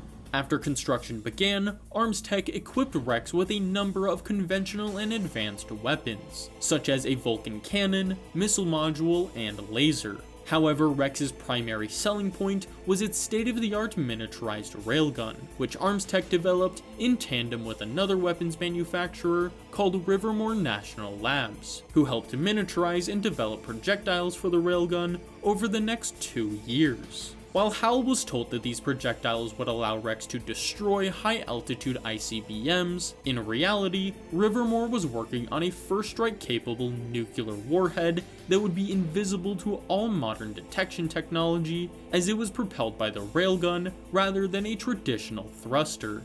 In the years after the Zanzibar land disturbance, Gray Fox was steadily modified by Dr. Clark, who used drugs, genetic therapy, and nanomachine technology to transform him into the perfect soldier, in the process depriving him of the very things that made him human. This process began with his mind, which was stripped of its emotion by the nanomachines to make him as rational as possible. Next were his very genetics, which were altered with the use of advanced genetic therapy to give him increased speed, strength, and intelligence. Last was his body, which was physically grafted to a prototype exoskeleton. Of course, Frank had always been a man trapped in the body of a soldier, but now that body wasn't even his own. In 2003, Naomi Hunter, who at this point was working for the ATGC, was sent to Foxhound to oversee genetic therapy for the Genome Soldiers. It was there Naomi discovered that her brother, Gray Fox, was still alive, and that Clark was using his body as a guinea pig for the Genome Soldier project. Not long after, Naomi was contacted by Ocelot and Eva, who offered to assist her in freeing her brother, knowing that he would kill Clark. Naomi agreed and carried out with the plan, resulting in Clark's death at the hands of Gray Fox. To cover up the murder and fake Fox's death, they rigged the laboratory to explode. Though physically free, Fox's mind still remained a prison, a purgatory where he was forced to live out a tortured existence, scarcely bound to reality. It was in this state his subconscious desire became to break free of his torment by once again facing Solid Snake. Following Clark's untimely death, Naomi was promoted to the head of Foxhound's medical staff and chief geneticist, where she inherited all of Clark's previous projects. Most notably was a virus that served as a spiritual successor to the vocal cord parasite. Unlike the parasite, however, this virus did not target languages, but rather specific genetic profiles. Yet, Clark was never able to perfect the weapon. Instead, it was Naomi who eventually finished it, as well as the Genome Soldier project, following a breakthrough she coined gene targeting. As its name suggests, this method allowed Naomi to target specific parts of an individual's genetic makeup. For the virus, which she would later dub FoxDie, this allowed her to identify specific genes that were unique to an individual or group, then genetically program FoxDie to target that gene, or even multiple others as well. For the Genome Soldiers, gene targeting allowed Naomi to target the specific soldier genes responsible for Big Boss's enhanced physical and mental capabilities. By using genetic therapy, they were then able to transfer those genes into regular soldiers, giving them the very traits that made Big Boss such an efficient soldier. Thus, the Next Generation Special Forces Unit, or Genome Soldiers, were born. While initially composed of soldiers drawn from various specialized anti-terrorist units, the unit would forever change with the integration of Force 21, the Army's VR unit, primarily consisting of former Outer Heaven mercenaries. Bound by shared trauma, identical VR training, and at this point, genetic similarities, the Next Generation Special Forces Unit became something akin to a family. In 2004, an unknown individual or group planted a bomb inside a famous church in New York City. Given the sensitivity of the situation, the NYPD called in the world's foremost explosives expert, Peter Stillman, the former mentor of Dead Cell's Fat Man. However, the threat proved to be too daunting for Stillman, who fled the premises shortly before the bomb detonated, destroying the church and a nearby playground. Unable to bear the reality that so many had lost so much, yet he was still left untouched, Stillman selfishly made everyone believe that he had lost the use of his leg, and retired shortly thereafter. That same year, a man named Johnny Sasaki, the grandson of the Johnny who guarded Naked Snake during Operation Snake Eater, joined the military, and was then quickly recruited as a genome soldier. In January of 2005, members of the Next Generation Special Forces Unit likely began exhibiting side effects of the genetic therapy. It's presumed that in an attempt to solve this problem themselves, the soldiers went behind the government's back to obtain classified intel related to the soldier gene. Afterwards, they took advantage of the mostly automated genetic therapy process to modify themselves in a desperate attempt to eliminate the mutations. While ultimately unsuccessful, this proved to be the first hint that the genome soldiers were not as patriotic or obedient as their psychological reports suggested. By mid to late February 2005, Metal Gear Rex was nearing completion. All that was left was to test the experimental nuclear projectile, which had only seen success in simulations. To confirm these results, ArmsTech and DARPA planned a real-world test using a dummy warhead. If all went according to plan, Rex would begin full production and be formally adopted by the US military. Given what was at stake, Anderson and Baker traveled to Shadow Moses to oversee the test. Providing an extra layer of security, the Next Generation Special Forces Unit, as well as Foxhound, were tasked with guarding the island. However, come the day of their arrival, a portion of the genome soldiers didn't show up, prompting the Patriots to send in replacement troops, one of which was Merrill. By this same period, President Sears, about half a decade into his presidency, had come to understand that his position was not as all-powerful as he once believed, as the presidency was primarily a figurehead, and that the real power lay in the hands of the Patriots. As such, Sears allied with Ocelot, who he ordered to obtain the data of Metal Gear Rex by coaxing Liquid Snake into inciting a rebellion on Shadow Moses. While it is unknown what exactly Ocelot said to convince Liquid into following through with this plan, it is likely that Ocelot used Liquid's own insecurity against him by subtly suggesting that he use Rex to incite an international incident, reigniting the Cold War. From the ashes of this conflict, Liquid planned to re-establish Outer Heaven, therefore cementing his legacy as having surpassed Big Boss himself. Following through with this plan, on February 25th, Kazuhiro Miller, just half a decade into his retirement, was killed within his own home in Alaska. While the exact assailant is unknown, theories suggest that it was either Liquid Snake himself or Ocelot at Liquid's request. A day or two later, Rex successfully launched a dummy warhead, proving Rex's capabilities to all parties involved. Seizing the opportunity, Liquid, and by extension Foxhound, initiated an insurrection on Shadow Moses by rallying the Next Generation Special Forces Unit, who Liquid viewed as his siblings. As such, Liquid's new army was dubbed the Sons of Big Boss. Refusing to go along with the rebellion, Merrill was imprisoned alongside Anderson and Baker.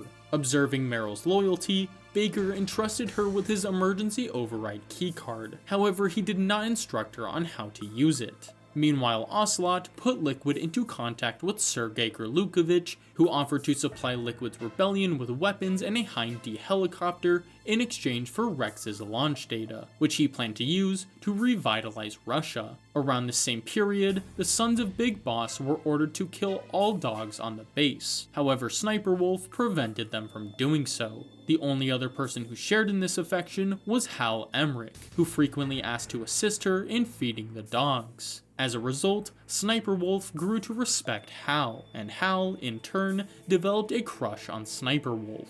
Not long after, Liquid ordered Psycho Mantis to probe into Anderson's mind to uncover his half of the Nuclear Access Code, or PAL code.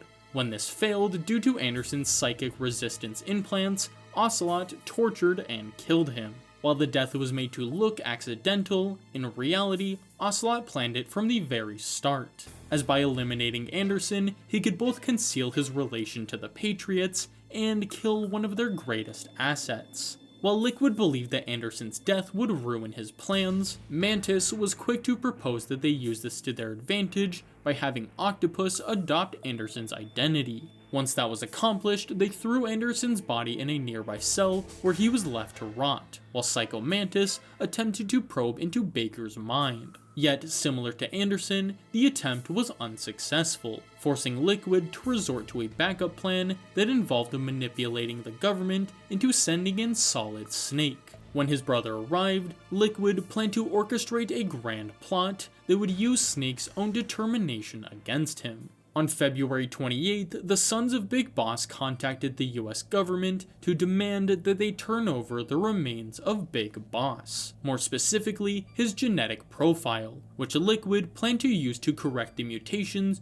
within the genome soldier's DNA. Alongside the data, the group demanded $1 billion, stating that if their demands were not met within 24 hours, they would launch a nuclear strike using Metal Gear Rex. Unwilling to hand over something as priceless as Big Boss's body, and unable to allow Foxhound to launch a nuke, which would force them to delay the upcoming START 3 negotiations, US Secretary of Defense Jim Houseman formulated a plan that utilized their two remaining assets, those being Foxdie and Solid Snake. The former provided a means to discreetly eliminate the next generation special forces, Foxhound and Kenneth Baker, to keep them from using Rex, while the latter would be used to transmit the virus itself. Setting the plan into motion, Houseman ordered Naomi Hunter to oversee the Foxdie injection. Seeing this as an opportunity to get her revenge, Naomi altered the parameters of the virus to make Snake a target as well. Houseman then commanded Roy Campbell to reunite with Snake. With no choice but to cooperate as Meryl's life was on the line, Campbell ultimately agreed. Likewise, Nastasha Romanenko was forced to participate remotely by her ex-husband Richard Ames to serve as the eyes and ears for the Patriots. Last but not least was Mei Ling, a young MIT student who was tasked with providing her intel gathering and data analysis expertise, as well as her in-depth knowledge of the cutting-edge codec communications device and Soliton radar system, both of which she invented. Within a handful of hours, Snake was pulled from his home in Twin Lakes, Alaska, and transferred to the USS Discovery. There, he was stripped of his belongings and debriefed on his two primary objectives, those being rescue Anderson and Baker, as well as determine Foxhound's nuclear launch capabilities. During the debrief, Naomi injected Snake with first-generation nanomachines that would allow the team to monitor him more precisely and increase his capabilities. However, this injection also contained trace amounts of Foxdie, which Naomi altered to kill Snake at a random point in time. Over the next 20 minutes, Snake was debriefed on the genome soldiers, Foxhound, and Liquid Snake. It was at that point Snake refused to participate in the mission, stating that he was finished doing the government's dirty work.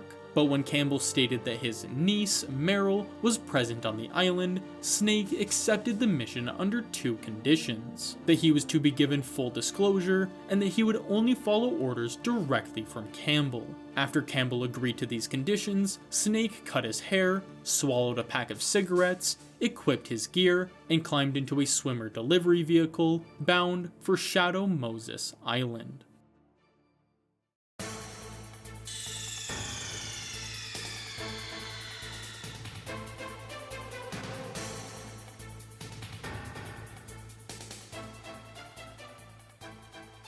About 6 hours after he was contacted by Campbell, Solid Snake infiltrated Shadow Moses' loading dock.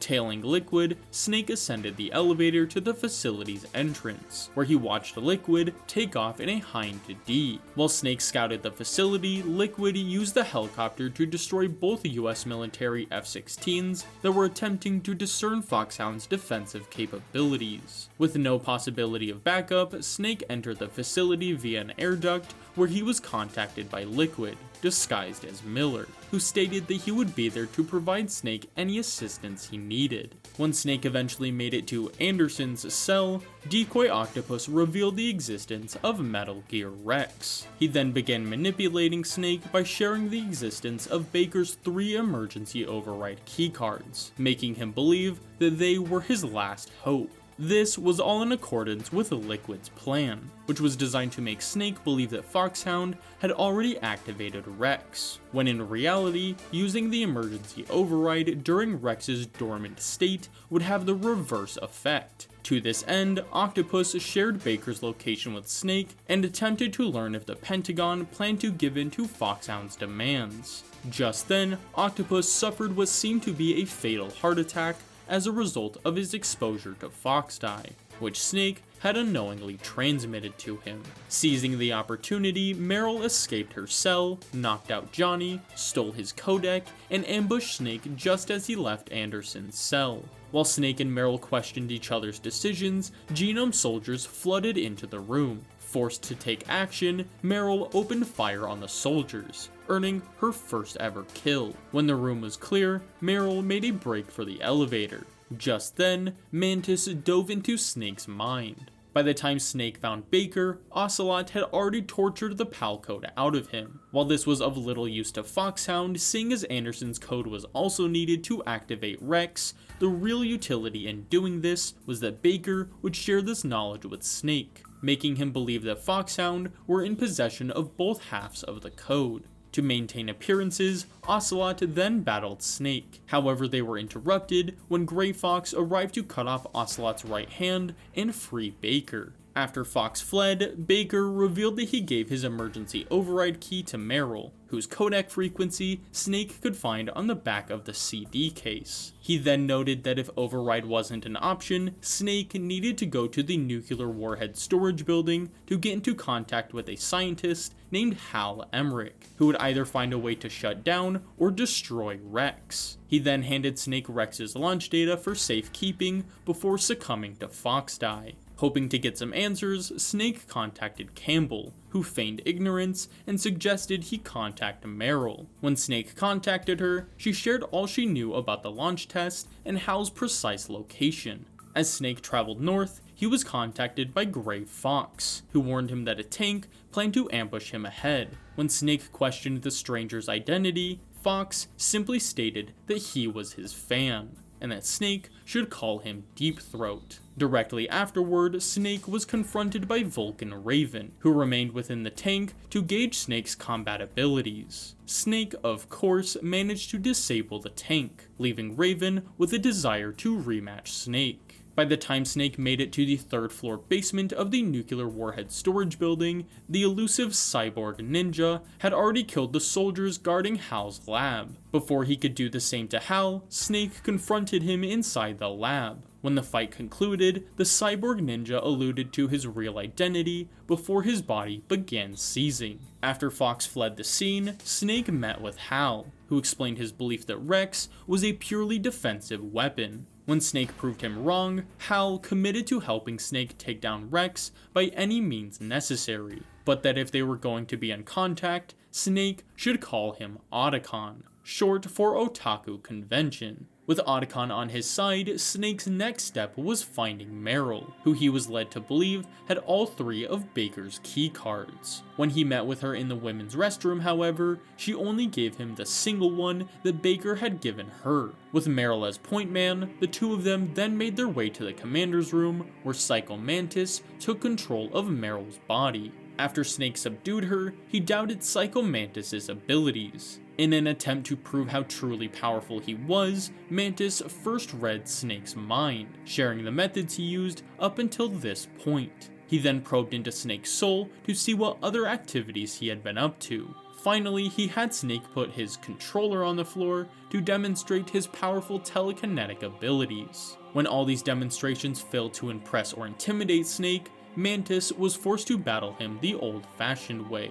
After Psycho Mantis was defeated, he probed into Snake's mind, finding that unlike everyone else, Snake was not obsessed with legacy, with the desire to pass on his genes. To Mantis, this desire was the root cause of humanity's suffering, because people could not simply live in the moment. They always had to look beyond themselves in an attempt to alter a world they could not inhabit themselves. Every selfish desire, every meaningless war could all be traced back to this one purpose that was encoded into humans. But because Snake did not harbor this desire, because he felt that life was about more than passing on his genes, Mantis opened the path forward. The first time he had ever used his powers to harmlessly help someone, and the last thing he ever did before he died.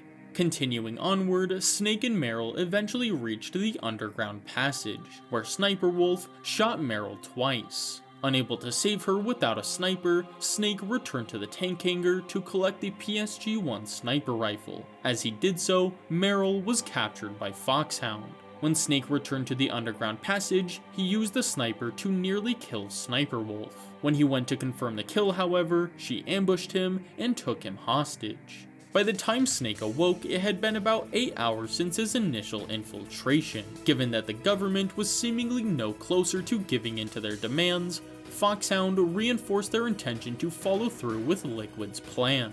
Outside of that, however, they were about as clueless as Snake was in regards to the cyborg ninja's intentions and the sudden deaths of Octopus and Baker. Believing Snake held some answers of his own, Ocelot interrogated Snake under the threat of Meryl's life. Refusing to submit, Snake was thrown into the same cell as Anderson's corpse, which once again was guarded by Johnny. After a second round of questioning, Snake got into contact with Campbell and Naomi. Campbell informed Snake that the government decided to not give in to Foxhound's demands, hoping that Snake would follow through with his mission. He then talked to Naomi, who questioned him about Gray Fox. Snake noted that he viewed Fox as a friend despite what happened in Zanzibar. This forever changed Naomi's perspective of Snake, who she assumed mercilessly killed her brother out of apathy, not duty. When Snake eventually escaped from his cell, he made his way back to where Meryl was shot. Struck with grief, Snake apologized to Campbell for pushing his niece so hard, before Miller chimed in to note that he couldn't let those regrets drive him mad. Following this piece of advice, Campbell shared a story that Naomi had fabricated about her grandfather, which made Liquid suspicious about her place on the team. Unable to shake the suspicion, Liquid ordered a spy of his within the Pentagon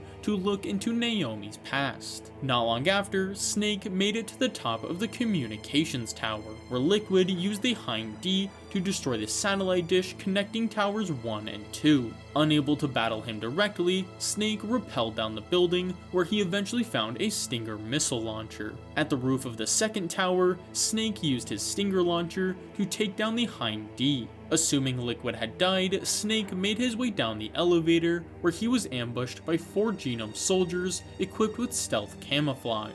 When they were dealt with, he traveled north toward the snowfield, where Sniper Wolf lay in wait. When Snake inevitably took her down, she told him that she had always felt like she was a dog of war, but Snake assured her that she was no dog.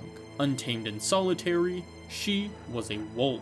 Believing it was her time to die, she told Snake to end her life. But just as he was about to do so, Otacon gave her one last act of love by handing her her sniper before Snake ended her life. Believing there were only a few hours until the nuke was launched, Snake told Otacon to leave the base. Otacon, however, was adamant that he wanted to help, if only to learn what Snake, or rather what he, should be fighting for. Around the time Snake arrived in the blast furnace, Liquid Spy reported back with knowledge of Naomi's work with Foxdie, as well as Houseman's use of Snake as a vector for Foxdie. Aware that this knowledge was kept from Snake, Liquid contacted him to sow seeds of doubt about Naomi's true intentions. Directly afterward, Snake was ambushed by Vulcan Raven. When Snake proved his superiority in battle, Raven told him that the Donald Anderson he saw die was in fact Decoy Octopus. Liquid then contacted Snake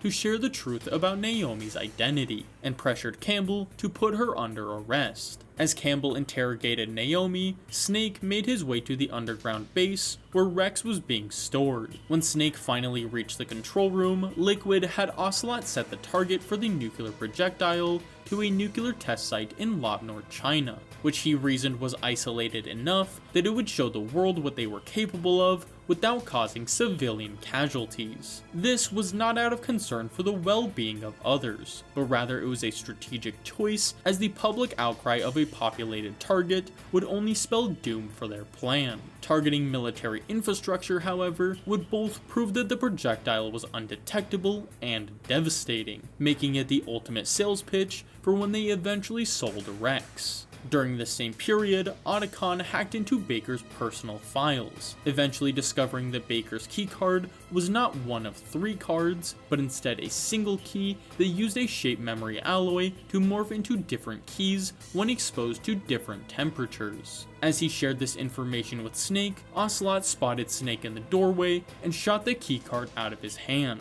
After collecting it, Snake took the room temperature keycard back to the control room to insert it, then repeated this same process 2 more times after cooling it down in the warehouse and heating it up in the blast furnace. On his way back from the furnace, Snake was contacted by Naomi, who shared her true relation to Gray Fox as well as the truth about Fox Die. Before she could reveal everything, however, Naomi was taken into Campbell's custody. Regardless of Campbell's true allegiances, Snake returned to the control room where he initiated the emergency override, activating Rex just as Liquid had planned.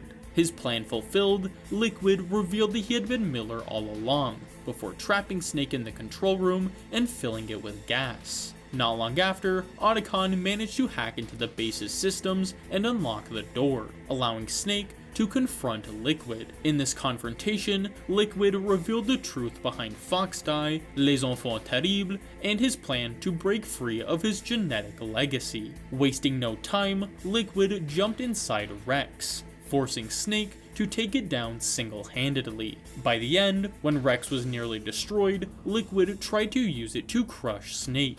In the final moments, however, Gray Fox saved Snake from the attack. Not so he could battle Snake himself, but so Snake could tell Naomi the truth behind her parents' deaths. Leaping into the air, Fox used everything he had to destroy Rex, crippling his own body in the process. Faced with the choice to kill his greatest enemy at the cost of his friend's life, Snake couldn't bring himself to pull the trigger. As Frank was laid out on the ground, Rex's leg positioned directly above him, his final farewell to Snake was a demand for him to keep fighting for what he believed in. Fueled by determination, Snake battled Rex once again, this time crippling it for good. The explosion following its destruction violently pinned Snake against a wall, knocking Snake out cold.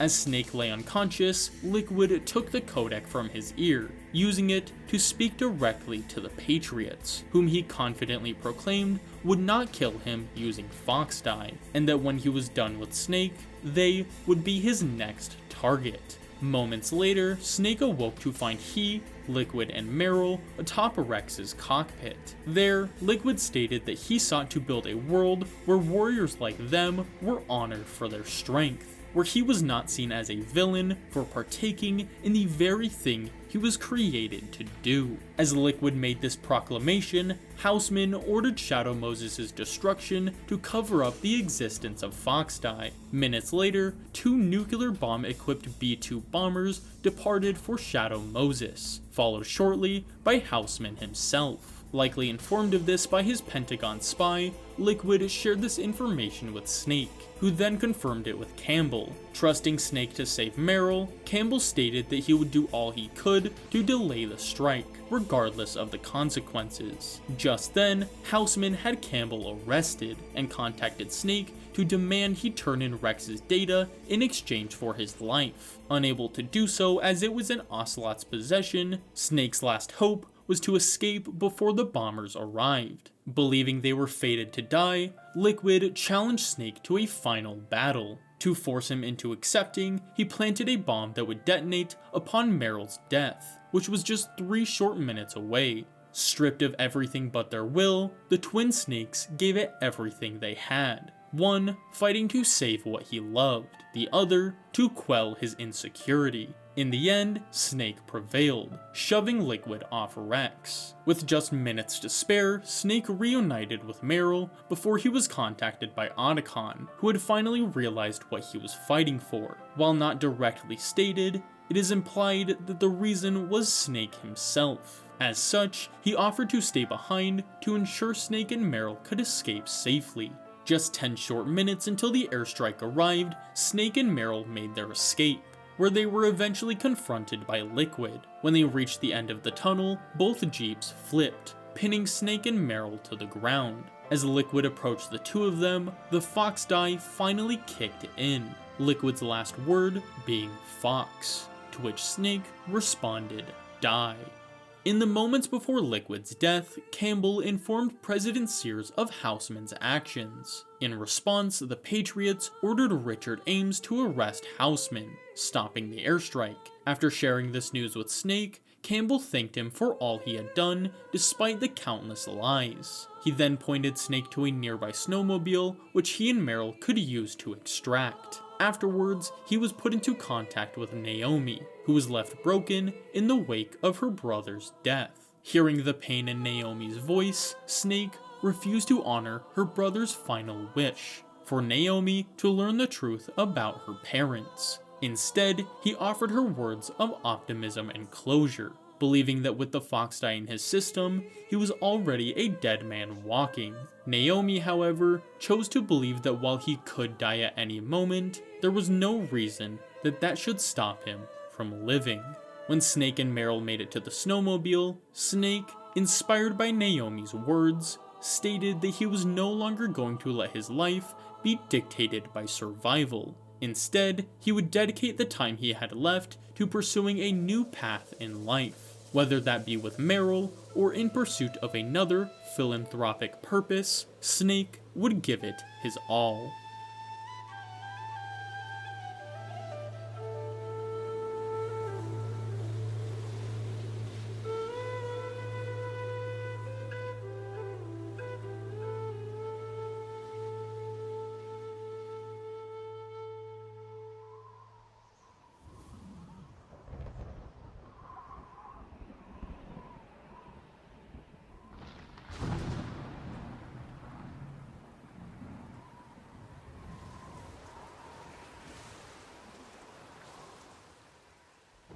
In the wake of the Shadow Moses incident, Ocelot sold Rex's launch data on the black market, sparking a global frenzy as nearly every powerful nation and organization began constructing their own Metal Gear prototypes. Directly afterward, Sears had Liquid's body collected and preserved for future use. Simultaneously, Foxhound was permanently disbanded by the US Army, and the remaining Genome soldiers, excluding Johnny, were taken to Peace Air Force Base in Portsmouth, New Hampshire, where they were experimented on further. Meanwhile, Naomi was sentenced to a maximum security prison for her hand at Shadow Moses. Days later, Jim Houseman was found dead by what was reported to be a self-inflicted gunshot wound. However, this would later be called into question by Nastasha, who believed that Houseman was murdered for refusing to take the fall for the Shadow Moses incident.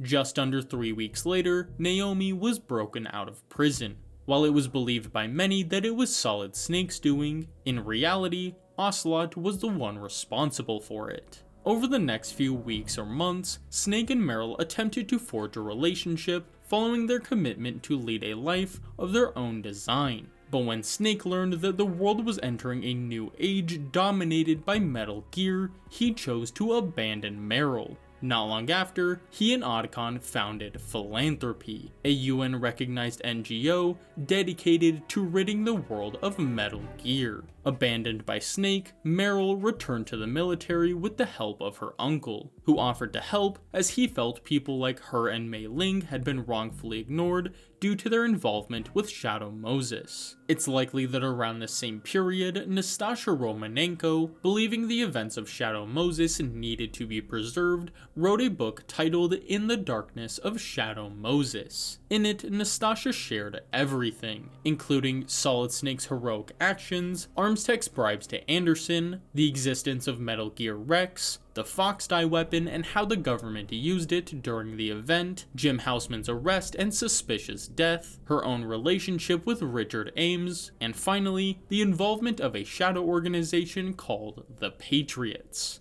Yet when she attempted to get the book published, her publishers, Global Elements Inc., heavily edited her work, leaving out much of what she originally intended to shed light on. Perhaps one of the few things that remained at least vaguely similar was Solid Snake's involvement, resulting in him becoming somewhat of a celebrity. Additionally, the book's mere existence prompted the Patriots to force President Sears to resign, replacing him with another politician named James Johnson. Believing that Solidus knew too much about the organization, the Patriots planned to kill him. Yet, Solidus managed to avoid this grim fate by going underground. Sometime after this, Ocelot traveled to Lyon, France, where Solidus obtained the assistance of the world's finest transplant surgery team to replace Ocelot's missing hand with none other than Liquid Snake's arm. What followed is best described as a convoluted plot with 3 distinct parts. The first had Ocelot masquerading as an agent of the Patriots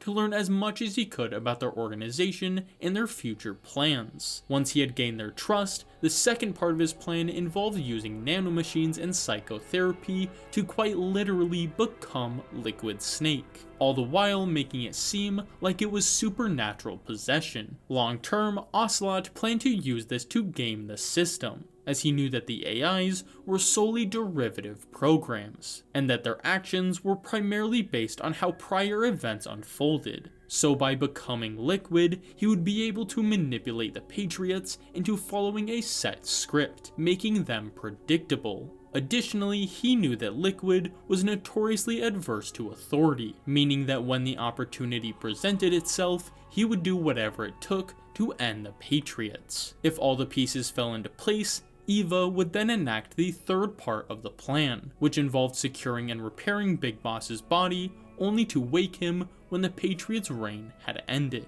In 2007, Mei Ling was transferred to the US Army's Natick Soldier Center, where she helped develop weapons and equipment, allowing her to supply philanthropy with whatever supplies that the Army deemed unfit for use. Around that same period, Jack was recruited into Force 21, where he performed VR training exercises based on the Shadow Moses incident. Meanwhile, a former Pentagon data analyst named Rosemary was recruited by the Patriots, who ordered her to keep an eye on Jack by kindling a romantic relationship with him. To accomplish this, Rose transformed herself to fit Jack's ideal romantic candidate by completely altering her looks, preferences, and interests. Sometime later, Jack and Rose were both transferred to a military base in New York City. On April 30th, 2007, Rose staged a meeting with Jack in front of Federal Hall. There, a group of middle-aged Japanese women asked Rose which building King Kong famously climbed. Fully aware that Jack was nearby, Rose responded by claiming that it was the Chrysler Building, knowing Jack would correct her by stating that it was, in fact, the Empire State Building. What followed was a carefully fabricated act that began with playful arguing and eventually morphed into a low-stakes bet that had the two of them travel to the Skyscraper Museum in Battery Park to confirm who was correct. As planned, the museum was closed, and the two of them seemingly went their separate ways. When they later coincidentally encountered each other back at the military base, Jack took the opportunity to ask Rose on a date at the top of the Empire State Building. Following the date, the two of them went to Rose's apartment, where they watched King Kong on repeat until dawn. Their relationship established, Rose, as per her orders, documented everything about Jack, in the process developing a legitimate affection for him. Around late spring of 2007, an eccentric conspiracy theorist named Gary McGolden was sent a package from his friend Max Smithson, the chief editor of the magazine company Mega Surprise. While at first Gary suspected the suspicious package was a bomb, he would quickly learn that it was actually an optical disc containing In the Darkness of Shadow Moses, the unofficial truth, an unabridged version of the published book. Using a neighbor's computer to read its contents, Gary was compelled to investigate the book himself, leading him to travel to Alaska. On June 24th, Gary's cousin, John D., dropped Gary 20 miles from Shadow Moses. Disguising himself using the corpse of a tuna fish, Gary plunged into the icy water. As Gary swam to shore, John D. was spotted by a Patriots-operated helicopter, and was later captured just as Gary reached the shore of Shadow Moses. Not long after, Gary was captured as well, and later interrogated on the contents of the disc that was in his possession. Refusing to submit, Gary accused the agents of being involved in a secret society that controlled the nation and the president himself. Just as he was about to be executed for his uncooperation, a mysterious stranger veiled in stealth camo arrived to rescue him. While the exact identity of the stranger is not stated, it is heavily implied to be Solid Snake, though Gary chose to believe that it was a little gray alien. When Gary eventually returned to his apartment, he documented his entire experience under the title The Shocking Conspiracy Behind Shadow Moses, which he then sent to Max Smithson shortly before he disappeared forever. Given Gary's lack of accountability and the story's humorous contents, the book was largely ignored by the public. Max, however, found the book to be quite compelling, as in the editor's note, he stated that he hoped Gary was working on a follow-up book, hopefully one that investigated the individual who actually sent him the disc, as he couldn't recall doing so. While Gary's book had a little impact on the public, it did pave the way for the original, unabridged version of Nastasha's book to be officially published. Unlike its abridged counterpart, this version became an instant bestseller, revealing numerous conspiracies to the public, most notably the existence of the Patriots. Hoping to do some good with the book's success, Nastasha donated her share of the profits to philanthropy to help in their seemingly never-ending fight to rid the world of Metal Gear. Around early to mid-2007, the United States Marine Corps, alarmed by the growing number of Rex knockoffs appearing worldwide and desiring to one-up their army rivals, initiated the development of a new amphibious Metal Gear known as Ray. Unlike previous Metal Gear models, Ray was never intended to carry nuclear weapons. Instead, its primary function was to neutralize other Metal Gears, and had a major emphasis on mass producibility. After Ray was envisioned, the project was passed on to Marine Commander Scott Dolph, who oversaw the construction of the first manned prototype. In early August of 2007, the US Marines finished development of the Ray prototype. In an attempt to secure the funding necessary for the mass production of the unmanned variants for the Marines, Scott Dolph scheduled a live test in the middle of the Atlantic Ocean. Wanting to secure Ray for themselves for their Arsenal Gear project, the Patriots orchestrated a grand plot that would result in them gaining possession of Ray, initiating Arsenal Gear's construction, and putting an end to philanthropy. When Ocelot learned of this plan, he knew that the Patriots intended to use Arsenal Gear to finalize the GWAI, further tightening their firm grip on humanity. From his position within the organization, he saw this as an opportunity to gain access to the otherwise impenetrable AI network. As such, Ocelot planned to support their efforts to construct GW, only to destroy it once it was finished, preserving a copy for himself in the process. At that point, he would fully embrace the role of Liquid Snake, predicting that Liquid would rebuild GW,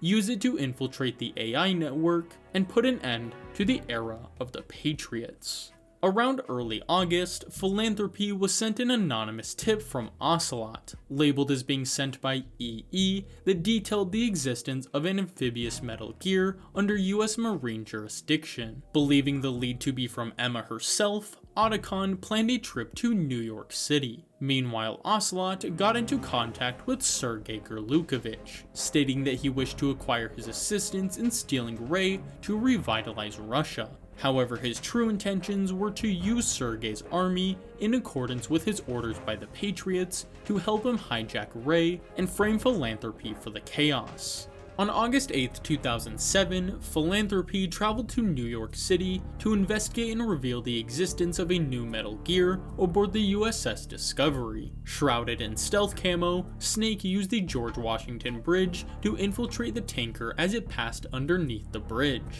Tasked by Otacon with uncovering the tanker's destination, Snake made his way to the apex of the tanker. Simultaneously, Ocelot, alongside Gurlukovich and his mercenaries, infiltrated the ship to rig it with explosives and hijack Ray. When Snake arrived at the bridge, he shared that the ship's destination was in the middle of the Atlantic Ocean. Extrapolating from this, Otacon concluded that the Metal Gear was combat-worthy, and that Snake needed to make contact with the actual Metal Gear. Meanwhile, Sergei contacted his daughter, Olga, commanding her to extract immediately due to her pregnancy. Eavesdropping on their conversation, Snake held Olga at gunpoint in an attempt to discern their intentions. Looking for a fight, Olga shot at Snake, initiating a standoff. When Snake eventually tranquilized Olga, a Cypher UAV operated by Ocelot took a photograph of Snake.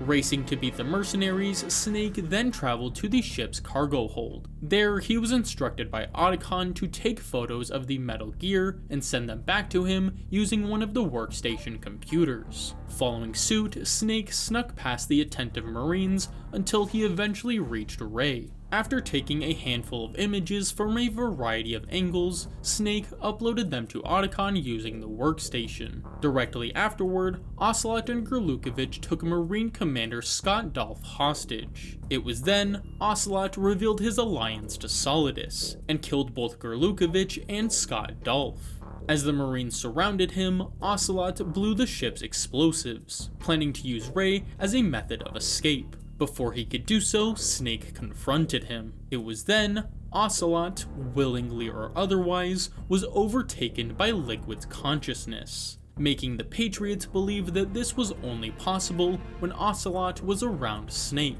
As the tanker split in two, Ocelot used Ray to escape, while Snake nearly drowned in the wreckage. Directly afterward, the Patriots deliberately destroyed a second oil-filled tanker at the scene of the incident, causing an environmental crisis. Not long after, the image Ocelot took of Snake was used to frame Philanthropy as a terrorist organization. Hoping to lose some of the heat, Snake and Otacon devised a plan that had them retrieve the rest of Liquid's body, which they then planted among the tanker's wreckage. When DNA analysis was conducted on the body, it was found to be an exact match. Solid Snake had officially died during the attack. Shortly following the oil spill, the Patriots initiated construction of the Big Shell. While publicly, the Big Shell looked and operated as a decontamination facility, in actuality, it served as a research and development center for the construction of Arsenal Gear, and the mass production of Metal Gear Ray, which the Patriots had stolen to defend Arsenal Gear. Shortly after Arsenal Gear began construction, Emma Emmerich was brought in by the Patriots as a system programmer for Arsenal Gear, and more importantly, to finalize the creation of the GWAI using the framework of the Y2K computer program. In addition to this, Emma was ordered to create a worm cluster program to destroy GW and wipe it of all Patriots-related information in case GW ever fell into the wrong hands. Following the so-called tanker incident, Olga took command of her father's mercenary army, and later allied with an illegal Russian organization controlled by the Patriots. Then, in late 2007 or early 2008, Olga gave birth to a baby girl, later named Sunny, in a Patriots-run hospital. Before she could even hold her child, the Patriots took Sunny hostage. Her only proof that the child was alive came in the form of a single photo sent each month to keep her under their control. Around this same period, Dead Cell leader Colonel Jackson was convicted of corruption and embezzlement of federal funds. While serving out his prison sentence, Jackson supposedly died from exhaustion. In the wake of this, Helena Dolph Jackson, Jackson's wife and the daughter of Scott Dolph, miscarried her child. Left without a family, Helena joined the US military, where at some point she was unknowingly equipped with an electromagnetic device that could deflect bullets, making her believe that she was extraordinarily lucky. As a result, she was eventually sent to Dead Cell, where she was given the codename Fortune and quickly rose to become their leader. In early 2008, Rose, suspicious of Jack's distant behavior, broke into his room only to find it was completely empty aside from a bed and a desk. Furious over her invasion of privacy and struggling with his own deep-rooted insecurities, Jack raised a hand against Rose. While this act shook Rose, what truly terrified her was the cold, lifeless state of Jack's room. Following Colonel Jackson's death, the Patriots framed Dead Cell as the perpetrators of a mass murder. Viewed as terrorists, the US military ambushed Dead Cell in October of 2008, resulting in the deaths of Chinaman and Oldboy. Absolutely devastated by this, Fortune and Vamp specifically sought vengeance against the Patriots. By early 2009, Arsenal Gear, or rather GW, entered its final phase of development, marked by its capability to categorize and read information.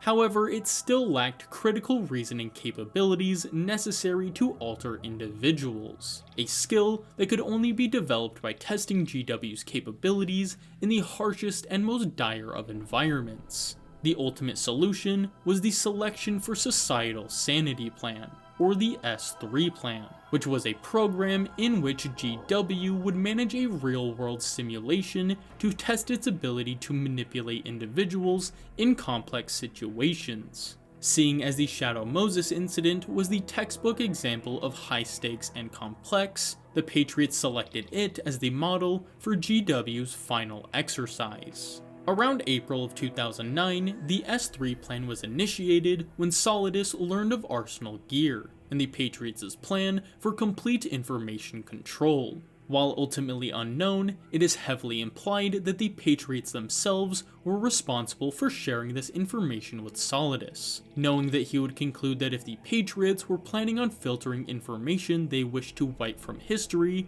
it must have meant that within Arsenal Gear was a blacklist of that very information that they want deleted. Seeing a clear opportunity to unveil the faces behind the Patriots and cement his legacy by freeing America from their tyrannical rule, Solidus planned to infiltrate Arsenal Gear, expose the Patriots, and kill every last one of them.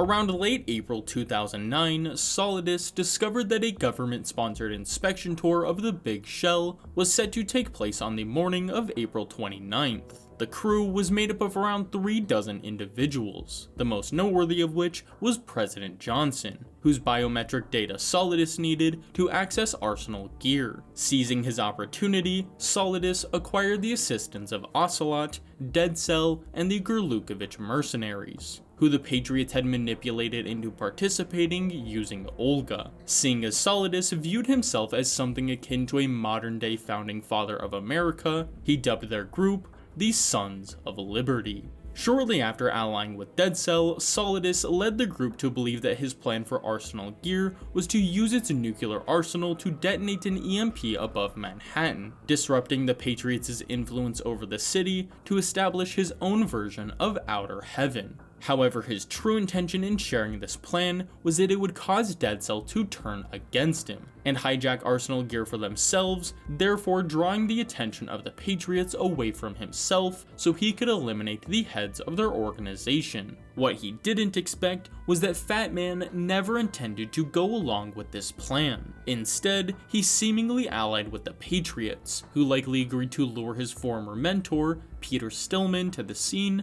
so that Fat Man could kill him, all in exchange for Fat Man's assistance in rigging the Big Shell to explode. On the morning of April 29th, Solidus, posing as Solid Snake, seized control of the Big Shell using his Sons of Liberty, taking the inspection team, including the president, hostage in the process. To maintain control over the situation, the Patriots had Richard Ames pose as one of Johnson's Secret Service agents, correctly predicting that Johnson would eventually betray them to garner more power.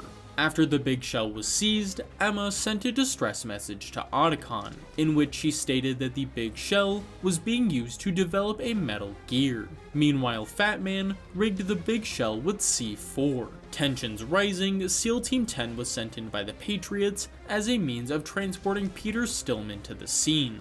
When Otacon learned about the infiltration, he posed as Big Shell Security Systems architect to piggyback on the SEAL Team's insertion. Snake, on the other hand, planned to infiltrate the old-fashioned way. Of course, nearly all of this was in accordance with the Patriots' plan to mirror the events of Shadow Moses, which had Solidus playing the part of Liquid Snake, the Sons of Liberty being the sons of Big Boss, Dead Cell acting as Foxhound, the mercenaries representing the Genome Army, the President and Ames being stand-ins for Baker and Anderson, Emma's Worm Cluster substituting the Foxdie virus, and Johnny being present during both events, this time as a Gerlukovich mercenary. The only exceptions to these numerous parallels were Snake and Otacon, as well as Fat Man. Snake and Otacon because the Patriots were led to believe that Snake had died, meaning that they had not been factored into the simulation, and Fat Man because his role in the simulation was to quite simply test the capabilities of the plan's primary subject before he moved on to the real trial. With the S3 plan properly established, GW was given the task of analyzing the scenario until it was capable of properly manipulating individuals through complex situations. To accomplish just that, GW sought out Jack, whose vulnerability and arrogance made him the perfect representation of the masses the Patriots would one day have to manage. After Jack was selected, GW drew from his memories and expectations to carefully fabricate the perfect narrative to manipulate him into going along with its plan. For Jack, a seasoned VR veteran who had completed the Shadow Moses and Tanker scenario hundreds of times, this story became that he was a member of Foxhound, led by Roy Campbell. His mission, given to him by GW, posing as Campbell, was to infiltrate the Big Shell to rescue the hostages and disarm the Sons of Liberty. If he could not, Jack was led to believe that the terrorists would destroy the Big Shell, killing the hostages and releasing large quantities of deadly toxins into the surrounding environment. This not only gave Jack an immediate and urgent goal, but also acted as a sort of test run for the larger simulation. If GW was unable to manipulate Jack into disarming the bombs, the larger S3 plan would end then and there, destroying all evidence and anyone involved in the process. 6 hours after the Sons of Liberty took command of the Big Shell, Solid Snake infiltrated the facility, followed closely by Jack. Simultaneously, SEAL Team 10, including Otacon and Stillman, arrived via helicopters. Inside Big Shell, Jack was given the codename Raiden by GW, posing as Roy Campbell, and reminded him of his mission objectives. Moving forward, Raiden gained access to the elevator using a nearby node.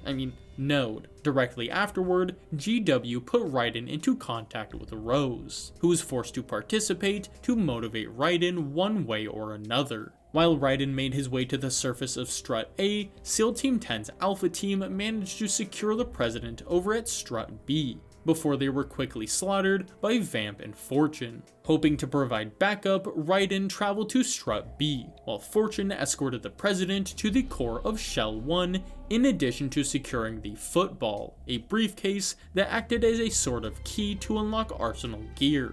On Strut B, Raiden found Vamp killing the last of the SEALs. Snake, meanwhile, took one of the dead SEALs' outfits before confronting Vamp, who was ordered to regroup with Fortune before the confrontation escalated.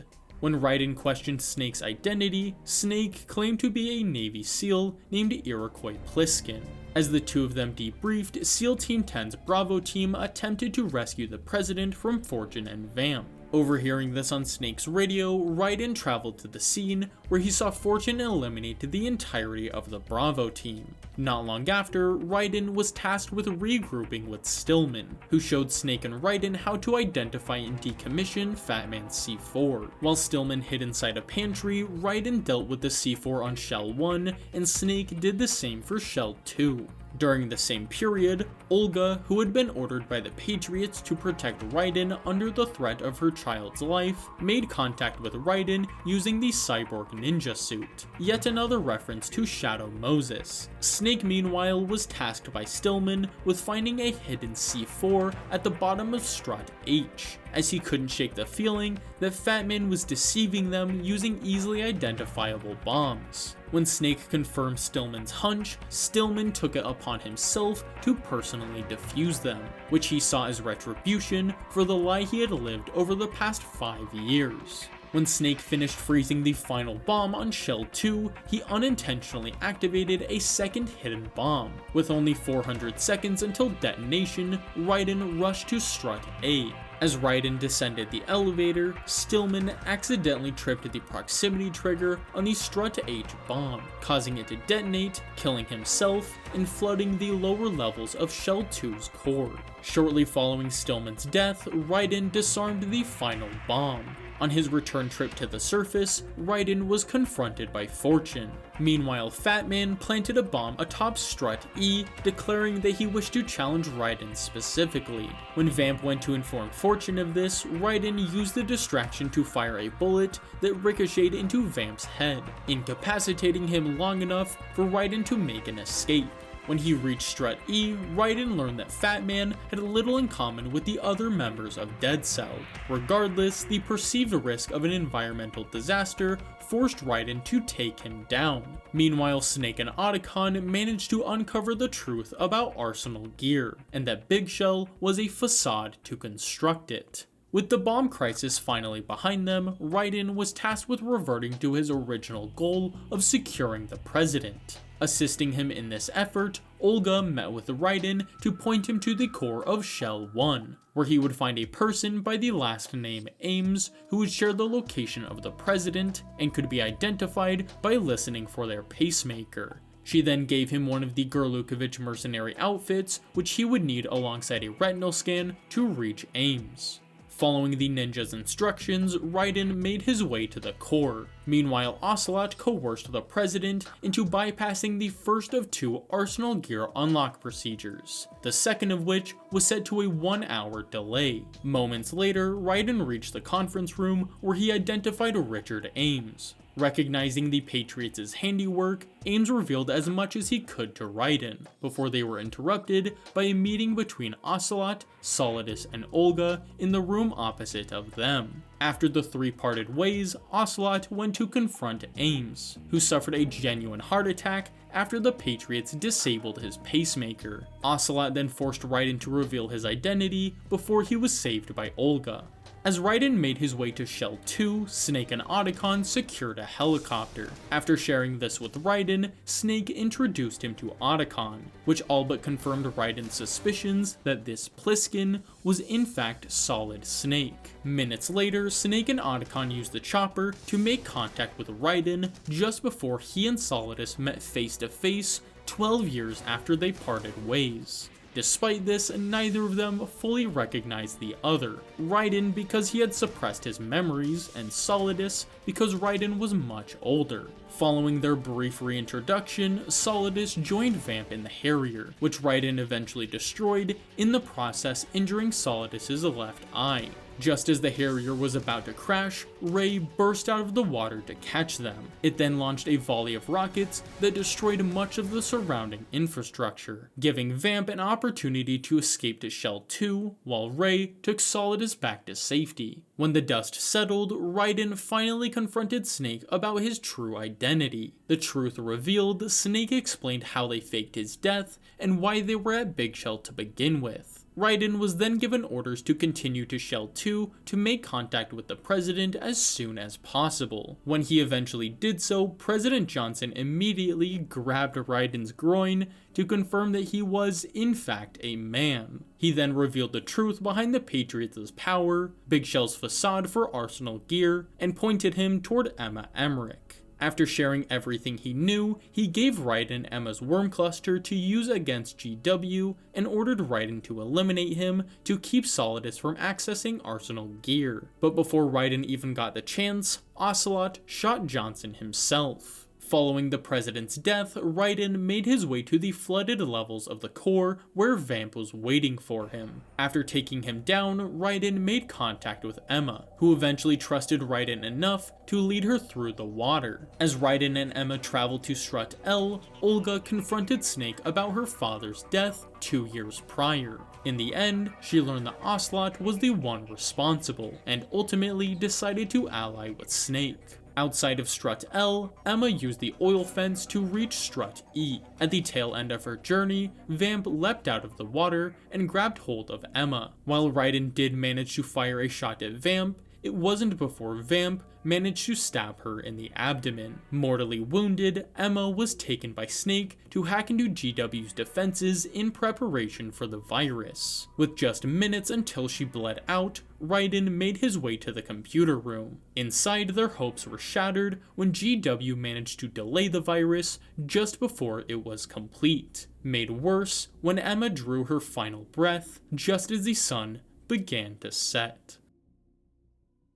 In the wake of Emma's death, Snake and Raiden went to infiltrate Arsenal gear, while Otacon used the helicopter to save the remainder of the hostages. Shortly after Otacon left, Snake revealed his alliance with Olga to Raiden, then used him as bait to gain access to Arsenal gear, planning to have Olga free him once they were all inside. When Raiden awoke inside Arsenal gear, Solidus finally recognized him from their time in Liberia, reminding Raiden of his true past. When everyone else departed and Olga eventually walked into the room, she shared the truth behind her and Snake's alliance and the child the Patriots took from her. Following Olga's departure, Raiden shared his story with Rose, finally willing to confront the fact that he had been turned into a weapon. Believing he was incapable of more, he admitted to Rose that while they loved each other, their relationship was doomed to fail. When their conversation ended, Raiden traveled deeper into the bowels of Arsenal gear, where GW, corrupted by the worm cluster, began spouting nonsense. Not long after, Rose finally told Raiden the truth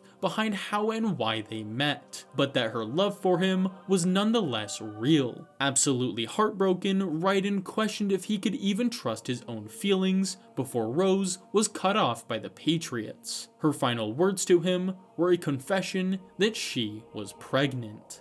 Following Raiden's conversation with Rose, Snake returned his gear and gifted him with Olga's sword. Continuing onward, Raiden questioned how he remained determined, to which Snake simply responded that he had to find something worth fighting for. When Otacon eventually reached out to the two of them, Raiden told him about Campbell's strange messages. Looking into it, Otacon discovered that the origins of the transmission were exactly the same as GW's encryption protocol, meaning that Raiden had been talking to GW the entire time. When Snake and Raiden eventually reached the guts of Arsenal gear, they were ambushed by a group of soldiers. After taking them out, Fortune confronted the two of them. Snake chose to stay back and fight, while Raiden continued up a ladder. When Raiden emerged, Solidus explained his interpretation of the S3 plan as told to him by Ocelot, falsely claiming that it stood for Solid Snake Simulation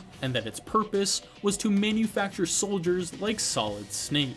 After revealing this supposed truth, Solidus released Arsenal Gear's Rays to battle Raiden. Overwhelmed by their sheer numbers, Raiden fell to his knees before he was rescued by Olga. Willing to sacrifice herself to save her child, she ordered Raiden to continue forward, directly before Solidus shot Olga in the head. Following Olga's death, GW began going haywire, a manifestation of its final moments, forcing Solidus to take out the Rays himself. Afterwards, Solidus began choking out Raiden just as Fortune escorted a restrained Snake to their location. Solidus then revealed that his true plan was to uncover the names of the Patriots, to which Ocelot responded by revealing that the Patriots had orchestrated this entire thing in the first place. He then shot Fortune, revealing that her powers were simply the result of technology. Demonstrating this himself, he activated his own device before hijacking the prototype Ray model. Using Ray, Ocelot unleashed a volley of rockets, which Fortune inexplicably deflected. Just then, Liquid overtook Ocelot's mind, declaring to his brothers that there could only be one big boss and one Snake. Taking the bait, Snake went after Liquid as he dove into the ocean. Meanwhile, Arsenal Gear crashed into Lower Manhattan, stopping directly next to Federal Hall. There, Solidus asked Raiden if he knew what day it was. Raiden revealed that it was April 30th, which Solidus noted was the exact day George Washington took office over 200 years prior, a fitting parallel as he believed that this day would be remembered in a similar light. The day he, like his forebears did before him, freed America from the clutches of tyranny. Following this declaration of independence, the Patriots contacted Raiden, revealing the truth behind their purpose and the S3 plan, which they noted was a resounding success. From this moment on, they would dictate the fate of humanity. His spirit shattered, Raiden was ready to throw in the towel. However, the Patriots reminded him that Olga's child's life was on the line. With that, a fight for freedom ensued. Raiden wishing to free himself to amend his haunted past, and Solidus wishing to free the world to preserve his place in history. After a tough battle, Raiden, just as the Patriots had planned, came out on top, sending Solidus to his death at the foot of freedom itself. Following Solidus's death, Raiden was left aimless. His life had always been manipulated by another, first by Solidus, then by the Patriots. At this point, with no one left to pull the strings, Raiden didn't really know who he was, but Snake reminded him that with this uncertainty was also freedom. Without a script to follow, Raiden could finally choose his own path. As Raiden stood in quiet reflection, Rose appeared behind him. Reunited at the same place where they had first met exactly 2 years earlier, Raiden realized that in that moment, he wanted nothing more than to be with her. However, to do that, he would first have to break free from the Patriots.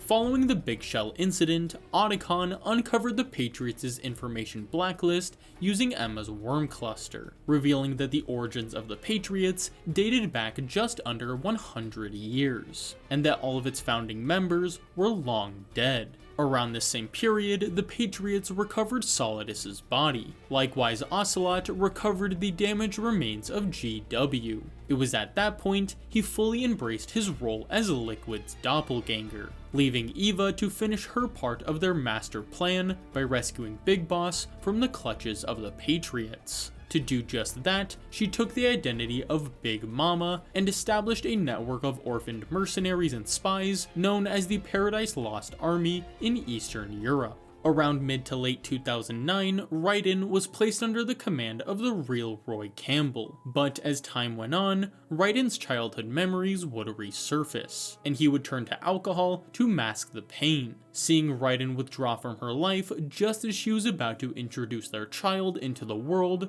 Rose decided to seek Campbell's aid. Under Campbell's watch, Rose gave birth to a healthy baby boy named John. Hoping to protect him from the Patriots, Rose and Campbell devised a plan that involved reporting that Rose had tragically miscarried the child, and that in her sorrow, she turned to Campbell for companionship, providing the Patriots with a believable story as to why the two of them were always together. Unable to share the truth with anyone so as to not risk the baby's safety, Campbell was forced to play as a heartless womanizer, a story that Merrill in particular found easy to believe after unearthing the details behind his affair with her mother. It was around that point the Paradise Lost Army discovered that Olga's daughter, Sunny, was being held captive in Area 51. When Big Mama shared this information with Raiden, she proposed that they would assist in the rescue if Raiden did the same when it came time to recover Big Boss's body. Agreeing to the proposal, Raiden, alongside the Paradise Lost Army, infiltrated Area 51. During this mission, Raiden was told of Rose's supposed miscarriage, which only further strained their damaged relationship.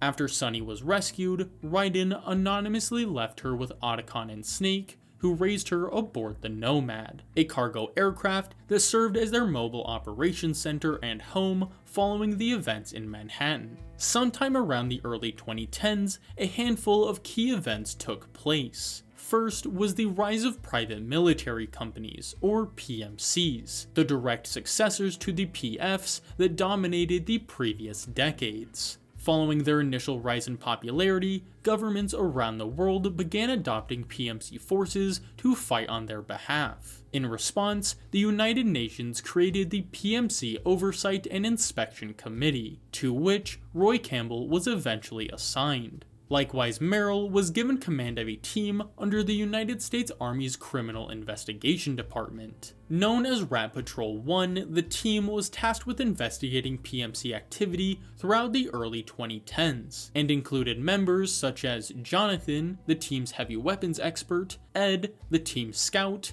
and Johnny, who was also on the team. Unknown to Rat Patrol themselves, the team was actually in direct command of the Patriots, evident by their name, which was an anagram for Patriot. Next was the expiration of the USS Missouri's museum contract, prompting the US Navy to utilize it as a seamanship training vessel under the command of Mei Ling. Last but not least was the Army's complete abandonment of Shadow Moses, which was at risk of sinking into the ocean due to rising sea levels and increased geological activity. It's likely that directly following this abandonment, the Patriots initiated construction of a new Arsenal Gear-class battleship in the sea next to Shadow Moses. Around the same period, the success of the S3 plan gave the Patriots the ability to manipulate practically anyone into conforming to their will. While at one point this may have allowed them to fulfill Zero's original vision of a unified world, by 2011, the Patriots had crafted a will of their own. Using their immense influence, the Patriots demanded nothing short of absolute dominance, complete control over every aspect of the world for no reason greater than the simple fact that they could. To accomplish this, the Patriots analyzed the trends of the time, quickly discovering that the most efficient, frictionless method to achieve their goal was warfare. More specifically, to create a global war economy, where conflicts would be created, intensified, and multiplied to no end. It was this very intention that led to the creation of the Sons of the Patriot System, or SOP. Created by AT Security, formerly known as ArmsTech, SOP was a Patriots-operated real-time battlefield control network marketed as a means to create a cleaner, safer battlefield by meticulously controlling every aspect of warfare. Implemented into small arms, such as guns, tanks, or later the unmanned bipedal geckos that would replace tanks, SOP allowed militaries to effortlessly monitor and control every projectile that left every weapon, assuring their investments would not be used against them, as well as making it impossible for soldiers to commit friendly fire or break international conventions. Implemented into soldiers with the use of third-generation nanomachines, SOP turned every army into a well-oiled machine, giving soldiers the ability to see and sense what their fellow soldiers did, as well as refine their combat abilities by using chemicals to induce on-demand combat highs and numb their emotions, making what used to be a horrific cancer to society nothing more than a game. Sometime in 2012, Raiden was captured by the Patriots in an attempt to secure Big Boss's body. While captive, he was subjected to exoskeletal enhancement surgeries, completely replacing his body from the neck down with cyborg augments. That same year, America's entire nuclear arsenal was replaced by reliable replacement warheads, which used a system similar to SOP to ID lock nuclear weapons behind JD's authority, giving the Patriots complete control over America's nukes. The following year, Raiden escaped captivity with the aid of the Paradise Lost Army. Afterwards, he obtained the assistance of the world's foremost expert in medical cybernetics, Dr. Madnar, to rid his body of the Patriots' nanomachines. Not long after, he tracked down Big Boss's body, who he then returned to Big Mama. Big Boss's comatose body finally in her custody, Big Mama did all she could to hide him from the Patriots and prepare his body for his eventual awakening. Accomplishing both of these, she at some point secured the bodies of Solidus and Liquid Snake, whose bodies were used to reconstruct Big Boss. It was after that point, Solidus's body in particular was hooked up to life support equipment to keep him technically alive in order to fool the Patriots into believing that his body was Big Boss's, as unlike his brothers, their DNA was an exact match. Around the same point, Solid Snake could no longer ignore the effects of his rapid aging, which had caused decades of physical aging over just the past few years. Unknown to Snake, the accelerated aging also caused the Fox die in his system to slowly mutate, making it so that in just a few short years, the Fox die would no longer target just him, effectively turning Snake into a walking biological weapon. Around the same period, Naomi Hunter was diagnosed with terminal cancer, prompting her to inject herself with nanomachines similar to Vamps to delay her inevitable death. By 2014, SOP had become the gold standard in warfare, utilized by nearly every state military and PMC across the globe. Yet, as is true with any new innovation or economy, the Patriots knew that a black market was bound to sprout up. To corner this market themselves, the Patriots created the weapons laundering network Drebin, which positioned hundreds of agents around the world to maintain control over the war economy. However, not even this level of control was enough for the Patriots, who sought to tighten their grip on humanity by creating a system similar to SOP for the civilian population. This very intention was what led Liquid to take action, to once and for all destroy the Patriots. Initially, this began when Liquid, at some point over the past few years, commandeered the Patriots' Arsenal Gear class ship, using it to repair and house GW, giving him direct access to the Patriots' AI. In turn, the ship became a sort of haven outside of the Patriots' control. As such, he dubbed the ship Outer Haven.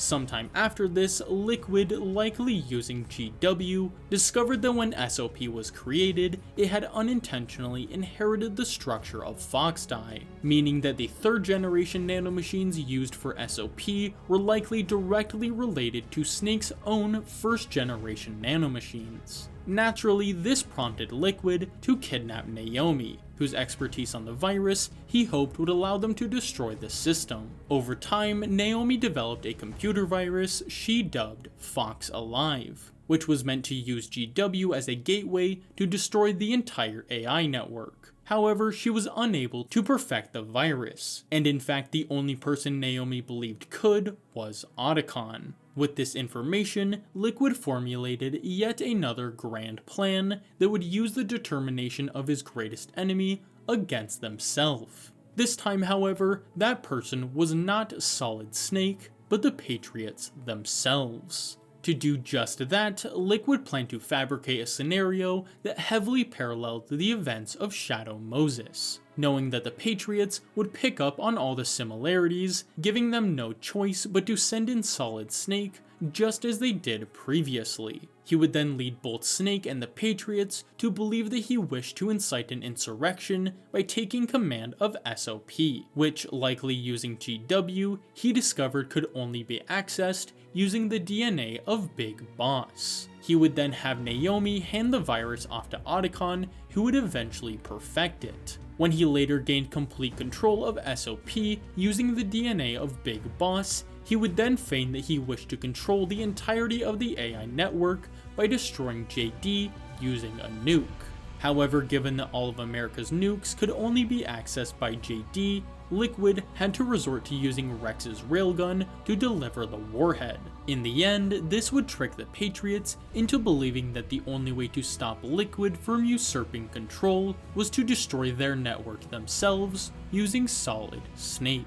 Following through with this plan, Liquid used Ocelot's vast wealth from his sale of Rex's launch data to form Outer Heaven, a parent company that he used to eventually gain control of the 5 largest PMCs in the world, those being Praying Mantis, Raven Sword, Werewolf, Puvra Armaman, and Ocelotia Kavatka. Around that point, Vamp joined Outer Heaven as Liquid's right-hand man. In addition to the rank-and-file PMC forces, Liquid formed 2 elite all-female units under his command, those being the Beauty and Beast unit and the Frogs. The B&B Corps was composed of 4 extremely traumatized women who were each designated specialized suits and codenames that harken back to the old Foxhound members of Shadow Moses, those being Laughing Octopus, Screaming Mantis, Crying Wolf, and Raging Raven. Far more plentiful were the Frogs, specialized nanomachine-induced emotionless soldiers who acted as somewhat of a middle ground between the standard PMC soldier and the B&B Corps. Around 2014, when the Army Special Operations Command discovered Liquid was gaining control of the PMCs, they sent a total of 6 CID inspection teams, including Rat Patrol 1, to infiltrate the Outer Heaven PMCs to investigate his intentions and uncover his location. Over the next few months, 5 of the inspection teams that were sent to investigate Liquid were eventually killed. Left as the last remaining team, Rat Patrol eventually tracked Liquid to the Middle East. When they reported this information to their superiors, the Patriots then manipulated them into relaying the information to the UN investigators, knowing that the information would be seen by Campbell. Exactly as the Patriots predicted, and almost exactly like Shadow Moses, Campbell concluded that the only way to ensure Meryl's safety was to contact Solid Snake.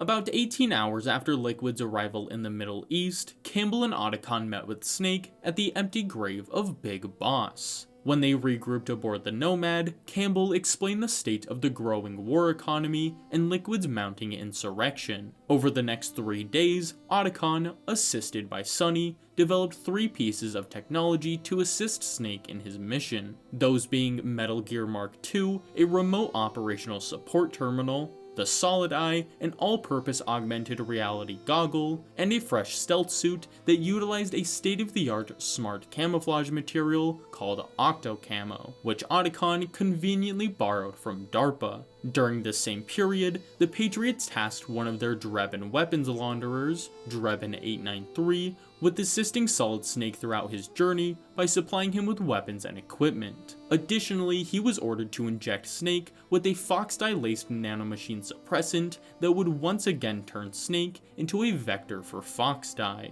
which they had altered to eliminate their greatest threats, those being Ocelot, Eva, and Big Boss. However, unintentionally or not, it would also keep Snake's mutated Fox-dye from reproducing. 4 days after Liquid's arrival in the Middle East, Solid Snake infiltrated the area, disguised as a local rebel operator. Tasked with making contact with Rat Patrol 1, Snake eventually made his way to the city, where Otacon introduced him to the Mark II and gave him other equipment Snake couldn't bring in himself. Not long after, Snake encountered Drebin, who did exactly as the Patriots required of him by offering his services to Snake and injecting him with the Fox-dye-laced nanomachine suppressant. Following Drebin's departure, Snake stumbled upon Johnny, who was in the process of defecating inside of a barrel. When Johnny was chased off by a mercenary, Snake took the barrel, then continued to Advent Palace, where he was ambushed by Rat Patrol 1. After Snake and Meryl's brief reunion, Meryl explained the inner workings of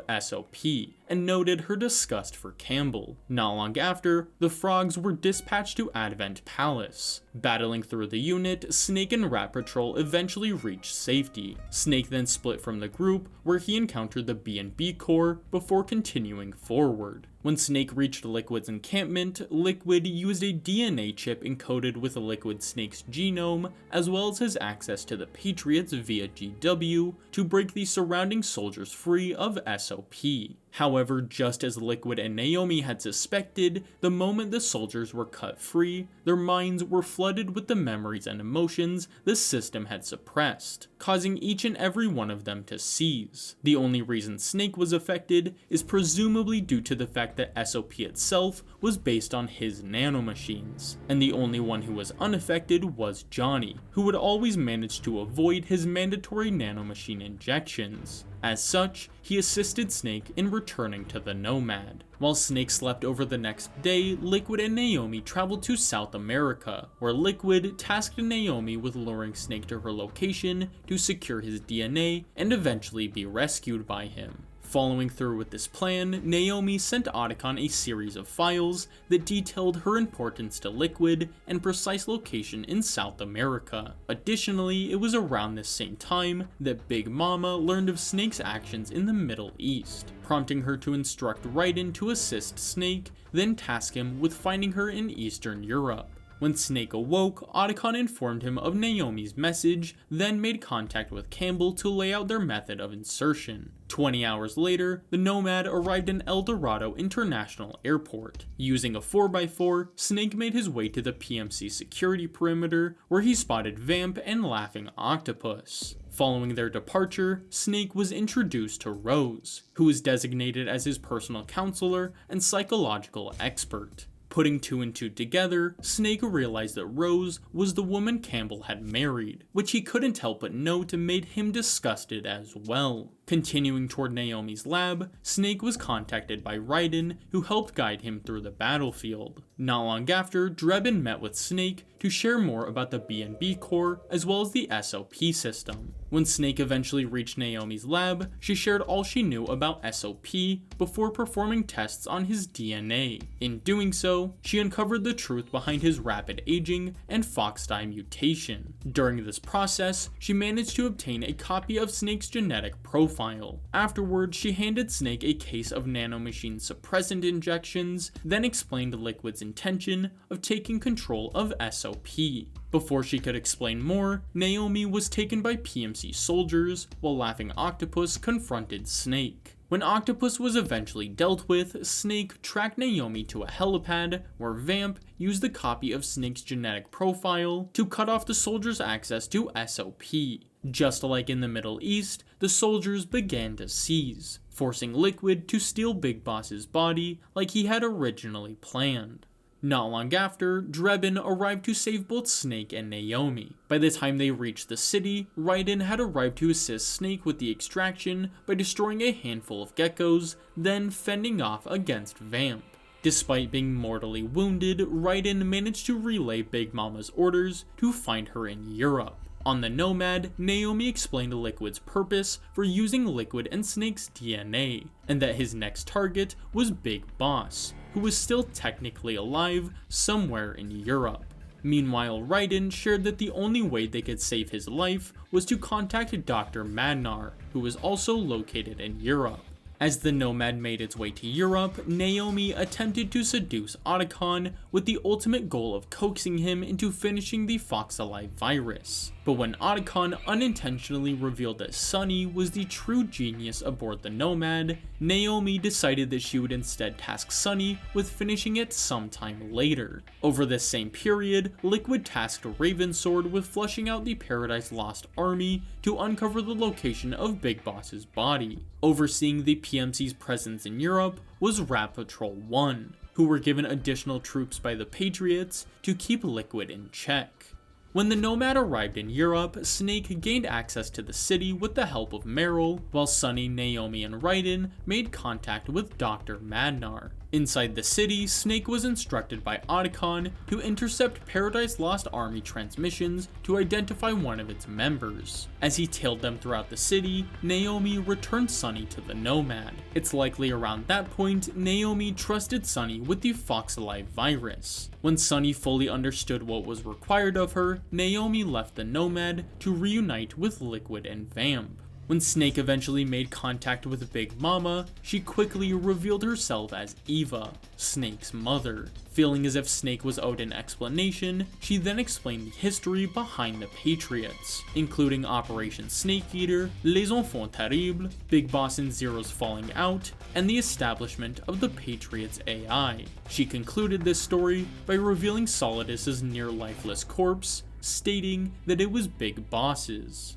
As soon as Big Boss's body was identified, Ravensword converged on their location. Riding on the back of Eva's motorcycle, Snake defended her as they made their escape from the city. Just before they reached safety, Snake, Eva, and one of the decoy vans were struck by a rocket. Afterwards, Snake battled the Raging Raven, while Liquid secured Solidus's body, believing it to be Big Boss's. Snake then escorted Eva to the river, where they were ambushed by Liquid, Vamp, Naomi, and the Frogs. Knowing he was just moments from securing SOP, Liquid revealed his plan to destroy JD and take control of the Patriots AI using GW. Leaving Snake to watch as he cemented his legacy, Liquid made his way down a river where he was surrounded by the US military. Confident that Liquid was cornered, Meryl ordered him to stand down before picking up Snake and Eva. Shortly afterward, Liquid used the DNA of Big Boss to gain full access to SOP, which he then dubbed Guns of the Patriots. Using this newfound power, Liquid effortlessly neutralized the surrounding soldiers. No longer needing Big Boss's DNA, Liquid ordered the corpse to be burnt in front of Eva and Snake's eyes. Absolutely distraught, Eva attempted to save the corpse, forcing Snake to pull her from the flames, severely burning the both of them.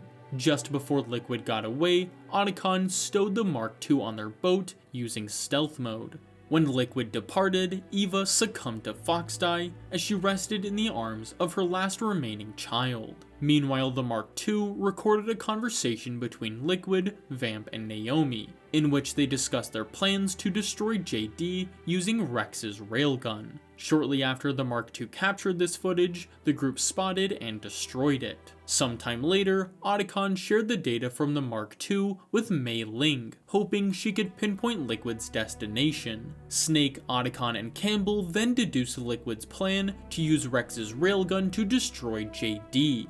Given what was at stake, Raiden attempted to tag along for the mission. However, Snake refused to let him sacrifice his life. Just then, Mei Ling contacted Otacon to confirm Liquid was on a route to Alaska, making it clear what they had to do. Snake would return to that forsaken island to once again put an end to Liquid's rebellion. On the way to Shadow Moses, Otacon finished developing the successor to the Mark II, fittingly named the Mark III.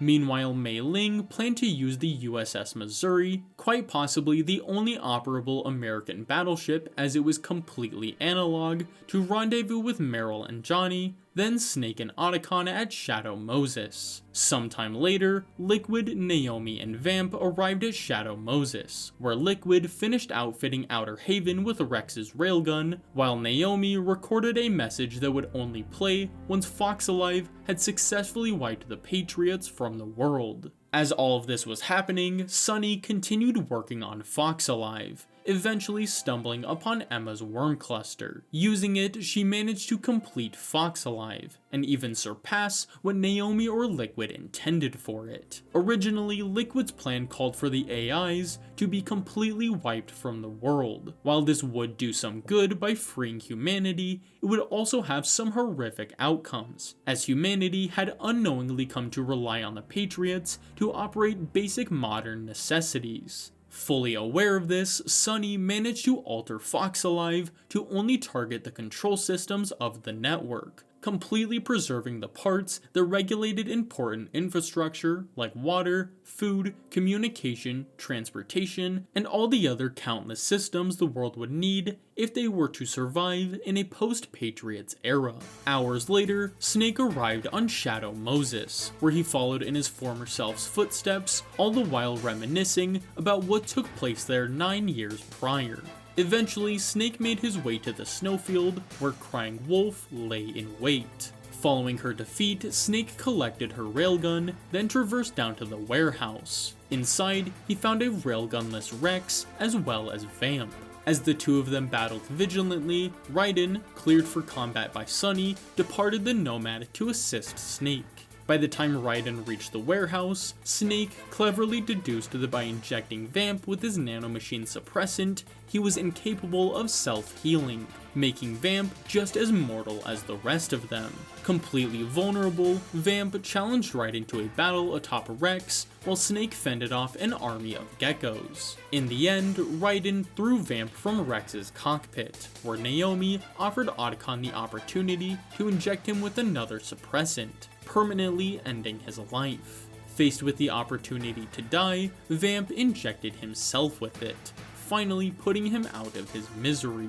Not long after, Naomi revealed that she had terminal cancer, and that the only thing keeping her alive were the nanomachines in her blood. Hoping to find her own version of peace, Naomi injected herself with the syringe, allowing the cancer to take its course. With little time, Otacon used the Mark III to hack into Rex, which they then used to escape the facility. Nearing the exit, Raiden jumped off of Rex, allowing Snake to escape with ease. In doing so, however, Raiden was pinned beneath a pile of debris. Before they could get to him, Snake saw Ray, piloted by Liquid, leap out of the water. Each piloting their own metal gear, the two brothers fought until both weapons were decommissioned. Liquid then made a run for the ocean as Outer Haven emerged from the depths. After declaring his victory, Liquid repositioned Outer Haven, sending it on a direct collision course with Snake.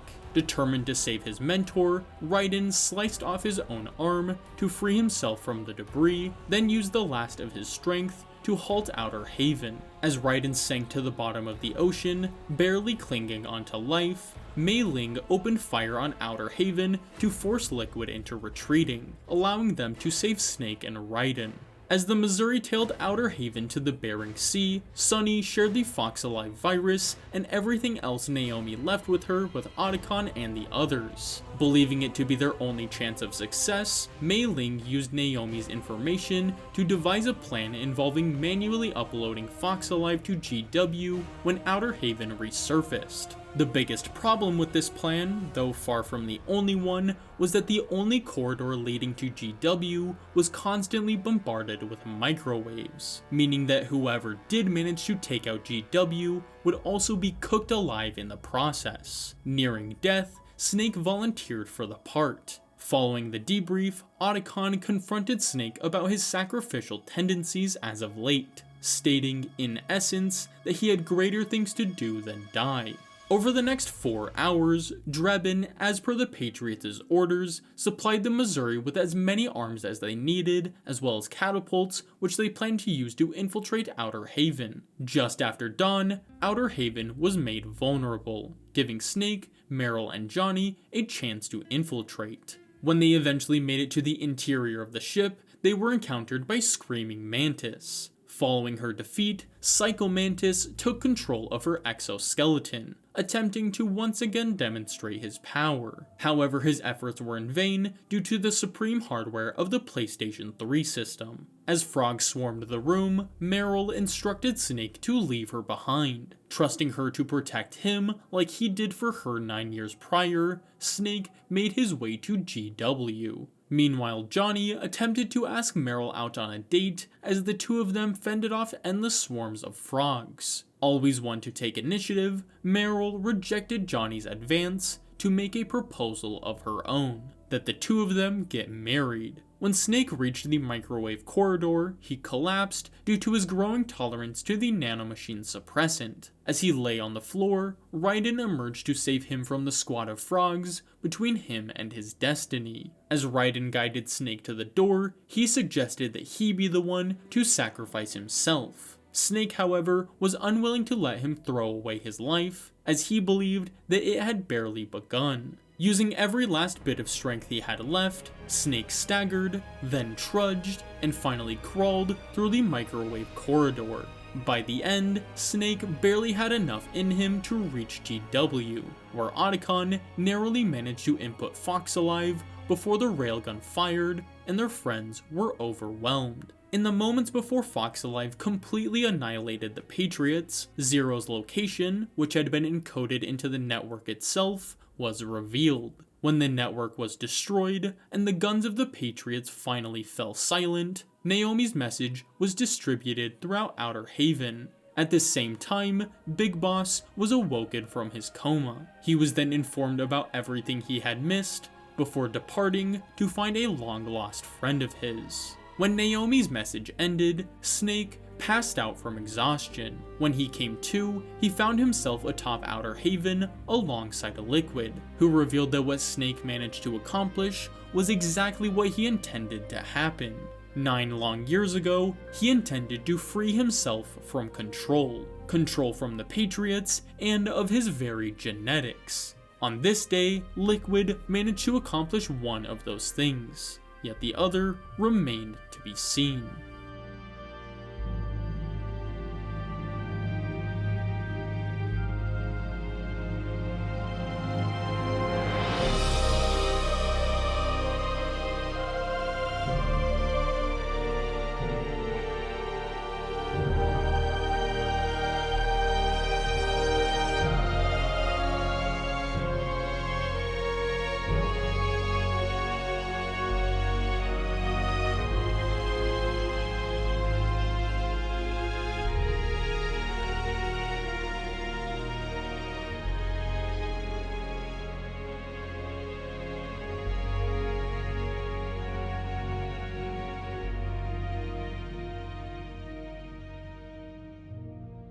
When the battle concluded, Snake had cemented his legacy once again. Liquid, unaware that Sunny had altered the Fox Alive virus, stated his belief that the world would descend into chaos, and that from it, people would once again understand the purpose of war, the fulfillment of battle. At long last, their father's will, his outer heaven, was finally complete. His plan fulfilled, Liquid's mind gave way, allowing Ocelot to address Snake one final time. Viewing him as the spitting image of his father, Ocelot told Snake he was pretty good before passing away. Just as Sunny had planned, her alterations to Fox Dye kept the world from falling into complete anarchy. While things weren't perfect and there was still much work to be done, the end of the Patriots' reign still called for celebration. Following suit, Johnny and Meryl were wed just outside the Nomad. Everyone in attendance, apart from Raiden and Snake. Raiden at this time was recovering in a hospital, where his cyborg body was replaced and updated by a far more natural-looking counterpart. While he sulked in the dark, Rose introduced him to their son, revealing that she did not suffer a miscarriage and that her marriage to Roy was a smokescreen to protect John. Reunited with his family, Raiden proclaimed that he would never abandon them ever again.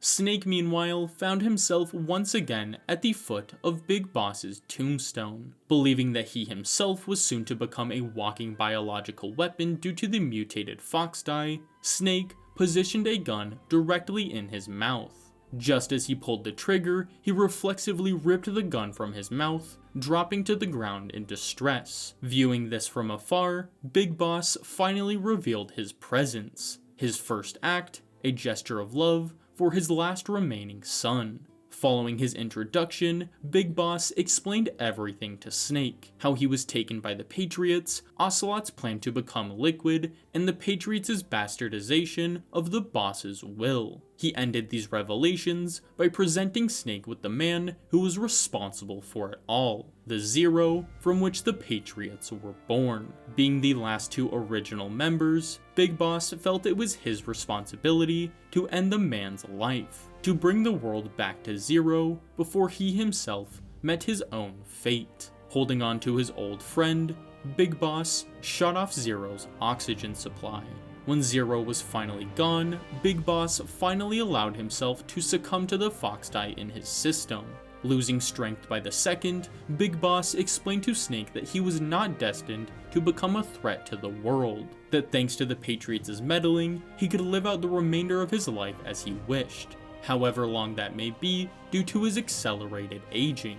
As Snake dropped him off at the boss's grave, Big Boss admitted that Snake was a better man than he ever was. Snake never wished to change the world, he simply wanted to be a part of it. In doing so, Snake was closer to understanding the boss's will than either him or Zero. He understood that her will was never about control, nor was it about freedom. The boss's will was about respect, about the empathetic understanding that nobody gets to define the world for anyone else. Finally at peace, Big Boss drew his final breath, joining the rest of his compatriots in that place beyond the mortal plane, a borderless world free of burden, a true outer heaven.